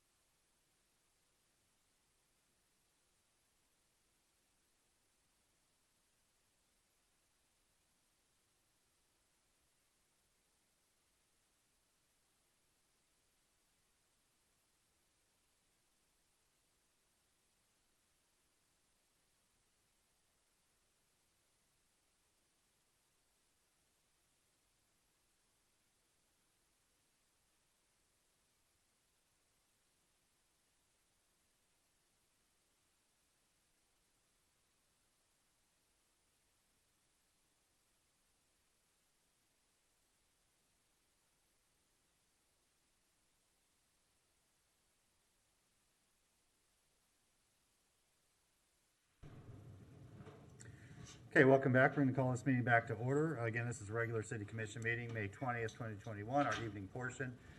Madam Clerk, our first order of business, please. Okay, our first item is the Pledge of Allegiance.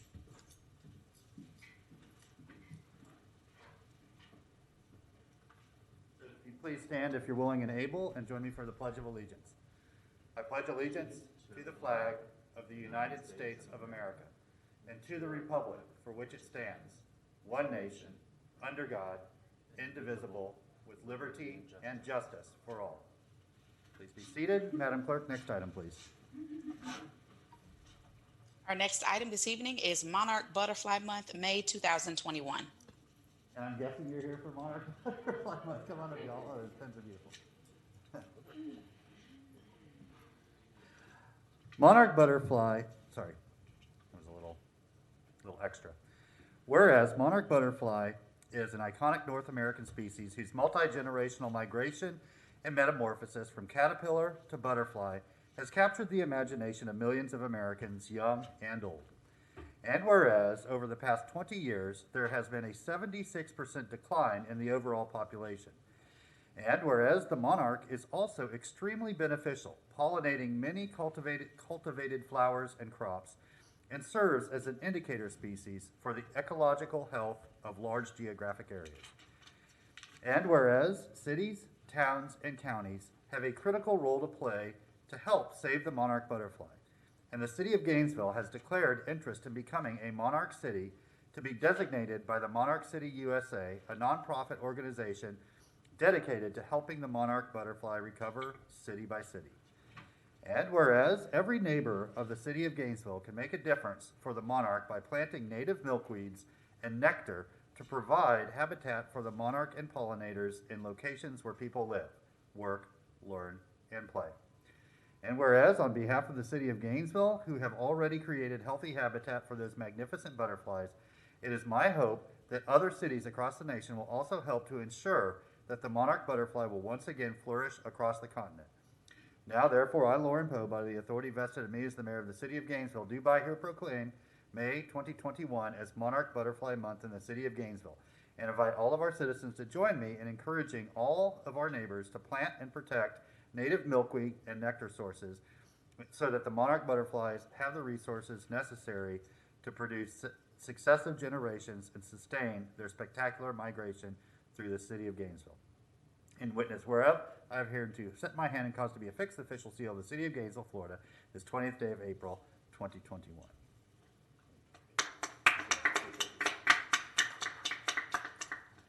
Thank you. I'm Roxy Gonzalez, the Interim Director for Parks, Recreation, and Cultural Affairs. Thank you very much, Mayor. I have Linda Demetropoulos, our Nature Operations Manager, here to say a few words. Thank you so much, Mr. Mayor and City Commissioners, and it's so good to see you in person. I just wanted to say a word about what we do as a city and as a department and what you can do to help the monarch. As a department, we just planted a butterfly garden at Porter's Community Center. We had and this was yesterday, it's a brand new butterfly garden.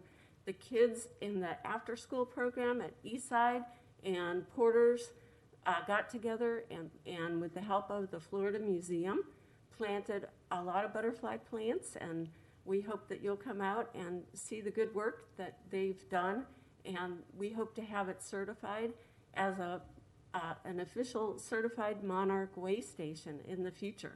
So be looking for that.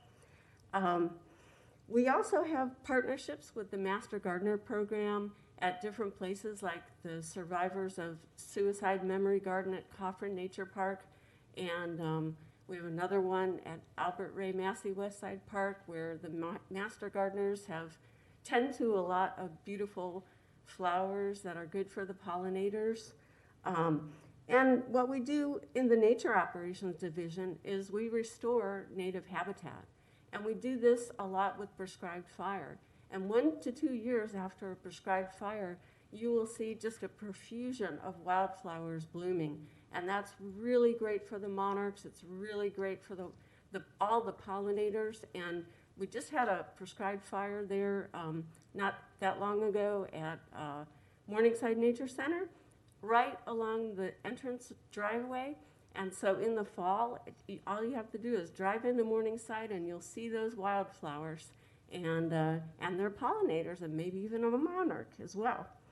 And so you're probably wondering, well, what can you do in your house, in your yard, in your garden to help the monarch?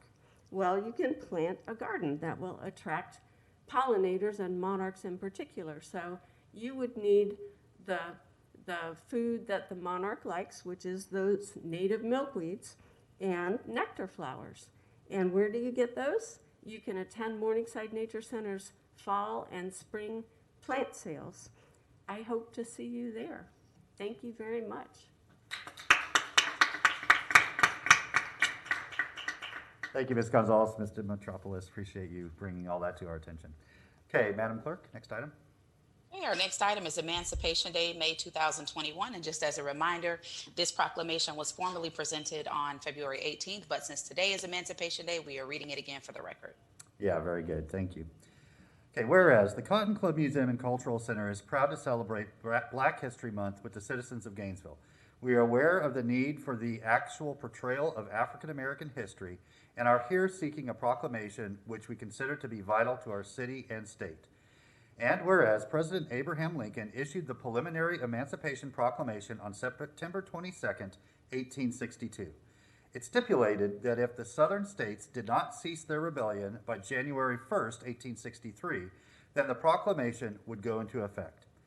And whereas when the Confederacy did not yield, President Lincoln issued the final Emancipation Proclamation on January 1st, 1863. And whereas emancipation in the state of Florida was proclaimed by General Edward McCook in Tallahassee, Florida on May 20th, 1865, 11 days after the end of the Civil War, and more than 2 years after the Emancipation Proclamation was issued by President Lincoln. And whereas on June 19th, 1865, Major General Gordon Granger of the Union Army arrived in Galveston, Texas, and informed the enslaved people that the Civil War had ended and slavery had been abolished. And whereas Texas and Florida became the last two states to read the Emancipation Proclamation to their people, Galveston, Texas began its celebration, and cities all over our nation joined in recognition of it being the last state to hear the reading. Citizens of Florida also began celebrating May 20th in their schools and communities. Now, therefore, I, Lauren Poe, by the authority vested in me as the mayor of the city of Gainesville, do hereby proclaim May 20th, 2021 as Emancipation Day in the city of Gainesville, and invite all of our citizens to join me and communities all over the state in officially celebrating May 20th as Emancipation Day in the state of Florida. In witness whereof, I have here to set my hand and cause to be affixed the official seal of the city of Gainesville, Florida, this 9th day of February, 2021. And yes, that deserves some applause. So with that, on May 20th today, this morning, actually, we kicked off a journey to Juneteenth. So this is a month-long celebration that the city of Gainesville is hosting along with other community partners that will lead up to June 19th, Juneteenth Day. And you just got a little bit of context there of why that month journey is so important between May 20th, Emancipation Day in Florida, and June 19th, when the soldiers reached Galveston, and that became the sort of date of celebration. So we encourage you to check the city's website and other social media feeds to look at different events that you can participate. There's stuff for grown-ups, there's stuff for kids, there's everything in between. Some of it fun, some of it very serious and somber. And so hopefully you can at least find one of those things to participate in with your family in acknowledgement of the path towards full citizenship and emancipation. So thank you, and Madam Clerk, if you'll please introduce the next item. Absolutely. Our next item is RE-1, revision to the City Commission rules. A resolution of the City of Gainesville, Florida. Actually, Madam Clerk, I'm sorry to interrupt. Could we, if it's okay with the commission, could we take an item out of order because we have family here, and although they might want to spend the entire evening with us, I'm guessing they don't. Would it be okay for us to take up RE3? You're probably on top of it. Yeah, RE3, dual naming Southeast Second Place to Maryland Wallway. Is that okay with the commission? Okay, so Madam Clerk, let's read that one in first. Absolutely. RE3, resolution to dual name Southeast Second Place to Maryland Wallway. This with the recommendation that the commission adopt the resolution. Am I going to do that?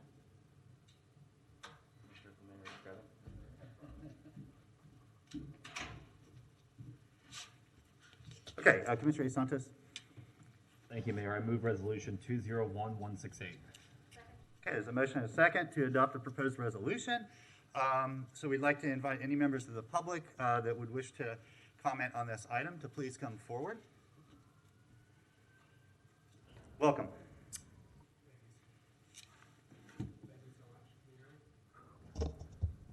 Thank you so much.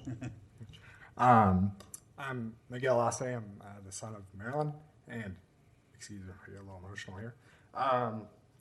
First off, thanks to the mayor and the city commission for hearing this resolution and voting on it. As you may know, we lost my mom on March 9th with her battle with Parkinson's. The outpouring of support from the community has been absolutely phenomenal and way beyond anything we expected. My mom was not one to seek recognition. In fact, none of our family thought renaming a street was possible. So hats off, thank you to Greg Hash, one of our fellow co-founders, for putting all this in motion and bringing us here today. Many, many thanks from my family and myself. My mom loved nothing more than her family, the Hippodrome, and having the opportunity to live in a city like Gainesville and share her art with the city and its citizens. So we're very excited at the opportunity to honor her memory and contributions to the Gainesville art and Gainesville art community, and thank you so much. Thank you. Thank you so much for being here with us, too.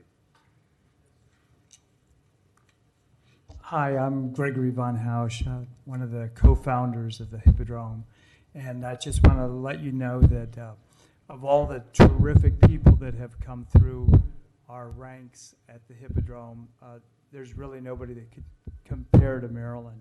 I think she's one of the finest examples of Gainesville. Free spirit, exceptionally artistic, giving, caring, and one of the funniest people I've ever met in my life. So I'm deeply indebted to the commission for approving this, and thank you very much. Thank you. Anybody else like to make any comments? Larry, do you have anybody on the phones that would like to comment on this item? Larry's not with us this evening. It's me, Mr. Mayor, Adam Sussman. And no, we have nobody on the line at this time. So it's yours. Thank you so much. So I'll come around here.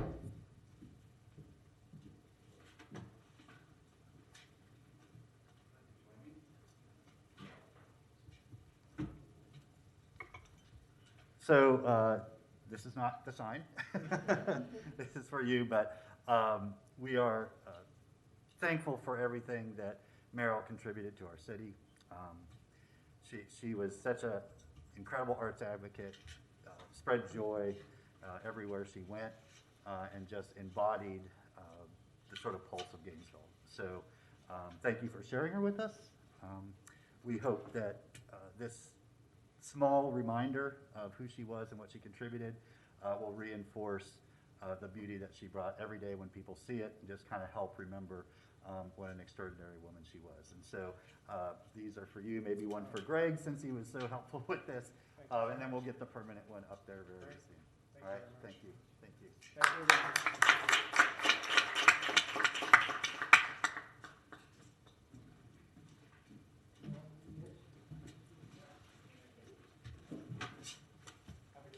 Thank you. Thank you so much. Okay, with that, we'll move to a roll call vote. Commissioner Duncan Walker. Aye. Commissioner Ward. Aye. Commissioner Johnson. Aye. Commissioner Hayes Santos. Aye. Commissioner Ariola. Excuse me. Aye. Commissioner Sacco is absent, and Mayor Poe. All right, that motion passes 6-0 with Sacco absent. Okay, next item, please. Would you care for me to go back to RE1? Yes, ma'am. All right. RE1, revisions to the City Commission rules. A resolution of the City of Gainesville, Florida, amending and restating the rules of the City Commission, providing a repealing clause, and providing an immediate effective date, with the recommendation that the Commission adopt the proposed resolution. Okay, thank you, Madam Clerk. I asked for this to be placed on the agenda. I think in my explanation when I did that, when we had our temporary emergency rules, the amount of business the city was dealing with was much less. We were really trying to just deal with emergency items. We are clearly not in that mode anymore. We are not only dealing with the normal business of the city, but trying to, I think, play catch up over the last year and a half. So I wanted to hopefully get the commission support for returning to our original rules with a couple modifications. The first is the new approach towards public comment, which will be at the beginning of each meeting, but allowing people to voice record public comment, as well as call in and then speak in person, as well as to participate virtually with public comment for items. Those are the two big changes from before, but other than that, sort of getting back to business as usual. Ms. Shalley, is there anything you wanted to add to that? Yes, thank you, Mayor. The other thing that I went ahead and included in here, on April 15th, you all gave direction to revise the rules to provide a process for advocacy resolutions to move forward. So you'll see in Rule 11, there are now two categories of resolutions, one of which is advocacy, and then the other is binding resolutions. And the main distinction being that individual commissioners can put advocacy resolutions on, and those don't require legal approval because they don't bind the city. And then obviously the second category of binding are the types of things like accepting grant agreements and things of that nature. Yeah, very good. Thank you, Ms. Shalley. Okay, so with that, we'll turn to Commissioner Santos. Thank you, Mayor. I'm supportive of the changes, but I have a couple questions. How, I don't know if it's for the city attorney or city clerk, how on the agenda will it differentiate between the advocacy resolution and the binding resolution? Will it be AR1 and BR1, or how will we know that? We'll add in another category to our template. Okay. It may read NBR for non-binding resolutions, and then resolutions will remain as they are. Okay. And then the other question is, so the advocacy resolutions, it says that it's ones that are not supposed to bind or do all of these things. I guess who's going to check that that's actually the case? Is that, or it doesn't get checked, or because there are some things that are excluded from being allowed to be in there. I'm wondering how that checking process works. I would say certainly if any of you commissioners who are preparing those type of resolutions with your staff assistant, if you have any question about that, I'm happy to take a look at it and let you know, my opinion on it. Okay. Thank you, Mayor. Okay. Seeing no other lights, anybody want to make a motion? So move to adopt the changes. Okay, motion to adopt resolution 101226. Is there a second? The second was by Commissioner Ward. We'll start in the chamber. Any members of the public wish to speak to the motion? Mr. Shepard. My name is Donald Shepard. I'm People's Representative, and I think this is a critical item in which to bring up today and at this time. Therefore, it is critical for me to be here at these meetings so that I can understand and I can take and hear what is being proposed in behalf of the city and behalf of the people. Therefore, I take and say that we need to interact this, and so I vote for this. Great, thank you, Mr. Shepard. And I have a question. Sure. Can a former mayor or commissioner make changes to this No. proposal? No. Why? No individual commissioner can make changes. First of all, you must be an elected member of this body, and then only through a majority vote can any changes be made. And what does that mean, majority vote? 4 out of the 7 of us have to vote in favor of something. Okay. So a former commissioner has no authority whatsoever over anything. Well, having to do with the city. They might choose what type of gas they want to put in their car, but that's Yeah. fine. Okay. The reason I'm asking these questions is because I have a lot of proposals in which I tend to take and interact in my term as a mayor to be,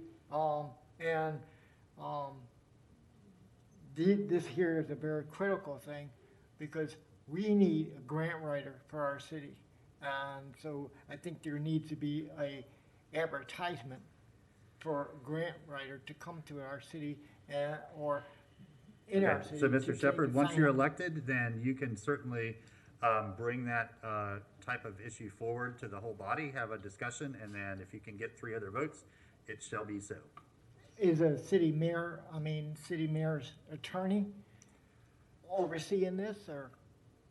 The attorney is there to give counsel to the entire commission, including the mayor, yes. Okay, my next question is, does each commissioner get represented by the city attorney? The attorney represents the entire city, including the city commission, yes. And also including the commissioners? Yes. I mean, the human rights and employees? Everybody. They represent the entire city. Okay, then in my last few minutes, I'd like to ask for that to be representation in Mrs. Marshall's behalf. Thank you. Yeah, thank you, Mr. Shepherd. Okay, Larry, over to you. I mean, Adam, sorry. Well, good. No, there are no members of the public on the line at this time. The floor is Okay, yours. we'll move to a roll call vote. Commissioner Sacco? Commissioner Ariola? Aye. Commissioner Desmond Walker? I'm sorry, I meant to say Duncan Walker. I apologize. Commissioner Ward? Commissioner Hayes Santos? Aye. Commissioner Johnson is absent, and Mayor Poe. Aye, that motion passes unanimously with Johnson absent. Madam Clerk, you have not yet called her Desmond Howard, as I've done multiple times, so you're ahead of the mayor. I'm really, haven't done it in a while. If I do, forgive me. I'm asking for pre-forgiveness. Okay, next item, please, Madam Clerk. Absolutely. Our next item is RE-2, Septic to Sewer Connect Free Resolution. A resolution of the City of Gainesville, Florida, amending and restating Resolution Number 160416, providing for the source of funding for the Connect Free program, providing the projects that are eligible to receive Connect Free grant funding, providing the criteria for each project to receive grant funding, providing for grant funding amounts, authorizing the city manager to administer the Connect Free program, providing an immediate effective date. All right, thank you. Mr. Hutton, you on for this? Sure, I am. Mr. Mayor, this is Rick Hutton with Gainesville Regional Utilities, and I believe I may have John Wachtel with Housing and Community Development here as well. So I believe, as you all know, the Connect Free program is administered by Housing and Community Development, but GRU and Housing work really closely together to implement the program. We are proposing some revision to the Connect Free resolution, particularly related to septic to sewer projects. And what has prompted this is we were very fortunate in the last couple of years to get a couple of good grants to help us with doing some septic to sewer projects. In particular, we got a cost share grant from a legislative allocation in 2020, last year, for $100,000. Which is a 50% cost share. And we also applied and were awarded a cost share grant from the St. Johns River Water Management District of up to $64,000. So later on this evening, I'm going to be presenting a business item asking the City Commission for permission to move forward with a particular project that will allow us to leverage that grant funding. That project will be for a particular neighborhood. We are needing to move forward with that project in order to meet some of the deadlines and the grants we've received. But in order for us to ask for permission to actually spend Connect Free money on this project, we had to do this little modification to the Connect Free resolution first. Also, in addition to that neighborhood that I'm going to talk about later, we might have a homeowner on the telephone line tonight, Mr. Fabulich, that his home is also, I think, a really good candidate for the septic to sewer grant program. What we are proposing to change in the resolution is to add a provision that for an eligible septic to sewer project, and I want to talk about what is eligible in a minute, but for an eligible project, we will be able to spend Connect Free funds for on-site plumbing. So what I mean by on-site is work on the customer's property, to be able to do that without having to meet an income eligibility requirement. So what I mean by that is normally with the Connect Free program, it will only allow Connect Free funds to be used for work on a customer's property if the customer meets low or extremely low income requirements. The reasons we are asking for the ability to use the money without having to meet that particular requirement is one is it will allow us to provide local match in order to leverage these grants. And then two, what we find is, where we're targeting septic to sewer projects in areas where you have a septic tank near a creek that's causing a problem. Oftentimes, those are the ones that are the most difficult to connect. And so one of the things that we're finding we're needing to do to try to execute these projects is to use, and I'll try not to get in too much detail, but what they call grinder pump systems. And those systems, actually a lot of the cost is associated with the construction that you have to do on the homeowner's property. So that is why we're asking, for the ability to use the Connect Free funds for these situations. What's contained in the resolution, though, is there is a eligibility requirement. So we only are asking for this ability if there are two criteria. Both of them have to be met. One is that it's a project we're trying to leverage some grant funding with, and we're using Connect Free funds as a local match. And two, it has to be a situation where the Department of Health or Alachua County Environmental Protection Department have identified where there is a either confirmed or high potential of impacts to a creek. So we wanted to make sure that eligibility is pretty narrow because we don't want to make it wide open for everybody to be able to use Connect Free funds on the customer's property, but just in these situations. So we, staff worked with the city attorney's office to make their proposed revisions to the resolution. City attorney's office did some general cleanup of the resolution just to make it sort of read better and be easier to understand. But other than that, there's no material change other than what I described. There is the charter officers, and this is mentioned in the agenda item, charter officers are doing some additional review of the resolution, and we anticipate bringing some further revision to the resolution later. But we particularly wanted to come to you tonight because we're going to be wanting authorization to move forward with these particular projects in order to meet grant deadlines. So that's all I have to say, but I'll be happy to answer any questions. Okay, thank you, Mr. Hutton. Commissioner Santos. Thank you, Mayor. I move resolution 201230. Motion by Commissioner Santos, second by Commissioner Ward to approve resolution 201230. Commissioner Sacco. Thank you, Mr. Mayor. So I have a question. So I'm looking at the resolution and I'm looking at the program versus the program criteria, and the program has 3 categories of eligibility, and A and B fall into that first criteria, and C falls into the second. Could you explain to me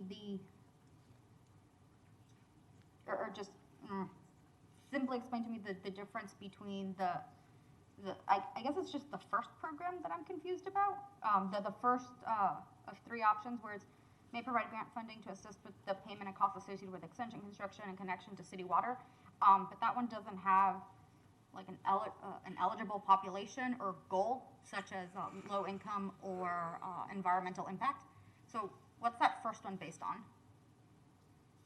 So I believe, and you're referring to in Number the Connect 2. Free resolution, item 3, where it says the Connect 3 program criteria. Commissioner, is that what you're referring to? Yeah, number 2 and number 3, because number 2 has the, I guess, the 3 situations in which you could do it, but then number 3 puts 2 categories in A and 1 category in B. And I'm interested in category 2A because it just seems open to anyone, but I can't imagine that it is. So could you explain the, I guess, the project criteria for 2A? Okay.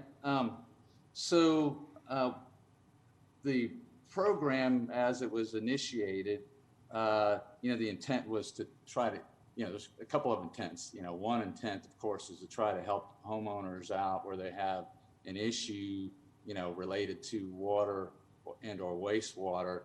The other, so obviously we're trying to help customers, but another thing too is there's a benefit of, connecting people to city water and sewer because then they become customers. And so the way the program has operated is that we can provide connection. It can provide connection to, prevention to city water and sewer. In the past, there has not been necessarily an income eligibility requirement that you had. It was available to people that are not only low income. Now, the prioritization has been to prioritize funds to situations where they're either low income or there's a public health issue, and particularly if you have both of those situations, it's been prioritized to that, but it has not been necessarily limited to where you have to be low income to participate. Okay. Does that kind of answer your helped. question? I think it was the first part that helped the most. We were just trying to do it to get new customers and fix front septic too. So we're good. Yeah, thank you. Okay, thank you. Okay, thank you. So any members of the public that wish to speak to this? We'll start with anybody in the chamber. Mr. Shepherd? Representative, and I think this is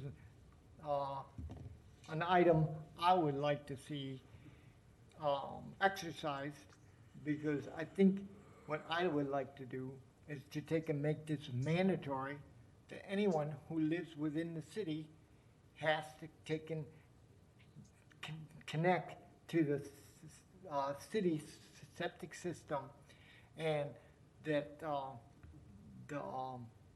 this program may or may not help the individual homeowner in behalf of this, but I think it's an item of action that needs to take place so that anybody who is living in the city takes and is connected to it. This is why we have this city sewage system, and it'll help fund our public works towards the renewal of this in years to come. So these are ideals that I had, and I'm learning today that there's connect-free money and there's resolutions that we can use to help people to get connected to this program. And I think this is an excellent ideal. So I vote for it. Thank you. Thank you. Adam, over to you. Mr. Mayor, there's nobody on the lines at this time. Floor is yours. Okay, thank you. Back to the commission. Commissioner Ward. Thank you, Mr. Mayor. Very briefly, I want to take this opportunity to remind everybody while we're on the topic that in the city limits, there are about 2,000 septic tanks. 2,000 septic tanks. That's residences not connected to our GRU sewer system. And throughout the GRU service area outside the city limits, about another 4,000. And those are very broad numbers, but lest anyone thinks that it's rare that someone is not connected to our sewer system, be aware, 2,000 inside the city limits and another 4,000 outside the city limits within our service area. And those are spread across every property value, from some of the poorest neighborhoods in our service area and in our city to some of the absolute wealthiest. It is a thing that we try to chip away at consistently, but have not been able to address in any kind of major way. Mr. Hutton is one of the absolute experts on this anywhere. We are lucky to have him and other folks at GRU, as well as some city public work staff who have worked on some of this as well. And it is an issue for our city, and something that we need reminding of now and then. Thank you. Commissioner Santos. Thank you, Mayor. And to Commissioner Ward's point, the vast majority of those are in our creeks, or they're along properties that touch creeks or areas where water goes down through too. Okay, move to a roll call vote. Commissioner Hayes Santos. Aye. Commissioner Ward. Aye. Commissioner Sacco. Aye. Commissioner Walker. Aye. Commissioner Johnson is absent. Commissioner Ariola is absent, and Mayor Poe. Aye, that motion passes unanimously with Johnson and Ariola absent. Next up, Commissioner Hayes Santos. Okay. Go ahead. Next item, Madam Clerk. Okay. Next item is RE-4.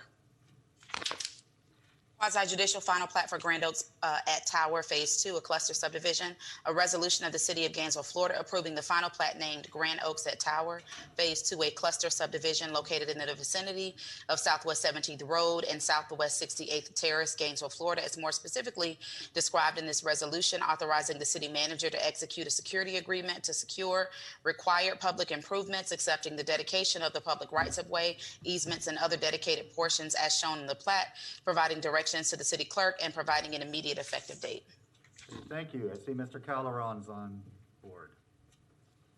Mr. Mayor, members of the commission, good evening. This is Lawrence Calderon with the Department of Sustainable Development. This petition, as you see reflected as 2109, is the final plat for Phase 2 of the Grand Oaks subdivision. And Grand Oaks subdivision is located on the west side of town, west of I-75. As you can see, I-75 here, and 20th Avenue goes across I-75 and comes to Tower Road. So the development is in here. Part of it is commercial, which fronts here, and then the remainder of it is single family, and there is also a multifamily phase development. It would include approximately 96 lots for that development.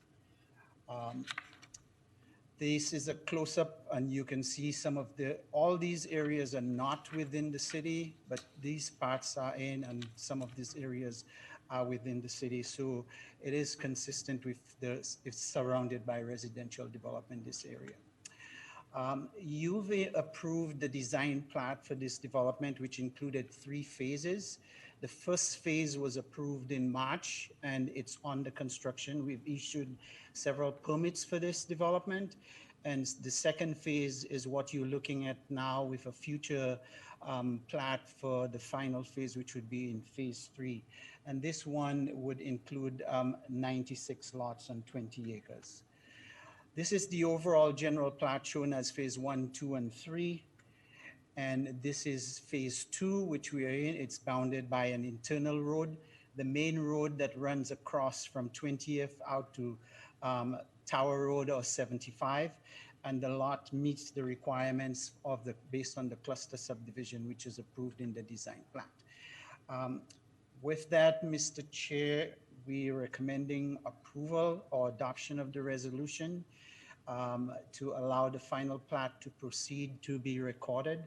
The bond and all of the security have been placed, and the applicant has 12 months to build the improvements. I would be happy to answer any questions that you have, Mr. Chair. Okay, thank you. Do we have any presentation from the applicant?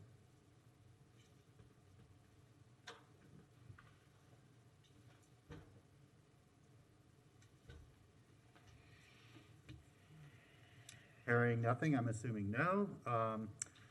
So before we get a motion, we'll go out for public comment. Any members of the public wish to comment on this proposal? On this resolution? Mr. Shepard.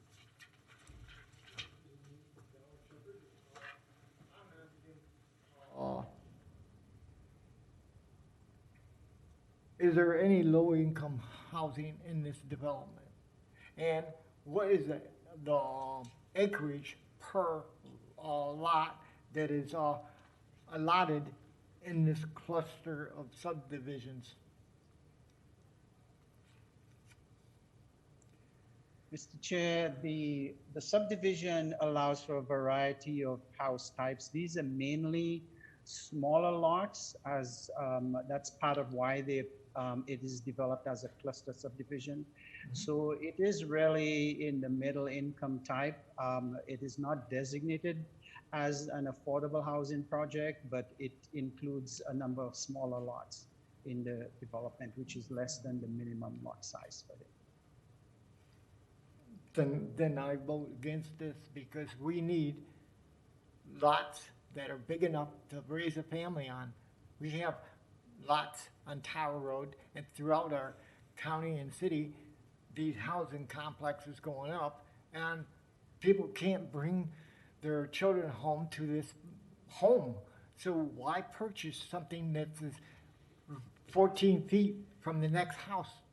Or how is the fire inspection going to pass this as a subdivision when the fire can jump from one house to the other? So no matter if you're home or what, if the neighbor has a fire in their house, bam, your home's gone too. The whole project is gone within a fire expedition. So I'd like a fire chief to take and look over this document and before we take and approve this, and we need to stop these kind of approvals in our city of these contractors building these type homes. Because if you go on the project on Tower Road and throughout these projects, you see that they are too small to raise a family. Maybe for elderly people where, you know, you have grandkids to come, you can't even let your grandchild go outside to play because there's no lawn in the front yard or the backyard. So what's the sense of building a house? What's the sense of supporting something of this action before our city? I think these subdivision people need to take and think about it through the eyes of the public and the families that are, as they would say, want to buy these homes. If I was a banker, I wouldn't provide any income to these people because therefore these houses are too close together. So we need to take and have an acre of land. Thank you, Mr. Shepherd. Your time has expired. Yep, Adam, over to you. Anybody on the public line? Thank you, Mr. Mayor. No, there's nobody on the public lines at this time. Okay, back to the commission. Commissioner Hayes Santos, you want to make a motion? Ban all permit straw. Move resolution 201078. Motion by Commissioner Hayes Santos, second by Commissioner Ward to adopt the proposed resolution. Madam Clerk, that's a roll call vote. Commissioner Sacco? Aye. Commissioner Ward? Aye. Commissioner Ariola? Aye. Commissioner Hayes Santos? Aye. Commissioner Johnson is absent. Commissioner Duncan Walker? Aye. And Mayor Poe. All right, that motion passes unanimously with Johnson absent. Next item, please. Next item is RE5, resolution to adopt the 2021 Alachua County Local Mitigation Strategy Plan, including items specific to the City of Gainesville. A resolution of the City Commission of the City of Gainesville, Florida concerning the City of Gainesville's portion of the Alachua County Local Mitigation Strategy Plan and providing an immediate effective date. Okay, thank you very much. Mr. Feldman? Thank you, Mr. Mayor, members of the commission. This is a... Mr. Feldman, your volume's a little low there.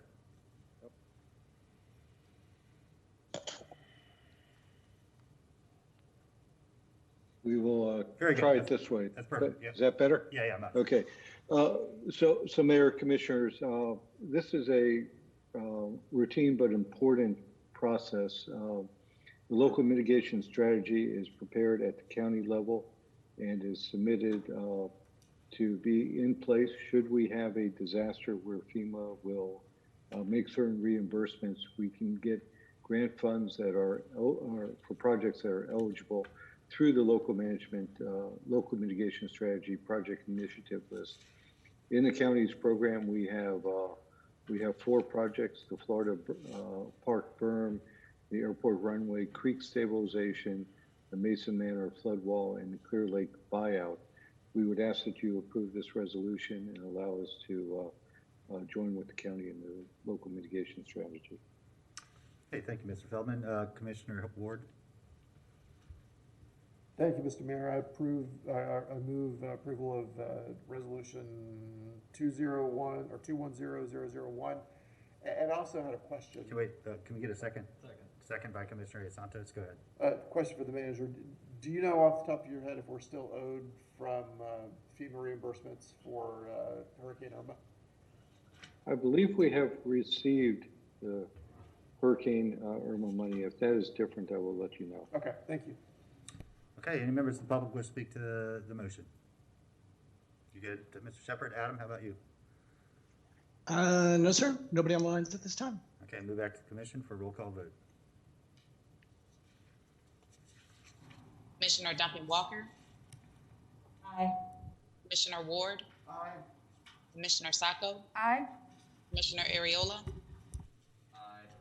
Commissioner Johnson is absent. Commissioner Hayes Santos. Aye. And Mayor Poe. Aye, that motion passes unanimously with Johnson absent. Next item, please. Okay. Our next item is actually a BD7.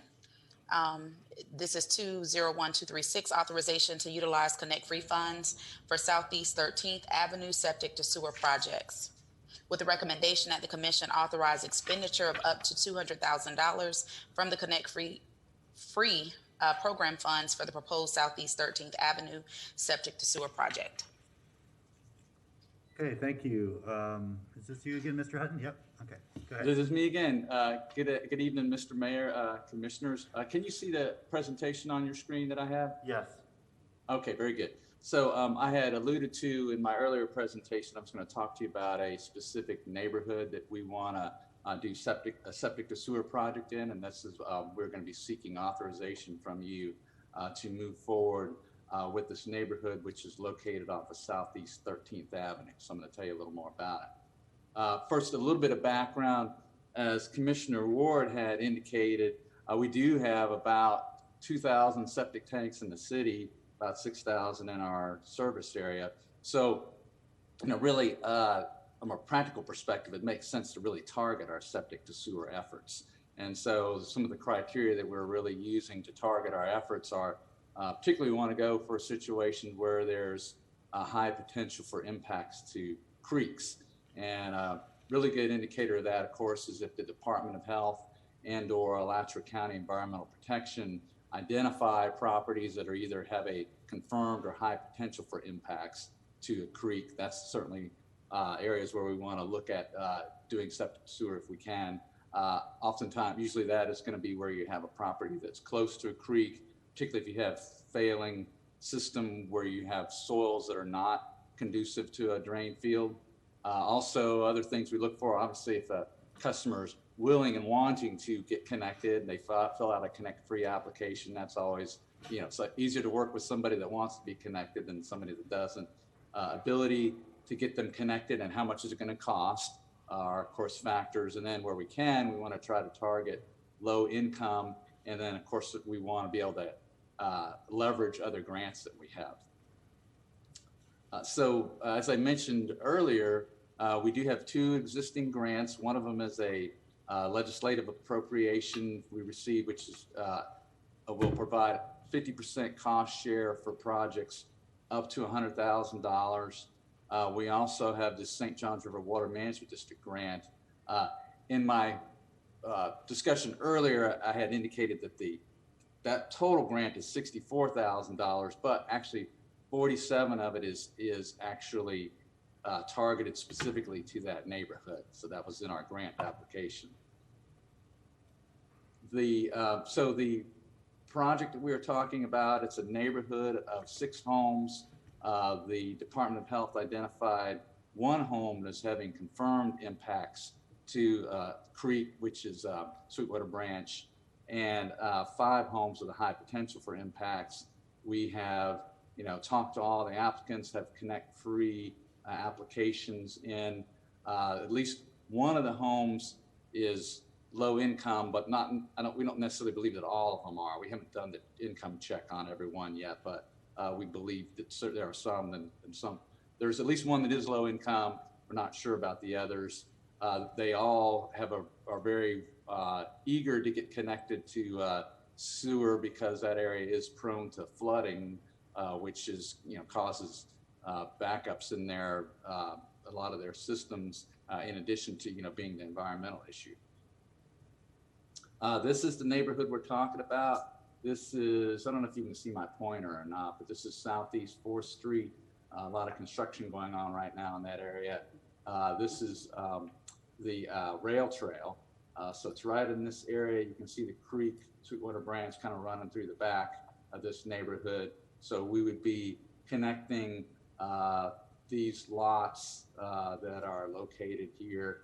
This lot is one of them we're connecting to that has the confirmed impacts to the creek. Oh, and this, sorry, this is kind of giving you the big picture project site. So it's in Southeast Gainesville. So this project, there are some challenges to this area. We are going to have to use what we call a low pressure grinder pump type system. We normally like to serve people with gravity sewer, but it's not possible to do that in this situation.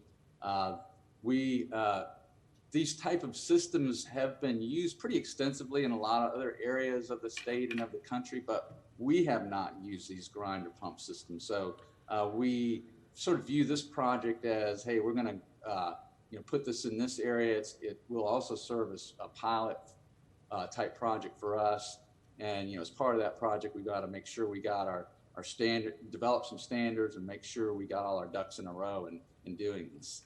We estimate the total cost of the project to be on the order of $200,000 to $300,000. We, of course, as I mentioned earlier, we expect to leverage both the St. John's grant and the state grant. So presumably what we would have to rely on Connect Free funds would be significantly less than that. One of the provisions of the Connect Free resolution, though, is that any project that is over $50,000, we need city commission approval to do. So that's why we're bringing this forward to you this evening. So what our recommendation is for the city commission to authorize us to expend up to $200,000 from the Connect Free program funds for the proposed Southeast 13th Avenue septic sewer project. And that concludes my presentation. Okay, thank you, Mr. Hutton. You can pull the presentation down. Okay, are there any questions of the commission, or is there a motion? Commissioner Duncan Walker. Yes, sir. I just wanted to, and you may have mentioned this, I apologize if I missed it. How did you identify the neighborhood that you all are targeting? So it was originally identified that we were first contacted by the Department of Health about this particular, I think I mentioned the westernmost residence was the one where they were seeing confirmed impacts to the creek. So the Department of Health had first contacted us about that property, and they had also, the property owner had filled out a Connect Free application.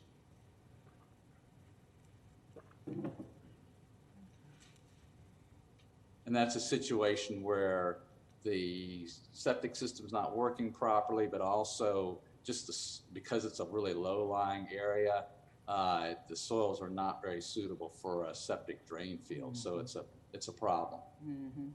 Have all of the other, I think you said 6 homes have been identified in the area. The other 5 homes have filled out applications as well? Well, we don't have applications for all of them, but we have talked to all of them about it. Okay. And,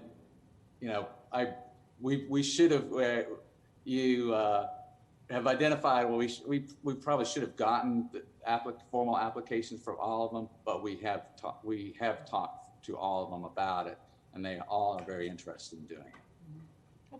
right, thank you. Commissioner Sacco? Thank you.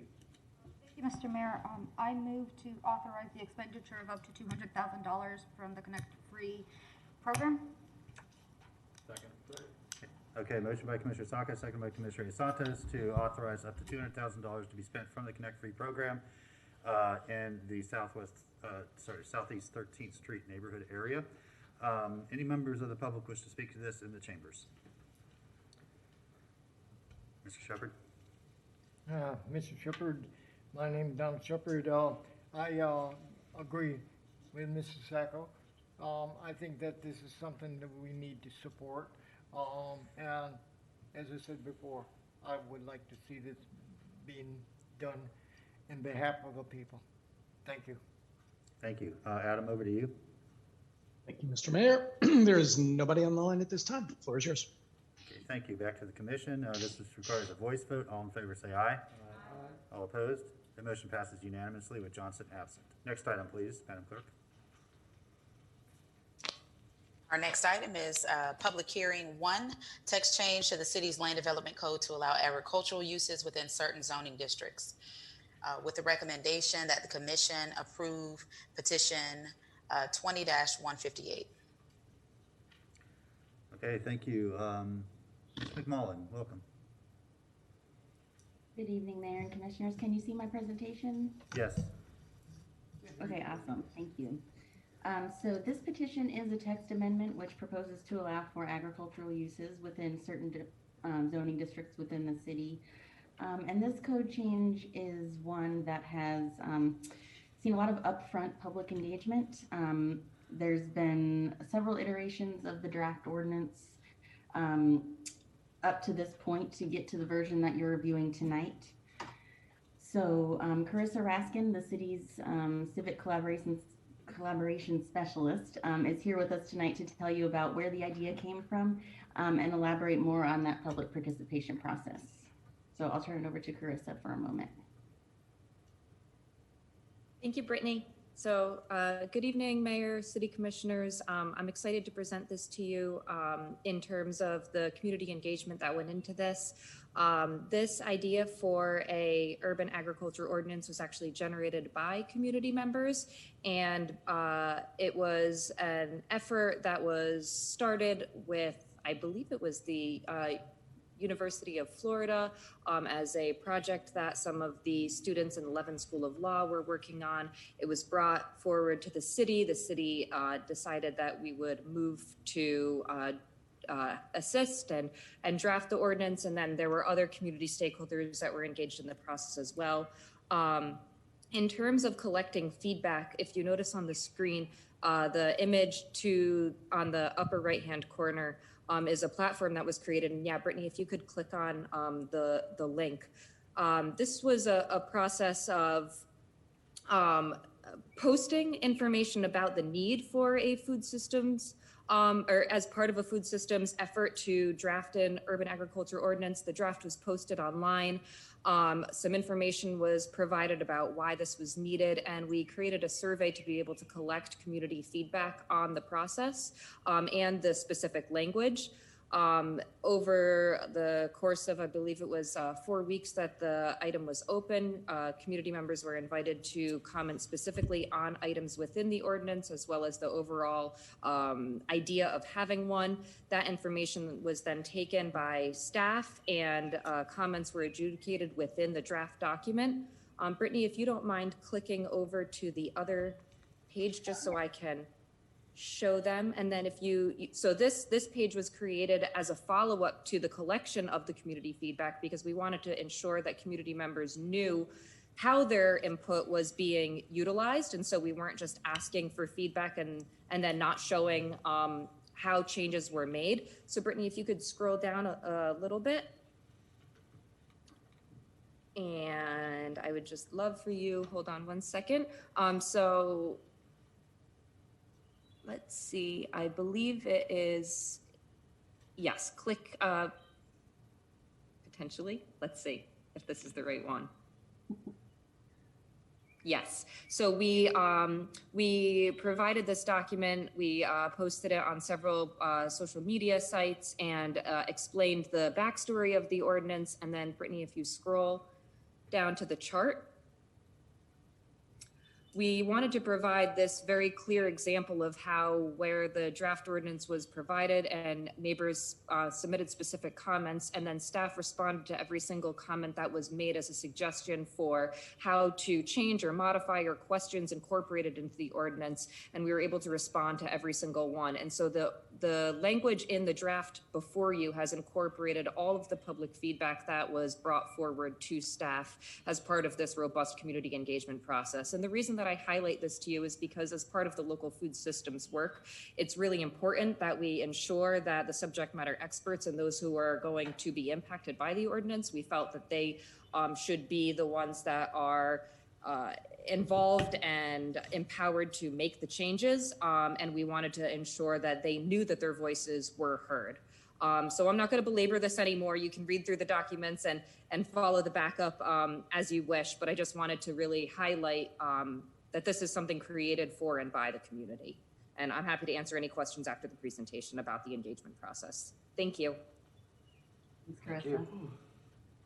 All right, so back to the presentation. Oops, oh no, I just lost it. Give me one moment. Sorry, I just lost it there for a moment. Okay, are you seeing the presentation again? Yes. Okay, thank you. With that background, I will outline what the ordinance would actually do and what it would allow. So the text change would introduce 3 new allowable uses within the city. They would be market farm, market garden, and subsistence garden. So the order that these are listed in, you can sort of think of as the levels of intensity. So the market farm is going to be the most intense use, the subsistence garden the least intense. So the market farm would be land used for the primary purpose of growing agricultural products for wholesale, direct to consumer sale, or combination of the two. The ordinance would require that a market farm shall not exceed 5 acres in size unless a special use permit were granted. A market garden would be land used with the primary purpose of growing agricultural products for direct to consumer sale. And the ordinance would require that a market garden shall not exceed 1 acre in area. And the subsistence garden would be the land use with the primary purpose of growing agricultural products for donation or consumption. And the ordinance would specify that if the revenue is used exclusively for the support of the garden, the subsistence garden shall be permitted to sell agricultural products. So this would include things like community gardens, accessory gardens, and education gardens. So here are some snapshots of the permitted use tables for the transect zones, the mixed use and non-residential zoning districts, the residential zoning districts, and the special zoning districts. And I will show you a map, a visual representation of this in just a few moments. But just to sort of outline the impact on some of the different zoning districts. So for the least intense use, the subsistence garden, that would be permitted within all of the zoning districts highlighted here in yellow. So they'd be allowed anywhere from single family zoning to mixed use zoning to industrial zoning. Market gardens would be allowed by special use permit in residential districts, but they'd be allowed by right in all mixed use and non-residential districts, transect zones U3 and above, residential conservation and mobile home, multifamily, and special districts aside from conservation. And then lastly, market farms, the most intense of the uses would be allowed within the U4 through DT transect zones, most of the mixed use and non-residential zoning districts, mobile home and multifamily zoning, and the special districts, of course, the agriculture district, as well as education, medical services, and public services. And a special use permit would be required for all other zoning districts. So there will be use standards in the code that are necessary in order to regulate these uses. And these are the proposed standards that are written into the draft at this time. So in general, if a garden or farm is to exceed 5 acres in size, a special use permit would be required, as I previously mentioned. Other things that these regulations cover are irrigation should use water conservation techniques. There needs to be avoidance of the collection of water in which mosquitoes may breed. Public areas must be accessible to persons with disabilities per ADA. And there should be a limitation on the hours of operation for uses that generate noise or traffic. And then finally, maintenance standards regarding storage of equipment and trash are specified. So these maps give you an idea of what things currently look like in the city in terms of areas that have been identified as having agricultural property use designations. And the map on the right shows you the areas which are actually zoned for agricultural uses. So as you can see, very few areas within the city. So this map here shows where all of the different agricultural uses would be allowed if the ordinance were to be adopted in its current form. So all of the areas that you see in green here would allow some sort of agricultural use to varying degrees. So this is just a visual representation of what I had shown you on the tables there. So with that, staff recommends that the commission review the proposed text change to the city's land development code to allow for agricultural uses within various zoning districts and provide comments and direction. Thank you, and I'm available for any questions. All right, thank you, Ms. McMullen. We appreciate that, and you can take your screen share down. Yep, thank you. Commissioner Hayes Santos? Thank you, Mayor. I move petition PB 2158 TCH. Okay, motion by Commissioner Hayes Santos, second by Commissioner Sacco to adopt the proposed petition. Commissioner Ariola. Yeah, can I just say how cool this is and how grateful I am that we're able to get this before us.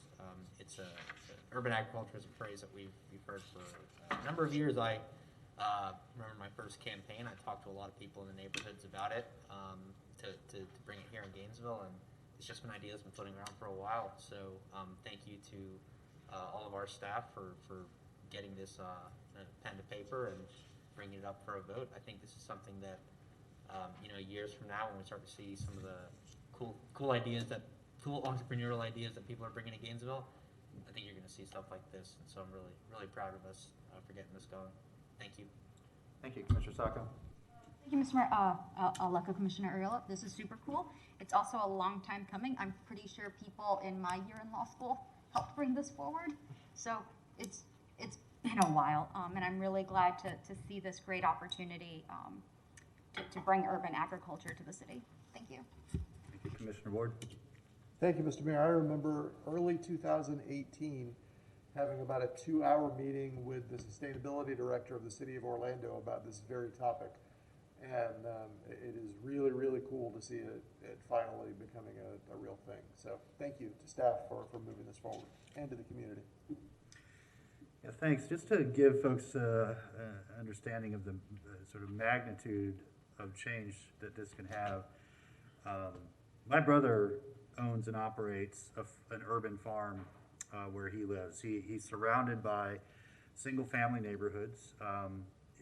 His property was once probably on the outskirts of town, but now is in the sort of middle of a newer development, single-family development.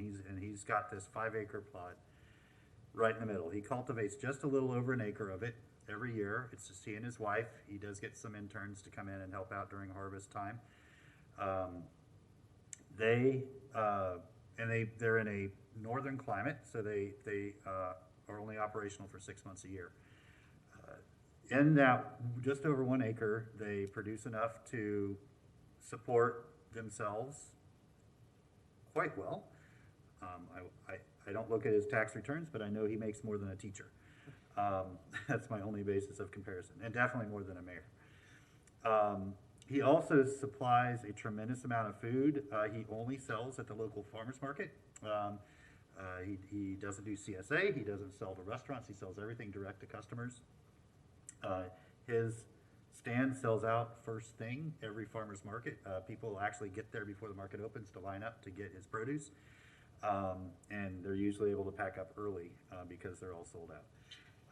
That's just two people in an urban farm that are not only earning a good living, but an environmentally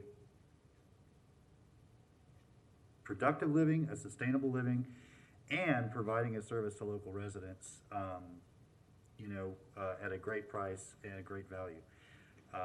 And so it just shows what can be done, and I'm really excited, and I hope when our different neighbors around the city start hearing about people wanting to do this in their neck of the woods, they embrace it with open arms. They acknowledge the great benefit that this can bring to not just their neighborhood, but their city. And it's seen as something that really enhances the value of our community, because I've seen that absolutely happen with my brother, his farm, and their city. So with that, we'll open it up for public comment. Anybody in chambers? Mr. Shepherd?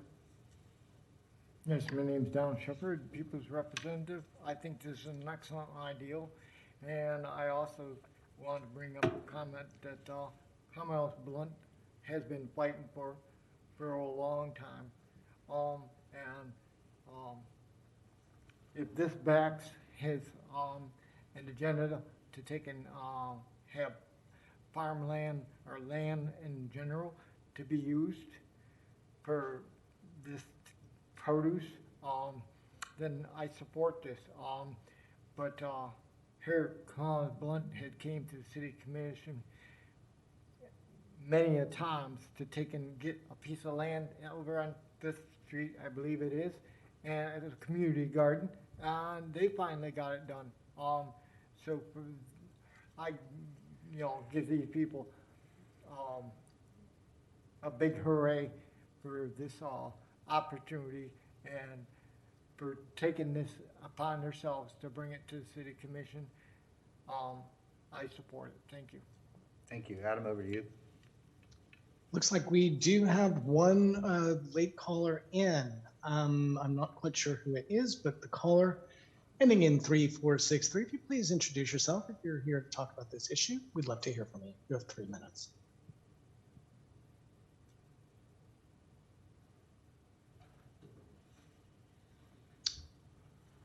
Caller ending in 3463, you out there? I believe it's Maureen Ruchley. Maureen, you have 3 minutes.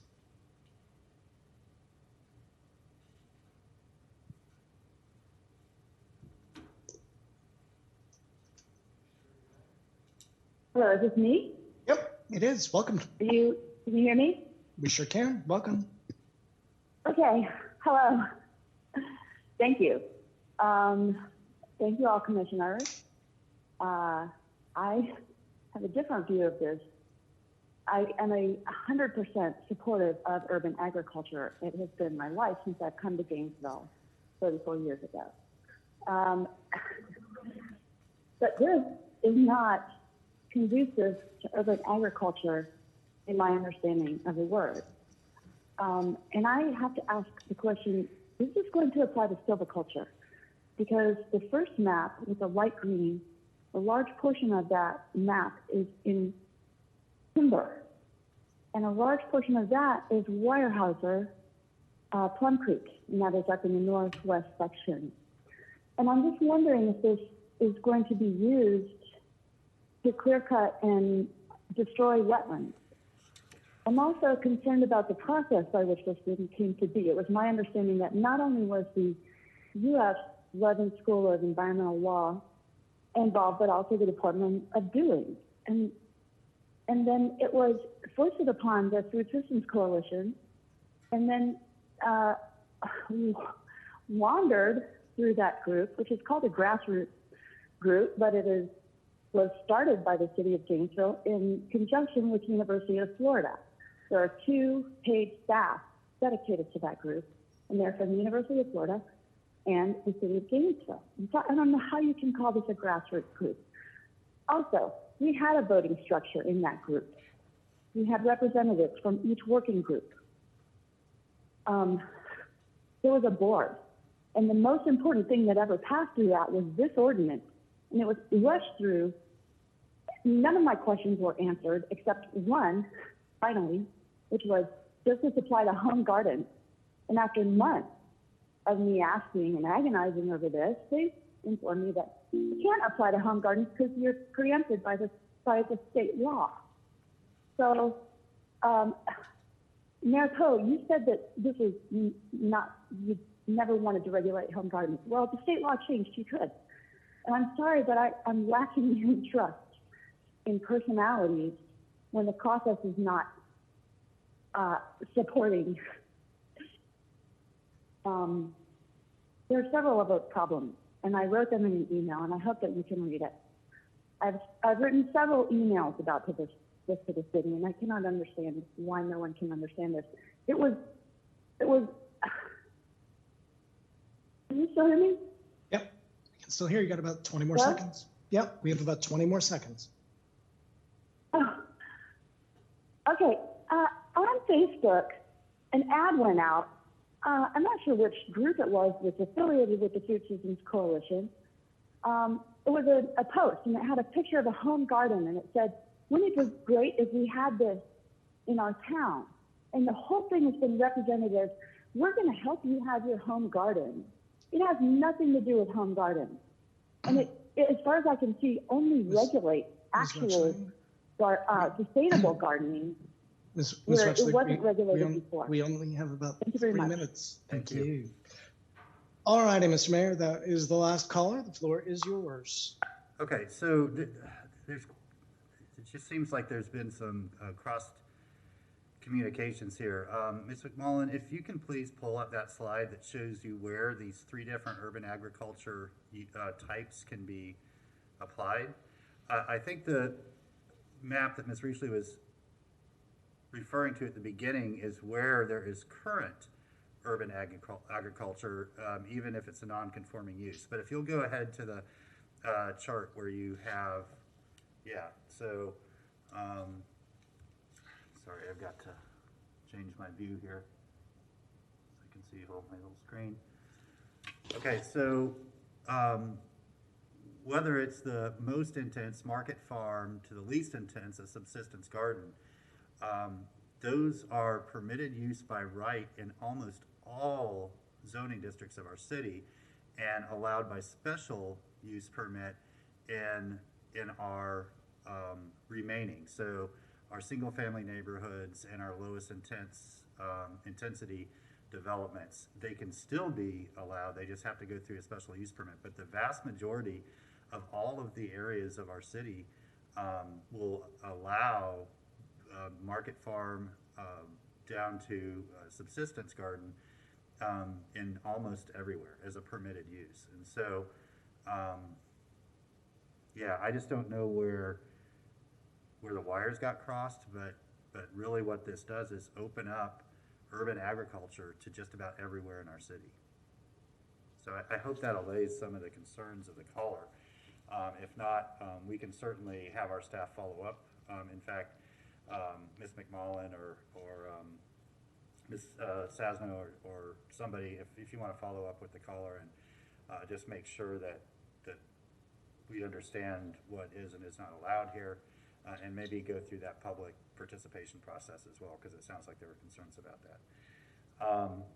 Okay, so let's go back to the commission, and we'll go ahead and do this on roll call vote. Commissioner Hayes Santos? Aye. Commissioner Ward? Aye. Commissioner Sacco? Aye. Commissioner Duncan Walker? Aye. Commissioner Johnson is absent. Commissioner Ariola? Aye. And Mayor Poe. Aye, that motion passes unanimously with Johnson absent. Next item, please.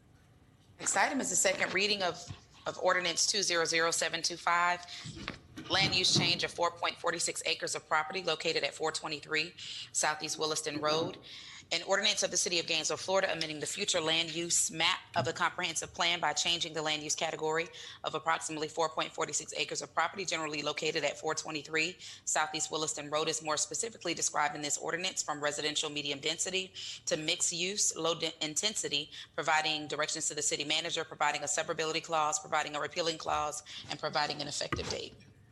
Thank you, Commissioner Ariel.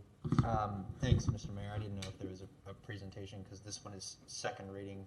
So I'm ready to move ordinance number 200725 on second reading by title only. Second. Motion by Commissioner Ariola, seconded by Commissioner Santos to adopt the proposed ordinance on second reading by title only. Any members of the public wish to speak? I'm sorry, Ms. Shelley, go ahead. Hi, Mayor and Commissioners. Thank you. This is actually, it's placed in the second reading category only because that's the one that fits. This is a small scale land use ordinance, and so it allows the commission to adopt it on a single reading and hearing. So you might want to hear if planners do have a presentation to make, because this is the only time this ordinance will come before the commission. Sure, let's do that, Ms. Shelley. And just, we don't need to do it right away because we just amended our rules. But next time we do adopt our rules, if we can make a note, let's put a place for small scale land use, just so it's clear what those are, because those always get me as well. I was going to ask why we have Andrew just gave me the thumbs up that we can do that. I think the clerk can do that simply as a matter of the categories in Legistar. Okay. So perfect. Yep. Thank you. But nonetheless, let's go over to staff. Andrew, who we got? Mr. Mayor, Andrew Persons, Director of Sustainable Development. We actually have Nate Chan, but I think he's in the other group. So if the clerk's office wouldn't mind moving him over.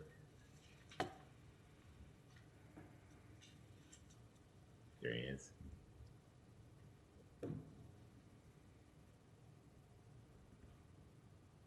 Hi, good evening. This is Nathaniel Chan with the City of Gainesville Department of Sustainable Development. You can hear and see me? Gotcha, fine, yep. Awesome. Thank you, Teams, Microsoft Teams. Okay, let me share my screen really quick.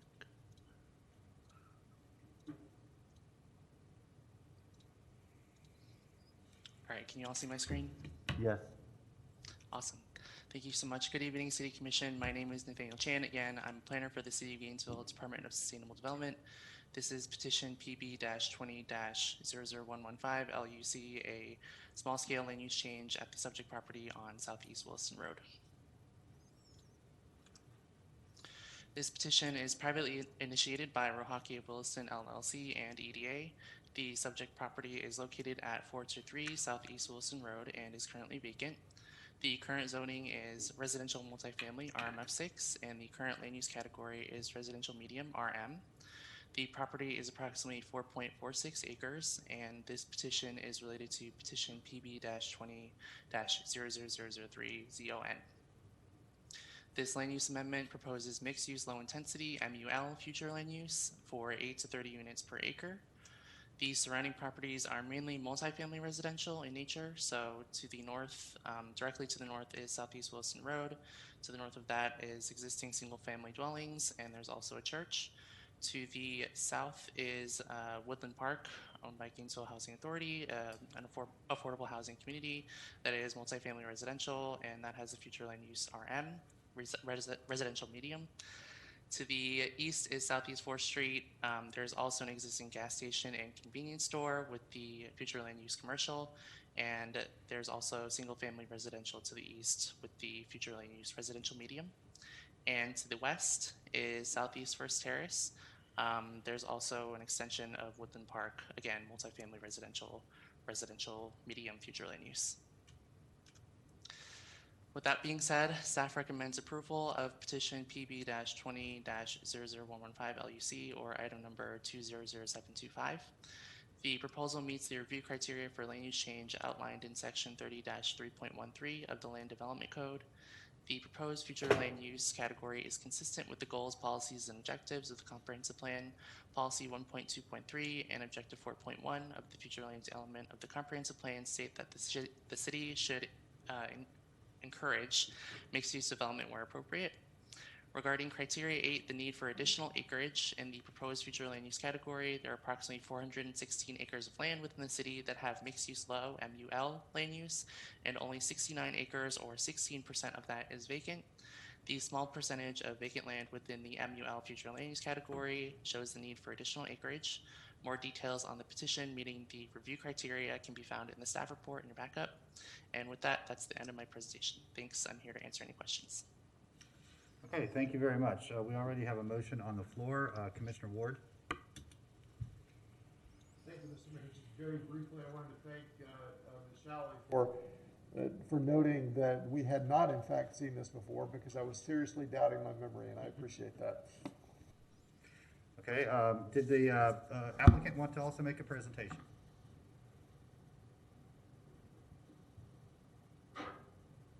Good evening, Mr. Mayor and Commissioners. Amelia Lazzari with EDA. I just have a few brief comments and a PowerPoint presentation. I'll share my screen at this point.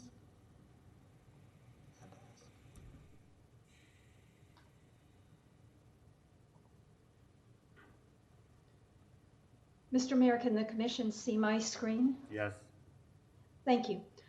Just a few points related to this. As Mr. Chan pointed out, this is on Southeast Williston Road and Southeast 4th Street. This is the Gainesville Housing Authority Woodland Park development. There is a gas station here with a convenience store, but with the exception of that, there are very few services or non-residential uses to serve the residential, the multifamily here, and some of the single family in the other areas.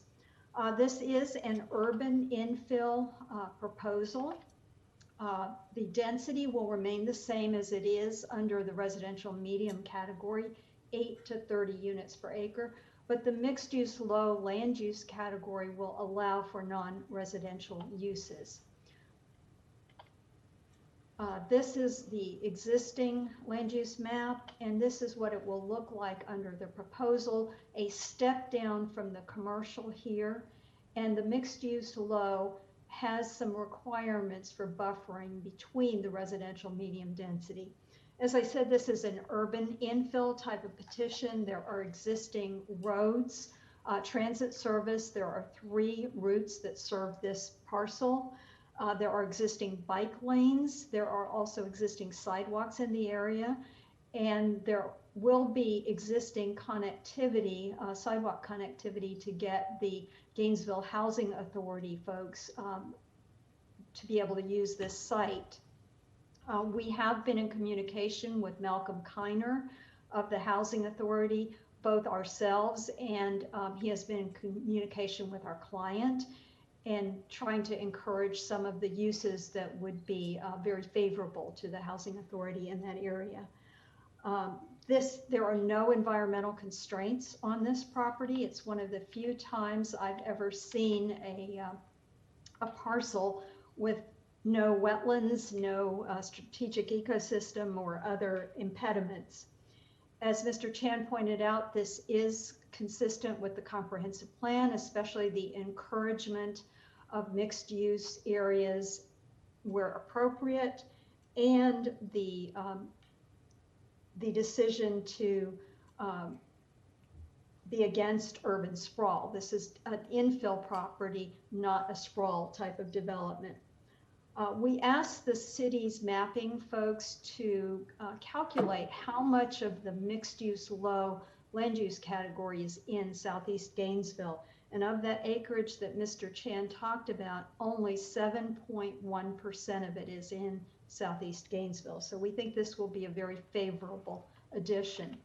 And with that, I'm going to conclude by asking you to approve both the petition and the ordinance. It's petition PB 20-115 LUC and ordinance number 200725, and I'd be happy to answer any questions. Okay, thank you.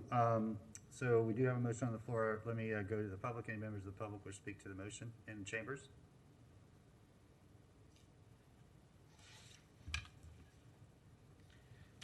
Yes, again, I'd be against this because, again, from what I've seen from the map, these houses, again, are not meeting fire codes. They're not, an acre of land per house. Therefore, I can't take and vote for something like this that is an automatic fire enhancer. We got enough of these fire enhancers throughout our city, and so I can't vote for this. Thank you. Thank you. Adam, you got anybody on the line? Mr. Mayor, there's nobody on the line at this time. Floor is yours. Okay, move back to the commission for a roll call vote.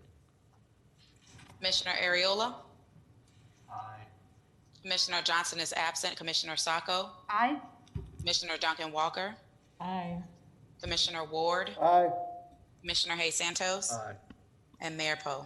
Aye, that motion passes unanimously with Johnson absent. Next item, please. We have the first reading of ordinance 200726, quasi-judicial rezoning of 4.46 acres of property located at 423 Southeast Williston Road. An ordinance of the City of Gainesville, Florida, amending the zoning map atlas by rezoning approximately 4.46 acres of property generally located at 423 Southeast Williston Road is more specifically described in this ordinance from residential multifamily to mixed-use low intensity, providing directions to the city manager, providing a severability clause, providing a repealing clause, and providing an effective date. Thank you. Mr. Chan, second verse, same as the first? It's the same place, so I won't go into detail about the surrounding land use and zonings, but good evening again, City Commission. My name is Nathaniel Chan. I'm a planner for the City of Gainesville, Department of Sustainable Development. This is petition PB-20-00003 or Ordinance 200726, a rezoning of the subject property on Southeast Williston Road. So again, this petition is privately initiated by Rahaki of Williston, LLC and EDA. The subject property is located at 423 Southeast Williston Road and is currently vacant. The current zoning is residential multifamily RMF6, and the property is approximately 4.46 acres. This petition is related to the previous petition, which was the land use component. This rezoning petition proposes mixed-use low-intensity MU1 zoning for 8 to 30 units per acre. And you can see that the to the north is RSF3 residential single family, and to the west and south and east is RMF6, which is the existing zoning district. With that being said, staff recommends approval of petition PB-20-00003ZON, or item number 200726. The proposal meets the review criteria for rezoning outlined in section 30-3.14 of the Land Development Code. The surrounding permitted uses and allowed intensity and density are compatible with the proposed zoning. And one thing to note is that the rezoning to MU1 would permit non-residential uses like restaurants, retail, business services, and more. MU1 zoning would allow compatible residential uses to those found surrounding the site, and any non-residential use would act as a transitional use to the budding business development, which is a gas station and convenience store. Additionally, any proposed non-residential uses would be subject to compatibility buffers as outlined in section 30-8.5 of the Land Development Code. Based on staff review, the proposed rezoning also meets the goals, objectives, and policies of the comprehensive plan. And more details on the petition meeting the review criteria can be found in the staff report. With that being said, thank you. I'm here to answer any questions you may have. Okay, thank you very much. Ms. Lazari?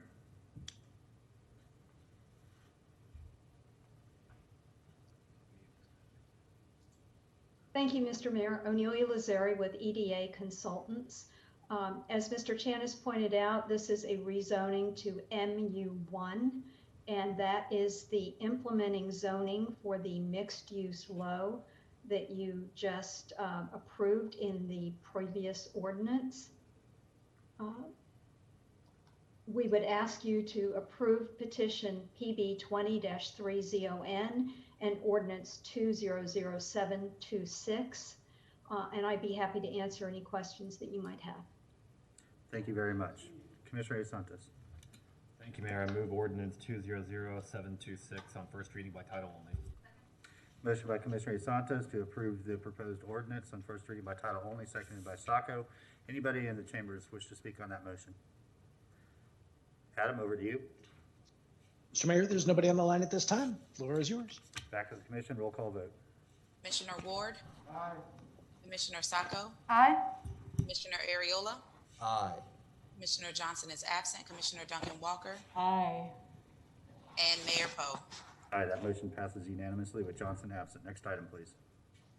Our next item is the first reading of ordinance 200720, clearboarding of structures, amendment to section 16-20, an ordinance of the city of Gainesville, Florida, amending section 16-20 of the Code of Ordinances to require certain openings of vacant structures be sealed with clear or semi-clear shadowproof polycarbonate material, providing directions to the codifier, providing a severability clause, providing a repealing clause, and providing an immediate effective date. Okay, Mr. Persons. Thank you, Mr. Mayor. Andrew Persons, Director, Department of Sustainable Development. I think it's a fairly straightforward ordinance. We're here to answer any questions. I do have a map if the commission's interested in seeing where we currently have boarded properties in the city that would be subject to this ordinance. But from a high level, we're swapping out the use of plywood for our board and seals, for polycarbonate, particularly where there's openings that are visible from the street. There's a 90-day period where those properties that are currently boarded and sealed with plywood would have to replace that plywood with polycarbonate. And then there's some exemptions and allowances for new construction or in emergency situations such as impending hurricane or the like.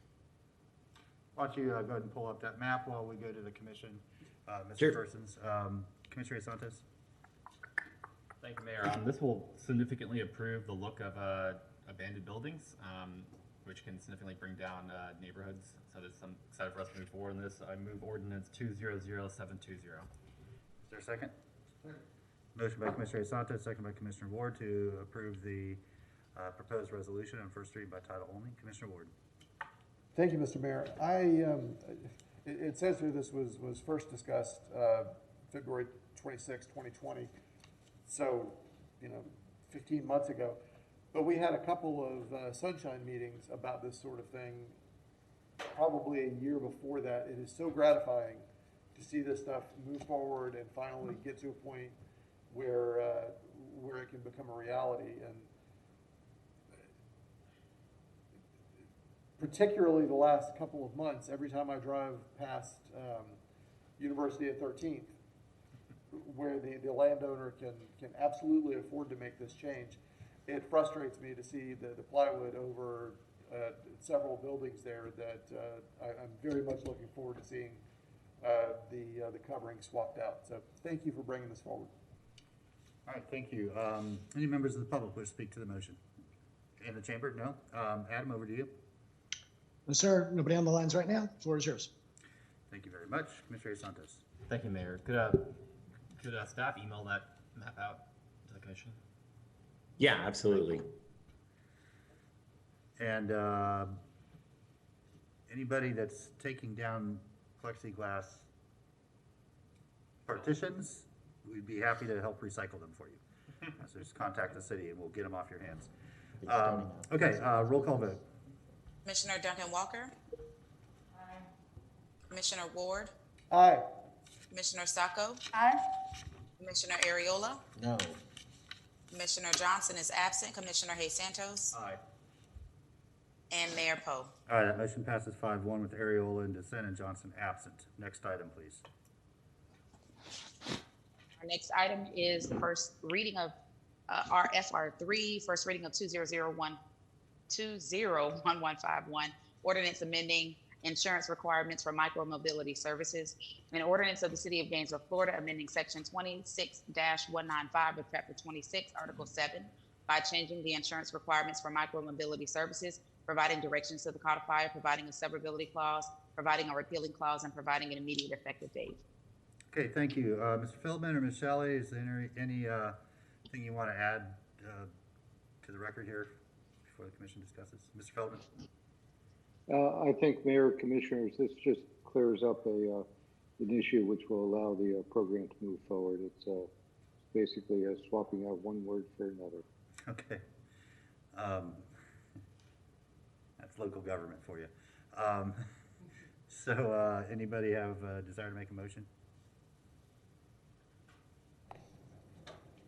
Mr. Mayor, I move ordinance number 201151 on first reading by title only. Second. Motion by Commissioner Ward, second by Commissioner Ariola. Commissioner Ariola. That was for the motion. Okay, thank you. Any members of the public will speak to the motion in chambers? Adam? No, sir. Nobody on the lines at this time. And we'll move back to the commission for a roll call vote. Commissioner Sacco? Aye. Commissioner Ward? Aye. Commissioner Ariola? Aye. Commissioner Hayes Santos? Aye. Commissioner Johnson is absent. Commissioner Duncan Walker? Aye. And Mayor Poe. All right, that motion passes unanimously with Johnson absent. Okay, Madam Clerk, I think now we're back to BD6, if I'm correct. That's correct. On page 9, BD6, City Commission direction regarding open container ordinance with the recommendation that the commission discuss potential amendments to the City Code of Ordinances, Section 4-4 and Section 18-20, and provide direction to staff as needed. Okay, thank you very much. I guess I asked this to be brought back. You know, I think we've had a good period of piloting what a change in our pretty punitive and restricted open container ordinance would look like.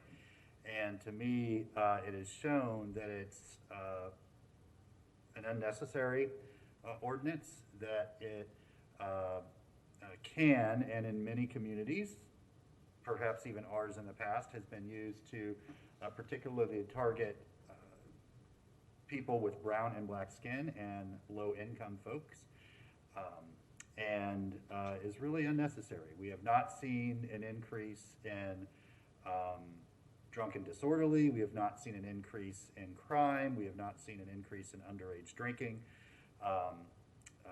In fact, there's some pretty compelling evidence that people have been able to enjoy themselves in the outdoors, you know, without disruption or any sort of deleterious impact on our community. And so I would very much like us to see us make this change permanent, and sort of take away what I think is a vestige of a time when governments looked to create minor offenses as a way of harassing people with very little cause, especially marginalized communities and minorities.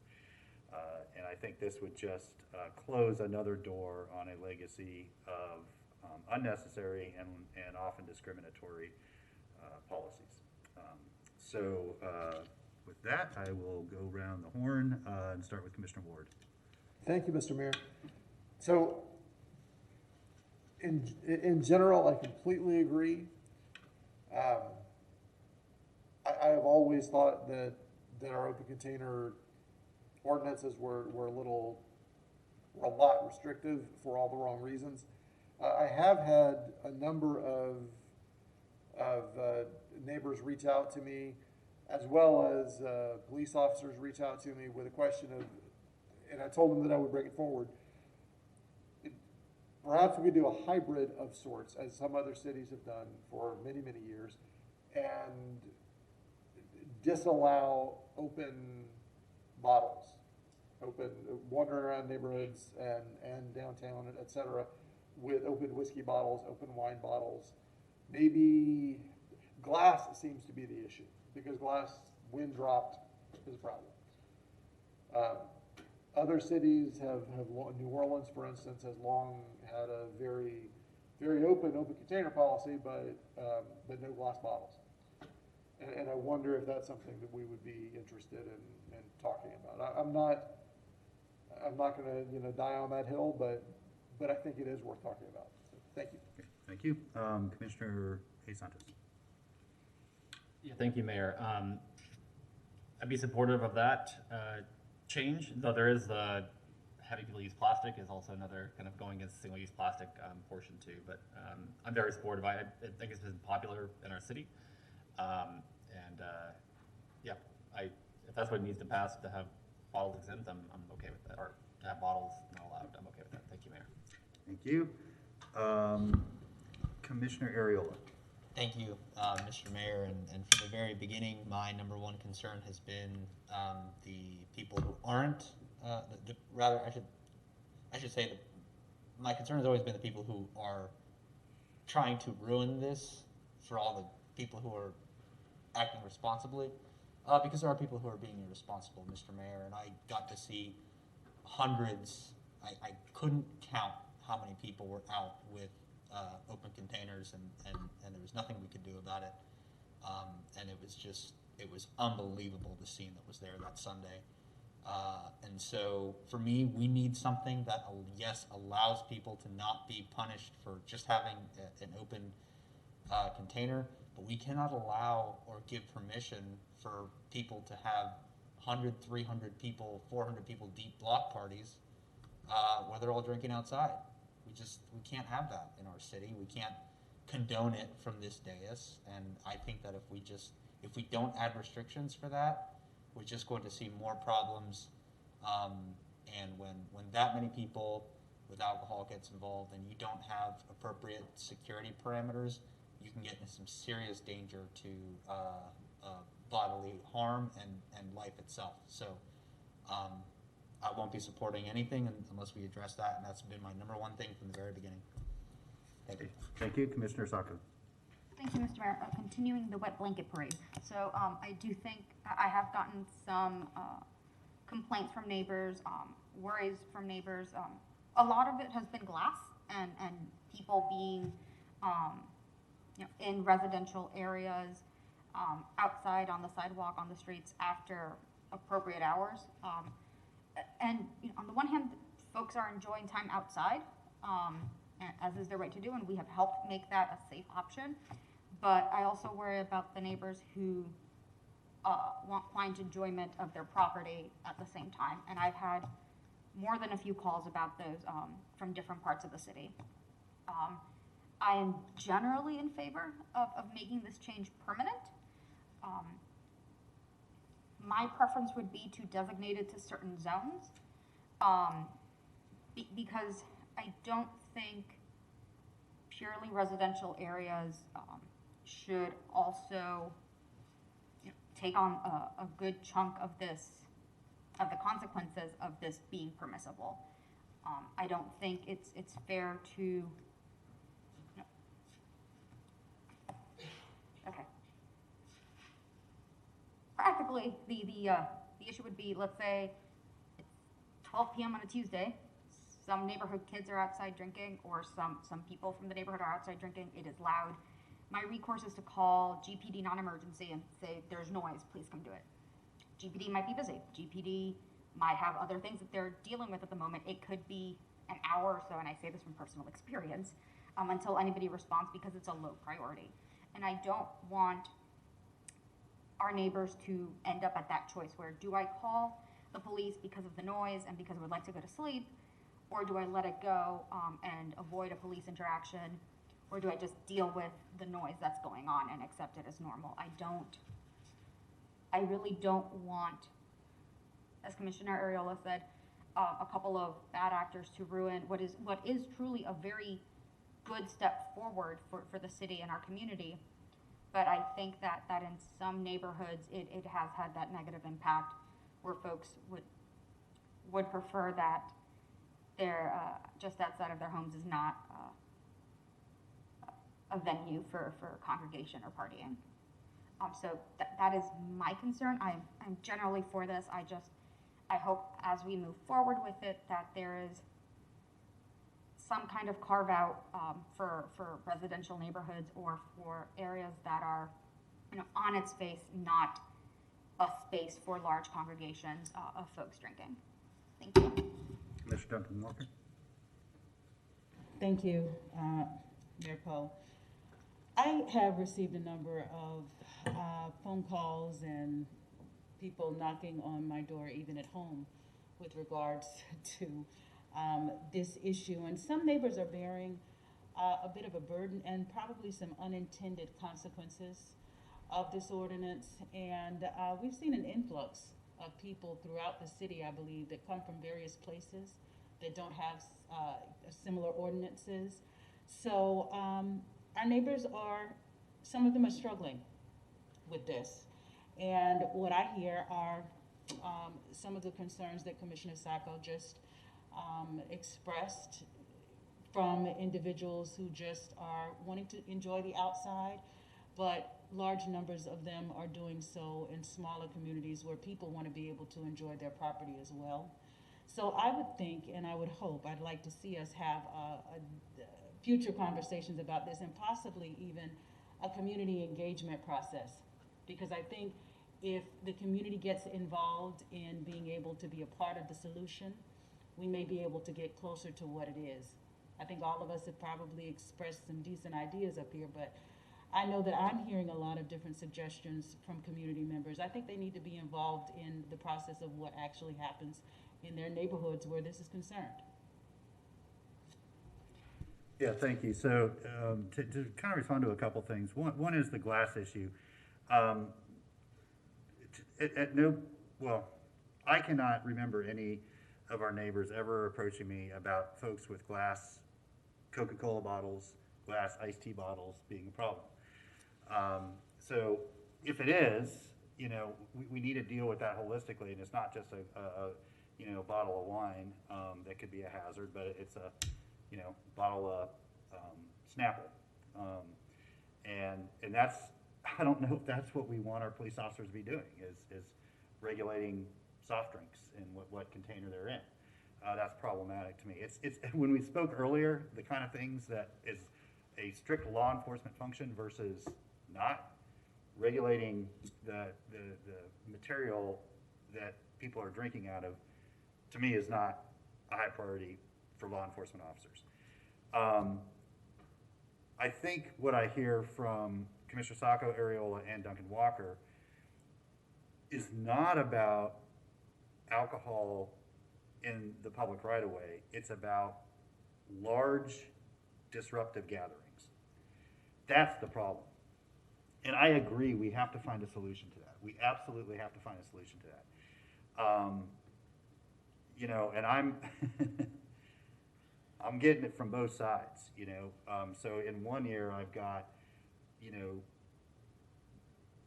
we've got a large group of people who are enjoying themselves peacefully and, getting together with friends, and they need to be able to do that legally and safely. And on the other side, they're really hurting our quality of life because it's noisy, late, So blocking the roads so public safety vehicles can't get through, big problem. Trashing an area because they're not respectful, big problem. Carrying it on too late into the evening, big problem, right? So those are the things, to me, those are the real impacts. It's not whether somebody, has, I was going to say Budweiser, but I'll say Swamp Head or First Magnitude, on the street. When you talk about residential areas, the problem is not whether I walk down to my neighbor's house with a can of beer and we talk about, the solstice or whatever the thing is we talk about. I don't talk about the solstice with my neighbors, but I talk about something. We do talk about, the weather, how our joints ache, things like that. That's not the problem. The problem is not people enjoying a beverage in a residential neighborhood. The problems are very specific and typically very geographically constrained. I mean, we've had a recurring problem at the 5th Avenue, 6th Street area, right around Fletcher's. We've had a recurring problem during the spring and summer that is, usually TB is decent, but then in the evening, as things kind of shut down there and it starts spreading, it becomes more problematic. And so that's the challenge I think we need to address. That's the difficult challenge. It's easy to say, no open container or open container, but it doesn't really, I mean, you can do that and people can be on private property and there's not an enforcement measure from that, you know, I mean, it's back to noise and blocking traffic and you know, public nuisance and you know, those kinds of issues. So I don't know the answer. You know, we've been asking this question for years now. The chief takes this very seriously. The city manager takes this very seriously. They've been spending a lot of time, both of them, at these events, trying to come up with something that will work, that is respectful. But, you know, of both the people trying to enjoy themselves and the surrounding neighbors. But it, to me, has nothing to do with open container. Like, that's not the sort of root of the challenge here. And so I'm committed to working with you all and the manager and chief on how we address those problems, including being even more proactive than we have in the past with offering safe space where we can do this. I mean, the Peaceful Sunday on Easter, was that 3 years ago now at MLK? I think 3 years. Was really successful. I mean, really, really successful. It was well managed, well attended. Everybody had a good time. And so we know that there's things that we can do, but you know, I think that's where we go back to what you said, Commissioner Duncan Walker, is working very directly, maybe using actually our interrupters who have access and credibility to figure out what could we do that would work and be meaningful and provide opportunities while giving the neighbors a break that are having to deal with the impacts of some of this activity. So that's where I am. I hope we can move forward with this, and you know, as part of that, commit to working on bigger solutions towards some of these public safety and public nuisance type issues that are going on. So again, back around the horn, Commissioner Ward. Thank you, Mr. Mayor. So just to be clear, the glass bottle thing wasn't something that I just dreamed up. That was brought to me by multiple neighbors, as well as law enforcement. I agree with you that it's a challenging thing to deal with, but it was mentioned to me several times in the context of these larger gatherings, that when a lot of people are walking around with a big bottle, not a little beer bottle, but something big, that it becomes problematic. But yes, we do have definitely some large gatherings. Large gatherings are not a problem when they're contained, but when they spill into neighborhoods and they're ongoing, then it does become a problem for the quiet enjoyment of the people who live there. So we definitely have some things that we have to work on. I don't know what the right approach is to work on them, but we need more input to figure that out. Thank you, Commissioner Saka. Thank you, Mr. Mayor. So I like that we're mostly in agreement here. We are mostly swimming in the same direction in what our concerns are. I don't know if this is a Department of Sustainable Development or Ms. Shalley question. Do we currently have any kind of permitting process to allow block parties? Or to limit, rather? Mr. Mayor, I would probably say the most sort of analogous permit would be like a special event permit for something like a block party. And we do have those. And those are actually, that process, I think, is actually being worked on right now by parts of the city. If I could also just add to that, the fundamental problem with our special event permitting is it requires you to be an entity with insurance and so forth. The block parties that tend to uh, formulate all throughout the county. Actually, the several counties tend to be more spontaneous, social media generated, and not those that would go through a special event process. So then it becomes the law enforcement issue on what do you do with a large crowd for an unpermitted activity. Thank you. I'm going to stray just a little bit from the main topic, I know, but I think it would at least be, bureaucratic nightmare aside, I think it would be at least worth exploring for a less than a special event kind of permitting. So there is a named person who would be responsible for glass or for noise or for it spilling out somewhere or going past a certain hour. I think it's something maybe we should explore to at least give to have some kind of buffer and then course of action should it go outside of certain parameters. And I think that would make this ordinance change more suitable to residential areas because there would be,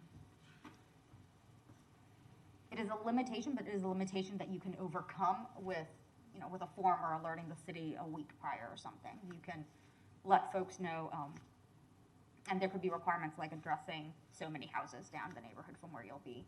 But it might be something to percolate as a potential way to address that. But like I said, how to put this?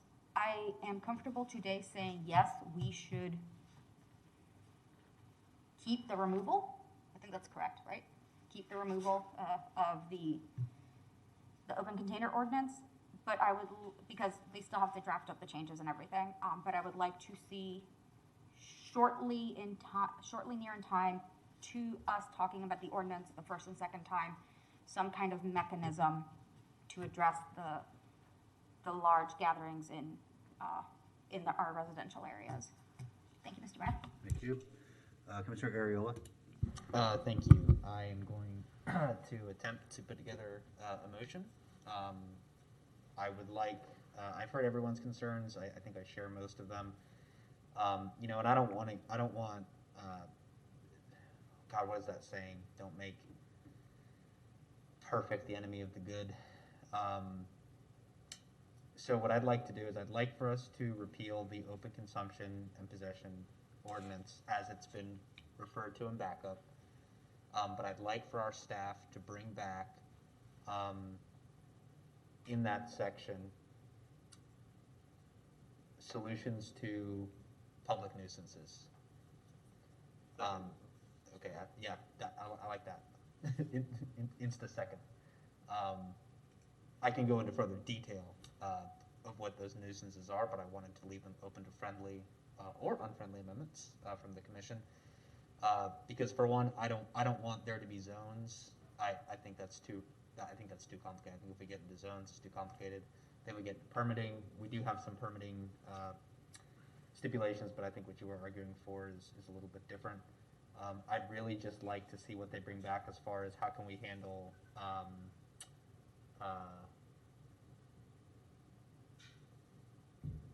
we'll just call them, we'll just call them what they are, which are public nuisance parties. That's just what they are. When you have hundreds of people gathering in the street. So that's one. If anyone wants to add anything else, they can. Is there a second to that? Yeah, you seconded it? Okay. I think the term public nuisance is problematic. I think the issue are gatherings that jeopardize public safety. That's really what we're getting at, right? Like it's,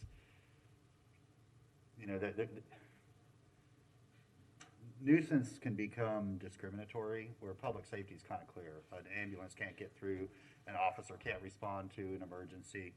And so that might, I think, be a more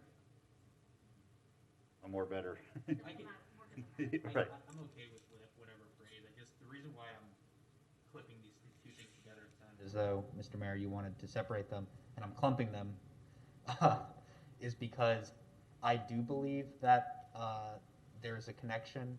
I think alcohol exacerbates situations, whatever those situations may be, and whatever mindset that person is in. So I do think that they are connected. But I agree with you in the fact that the open container is not the focal source of that issue.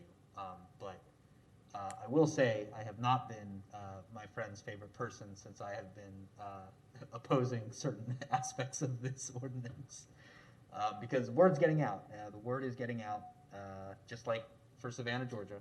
You know, the word's getting out that Gainesville is open containerville. And so we just have to get out in front of more issues like that last Sunday, because that's why they were there. Because the word has gotten out. And so now let the word go out that we're going to put an end to that. Okay, thanks. So there's a motion on the floor to direct the city attorney's office to amend, attorney, section 4.4 and section 1820 of the city code of ordinances to eliminate penalties for open container on public right-of-way. And part 2 is to have staff bring back to us solutions for public safety issues in large open gatherings. Yeah, large open gatherings. Okay, Commissioner Santos. Second. But I agree. Sorry, I agree with that. I guess one thing too is maybe not just public safety, but also noise or other kind of things that may come out of that too. So it is, public safety is a major thing, but also any kind of other externalities that may.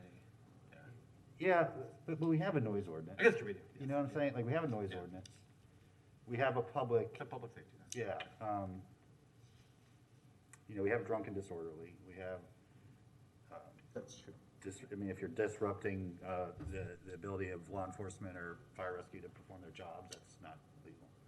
But we'll see, let staff come back to us with. Mr. Feldman, if there's any lack of understanding of what the commission's intent is here, let us know. Yeah. I think that we've been clear. There is no lack of understanding. Okay. Great. And this is, just to make this last point, this has nothing to do with the motion, nothing to do with the vote we're about to take, only to do with the fact that we're talking about large gatherings. And we talked about HB1 earlier. We should, and I know Commissioner Johnson, if she were here, she has made this point before, we should probably have a conversation about how this commission expects law enforcement in large gatherings to proceed under this new regime of a government in Tallahassee. Because I, for one, won't have my city participating in the kinds of things that they are trying to get us to do. I just won't. Yeah, I think that's important for staff to consider and include with their assessment when they bring it back to us. That's a good point. Okay, we'll turn it over to members of the public who wish to speak to comment on the motion. Mr. Shepard? Yes, my name's Donald Shepard. I'm People's Representative, and I've come to realize these open containers law need to be enforced. When you have church gatherings, when you have police gatherings, and I got to go to one this last Sunday, and I tell you, the noise in that place was horrendous. If I would lived in that area and back at Lincoln Middle School, I would be calling your phone and ringing off the hook, because when you got motorcycles, you got cars drag racing up and down the street, you got people drinking as they're driving, and nobody stops. And you can have parties there that are food trucks there that are selling things that I didn't see no alcohol food trucks, but I seen food trucks there and other commodities. But to me, if I lived in that neighborhood, I would ban that ever from happening in a school zone. This was in a school zone and back at Lincoln Middle School. This should have been shut down. But here, our police chief and his staff held a meeting there, and this was going on. And my church that I just joined were there too. And I couldn't understand why this is allowed, being a public figure as I am, to take and stand there and try to get signatures for my mayorship, and then this going on. I was like beside myself. I didn't know what to take and do, I think that this should have been something. I'd like to see that permit that was drawn, because I don't know if there was a permit drawn for that, but I think it should have been registered with the city hall. And also, I think we're in lack of code enforcement since Jeff Look left our code enforcement office, because in my neighborhood, people are throwing anything and everything in the trash can. When a dumpster truck comes to dump the stuff, here you got paint coming out of the trash can, you got gasoline cans, and they're all in the same container. Whatever happened to stopping this from happening? Jeff Wilkes was the only person that helped stop it, and we need to put fines on it. Thank you, Mr. Shepard. Thank you. Adam, over to you. Thank you, Mr. Mayor. We have one caller at the moment, Ms. Debbie Martinez. Ms. Martinez, you have 3 minutes. Yes. Can you hear me? Sure can. Hello? Yep, we sure can. Okay, thank you so much for speaking up. I believe is your name. My name's Debbie Martinez. As you know, Mr. Poe, as mayor, you lie through manipulation of words. To make this open container law about equity is absurd. It was never a punitive ordinance, as you described. It's about public safety. Allowing people to walk around the city drinking alcohol is not necessary. It's an activity that appeals to teenagers and minors. This Juanita Miles Hamilton was interviewed by a reporter from the Florida Alligator, and she is just one of many neighbors who have complained about the large number of young people blaring music while walking around the streets intoxicated and causing a public safety nuisance for people who just want to live in their homes in peace and quiet. You cannot contain noise in underage binge drinking outdoors. You are setting yourselves up for another lawsuit. Over 50,000 college students come to our city every year and look to our elected officials to be responsible and put public safety first. Our city's open container ordinance was never punitive, and I believe you should return to the original ordinance now that people are getting vaccinated, and can return to going inside bars where noise and underage drinking can be contained. Mr. Poe, you manipulated words earlier today about the biomass plant. Citizens know that whole trees are not tossed into the burner of the biomass wood plant. Citizens know that harvesters grind the whole trees into chips before they load them onto carbon belting 18-wheelers and haul them to the monstrous biomass plant to burn the wood for electricity. And now you are spinning the truth about the public health and public safety problems relating to allowing people to continue to go out on the street and drink alcohol. And you know that this is an activity that appeals to young people and, teenagers and minors.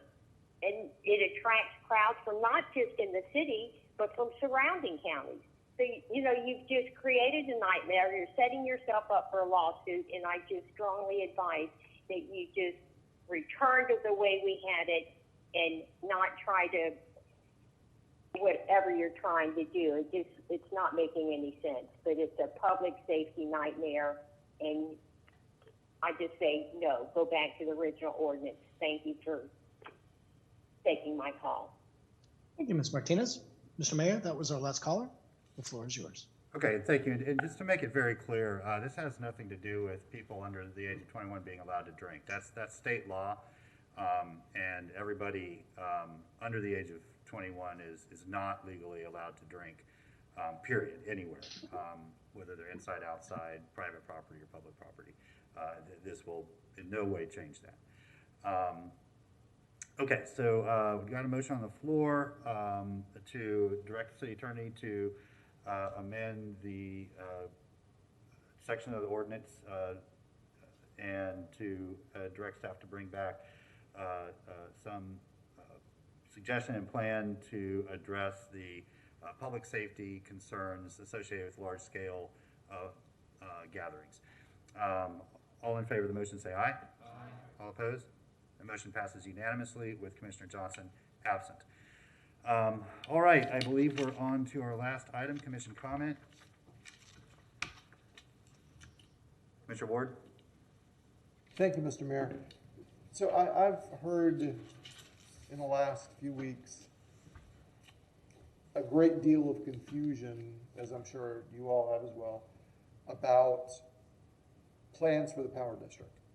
I've heard everything from there's a done deal and it's going to be packed with 12-story buildings to whatever the opposite of that is, and everything in between.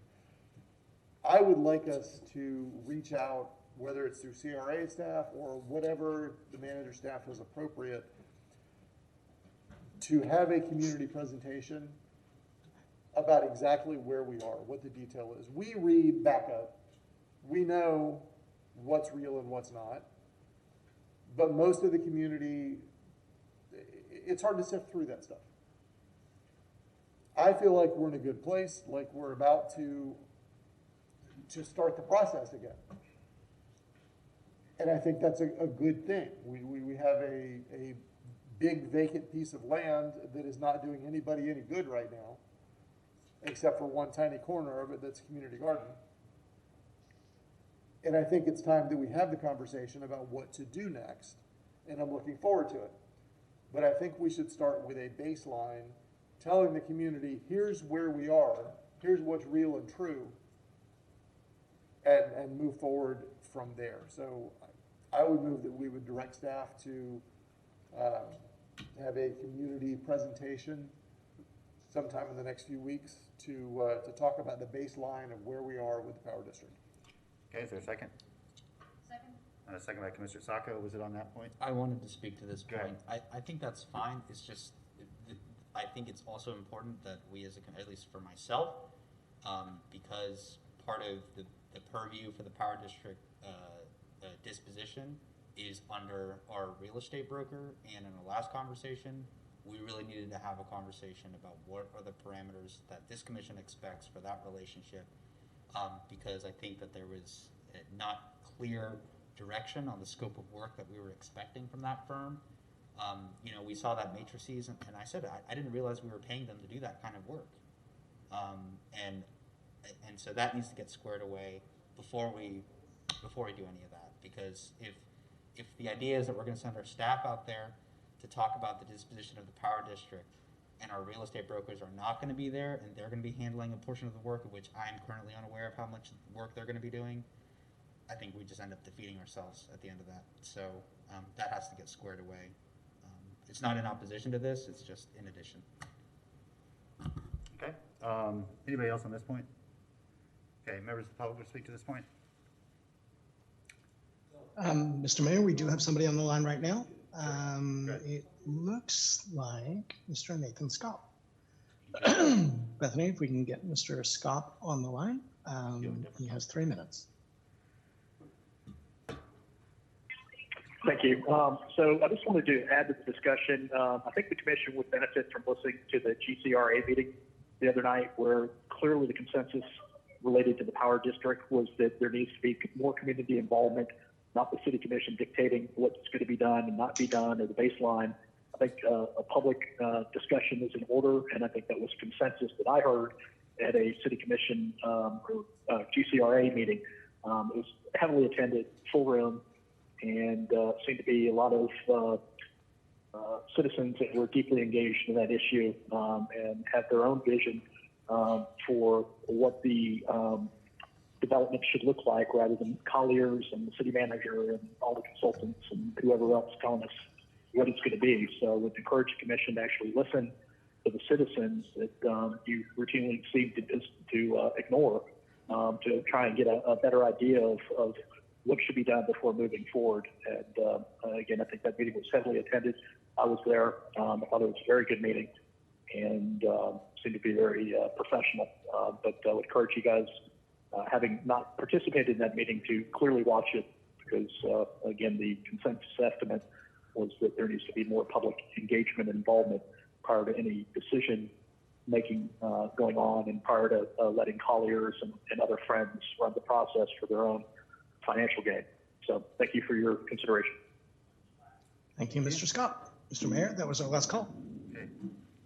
Mr. Carney Gomez. Thank you, Mr. Mayor. As a member of the GCRA, what was interesting that came out from the project list and the whole discussion about the power district was, one was they had a list of the projects. We're wondering where the money came from and what was the cost of those projects, number one. The second part of that was, and Mr. Krasnow did address a lot of the questions and concerns, but overall, I think that there was a lack of community engagement, a lack of the historical significance, the lack really when it came to looking at were equitable development and how this was going to impact communities, and really not just communities around the power district, but all the communities, all of our, as you all like to say, neighbors, but neighbors being not just the power district or just close by. We're talking about Sugar Hill. We're talking the impacts of Porters. We're talking about everybody, and this is right down the street from my house. And so what we're talking about overall is how we have better community engagement, and we were trying to get it to where we're saying to not just the Colliers, but to overall is we need to engage better with the community and let the public have their input. And but of course, what really was the crux of the matter was really, it was coming back to the commission, and it was kind of like, well, we're just updating you all, and we really didn't have a say anyway, which was kind of a letdown, right? It was a letdown in as much as really, it's really you all's cup of tea. So if be it the appetite of the city commission, you in this process, in this moment, and this time, if it be the appetite and will of you to say, you know what, maybe we should listen to our friends and neighbors, Kirkwood. We should listen to our friends and neighbors in Porters. We should listen to Sugar Hill. We should listen to Oakview. All of these folks that have a seat at the table. Do they matter? Do their voice matter?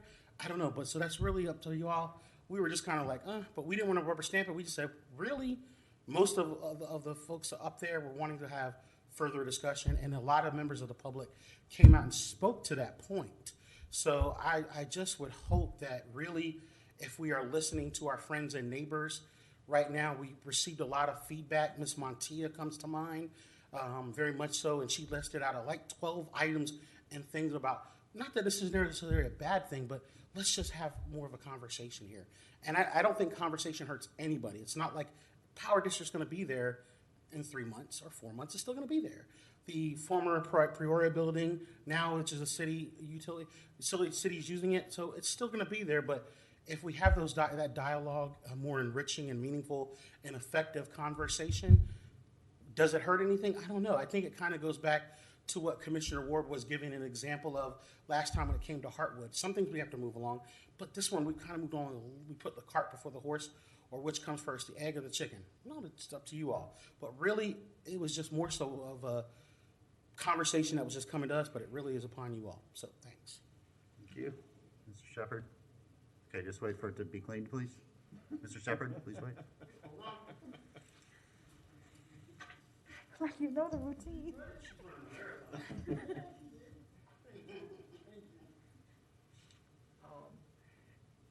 What I wanted to talk about, if I can have public conversation, I asked the mayor if he had called the manager at the Dignity Project. I haven't heard. I called him. No. He said no. Mr. Shepard, this is not general public comment. We're speaking about the motion, which is to host a public meeting concerning the future of the Power District.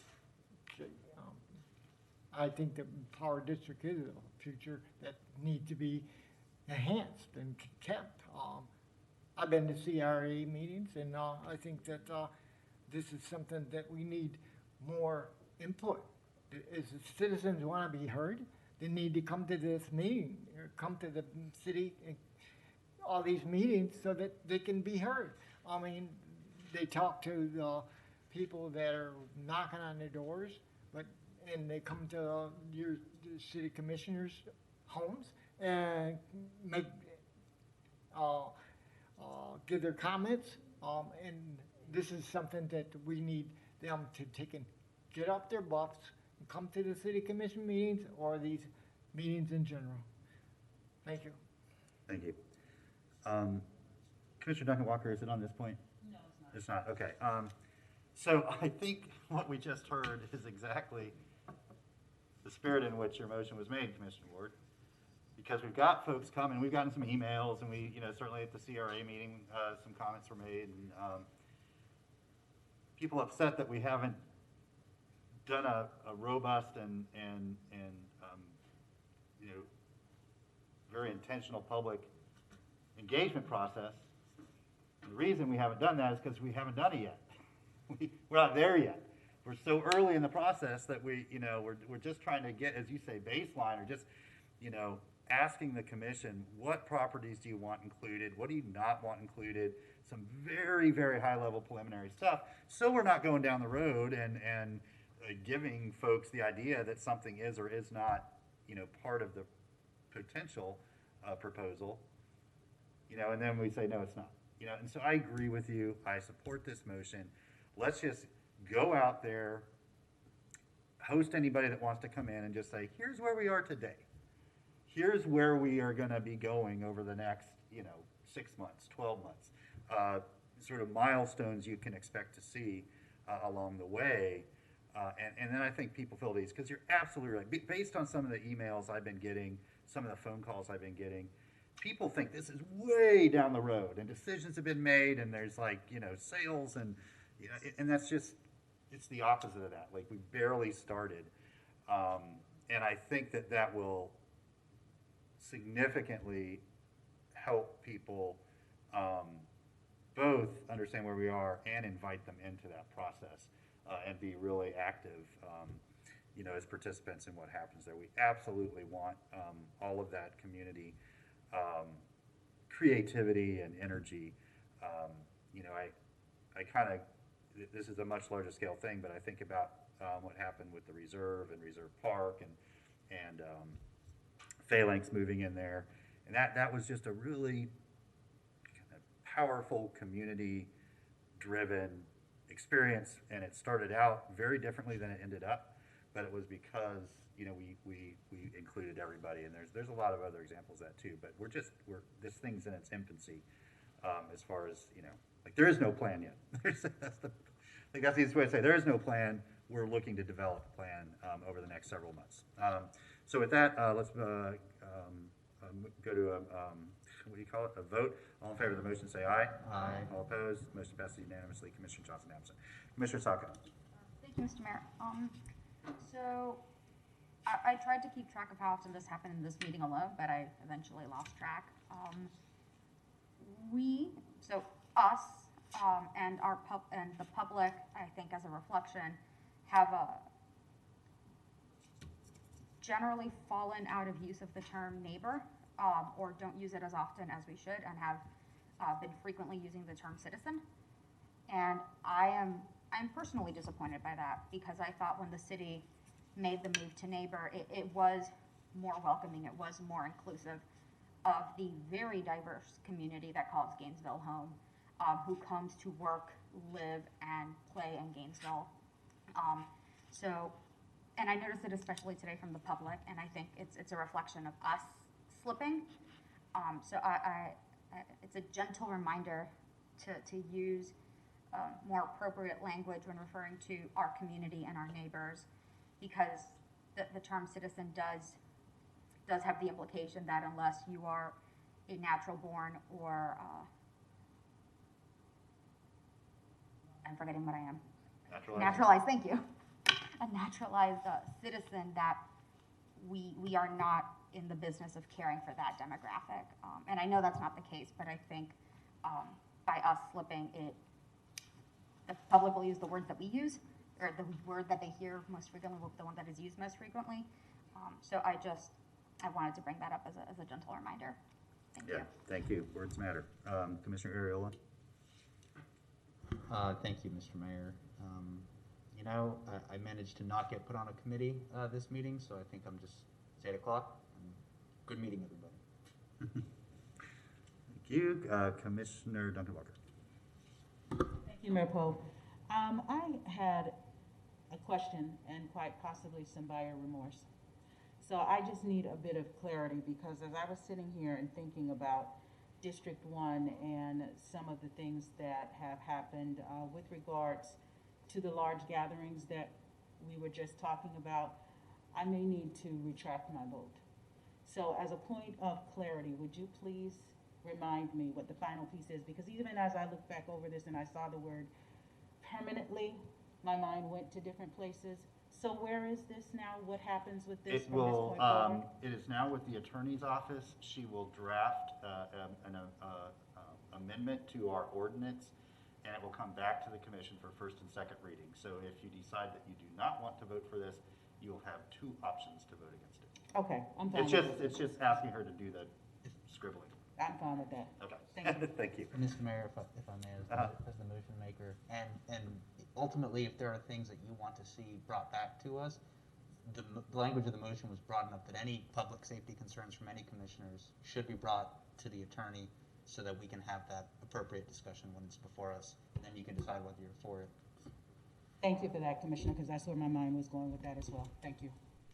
Okay, thank you. I only have 12 items. I'm just kidding. I'm spent, y'all. I want to thank Officer Penny, Sergeant Ferrara, both for spending the evening with us. Very much appreciate it. And of course, always, Ms. Malden, it would not be Thursday night without you. So we appreciate you keeping us safe and so fresh and so clean. And with that, we are adjourned.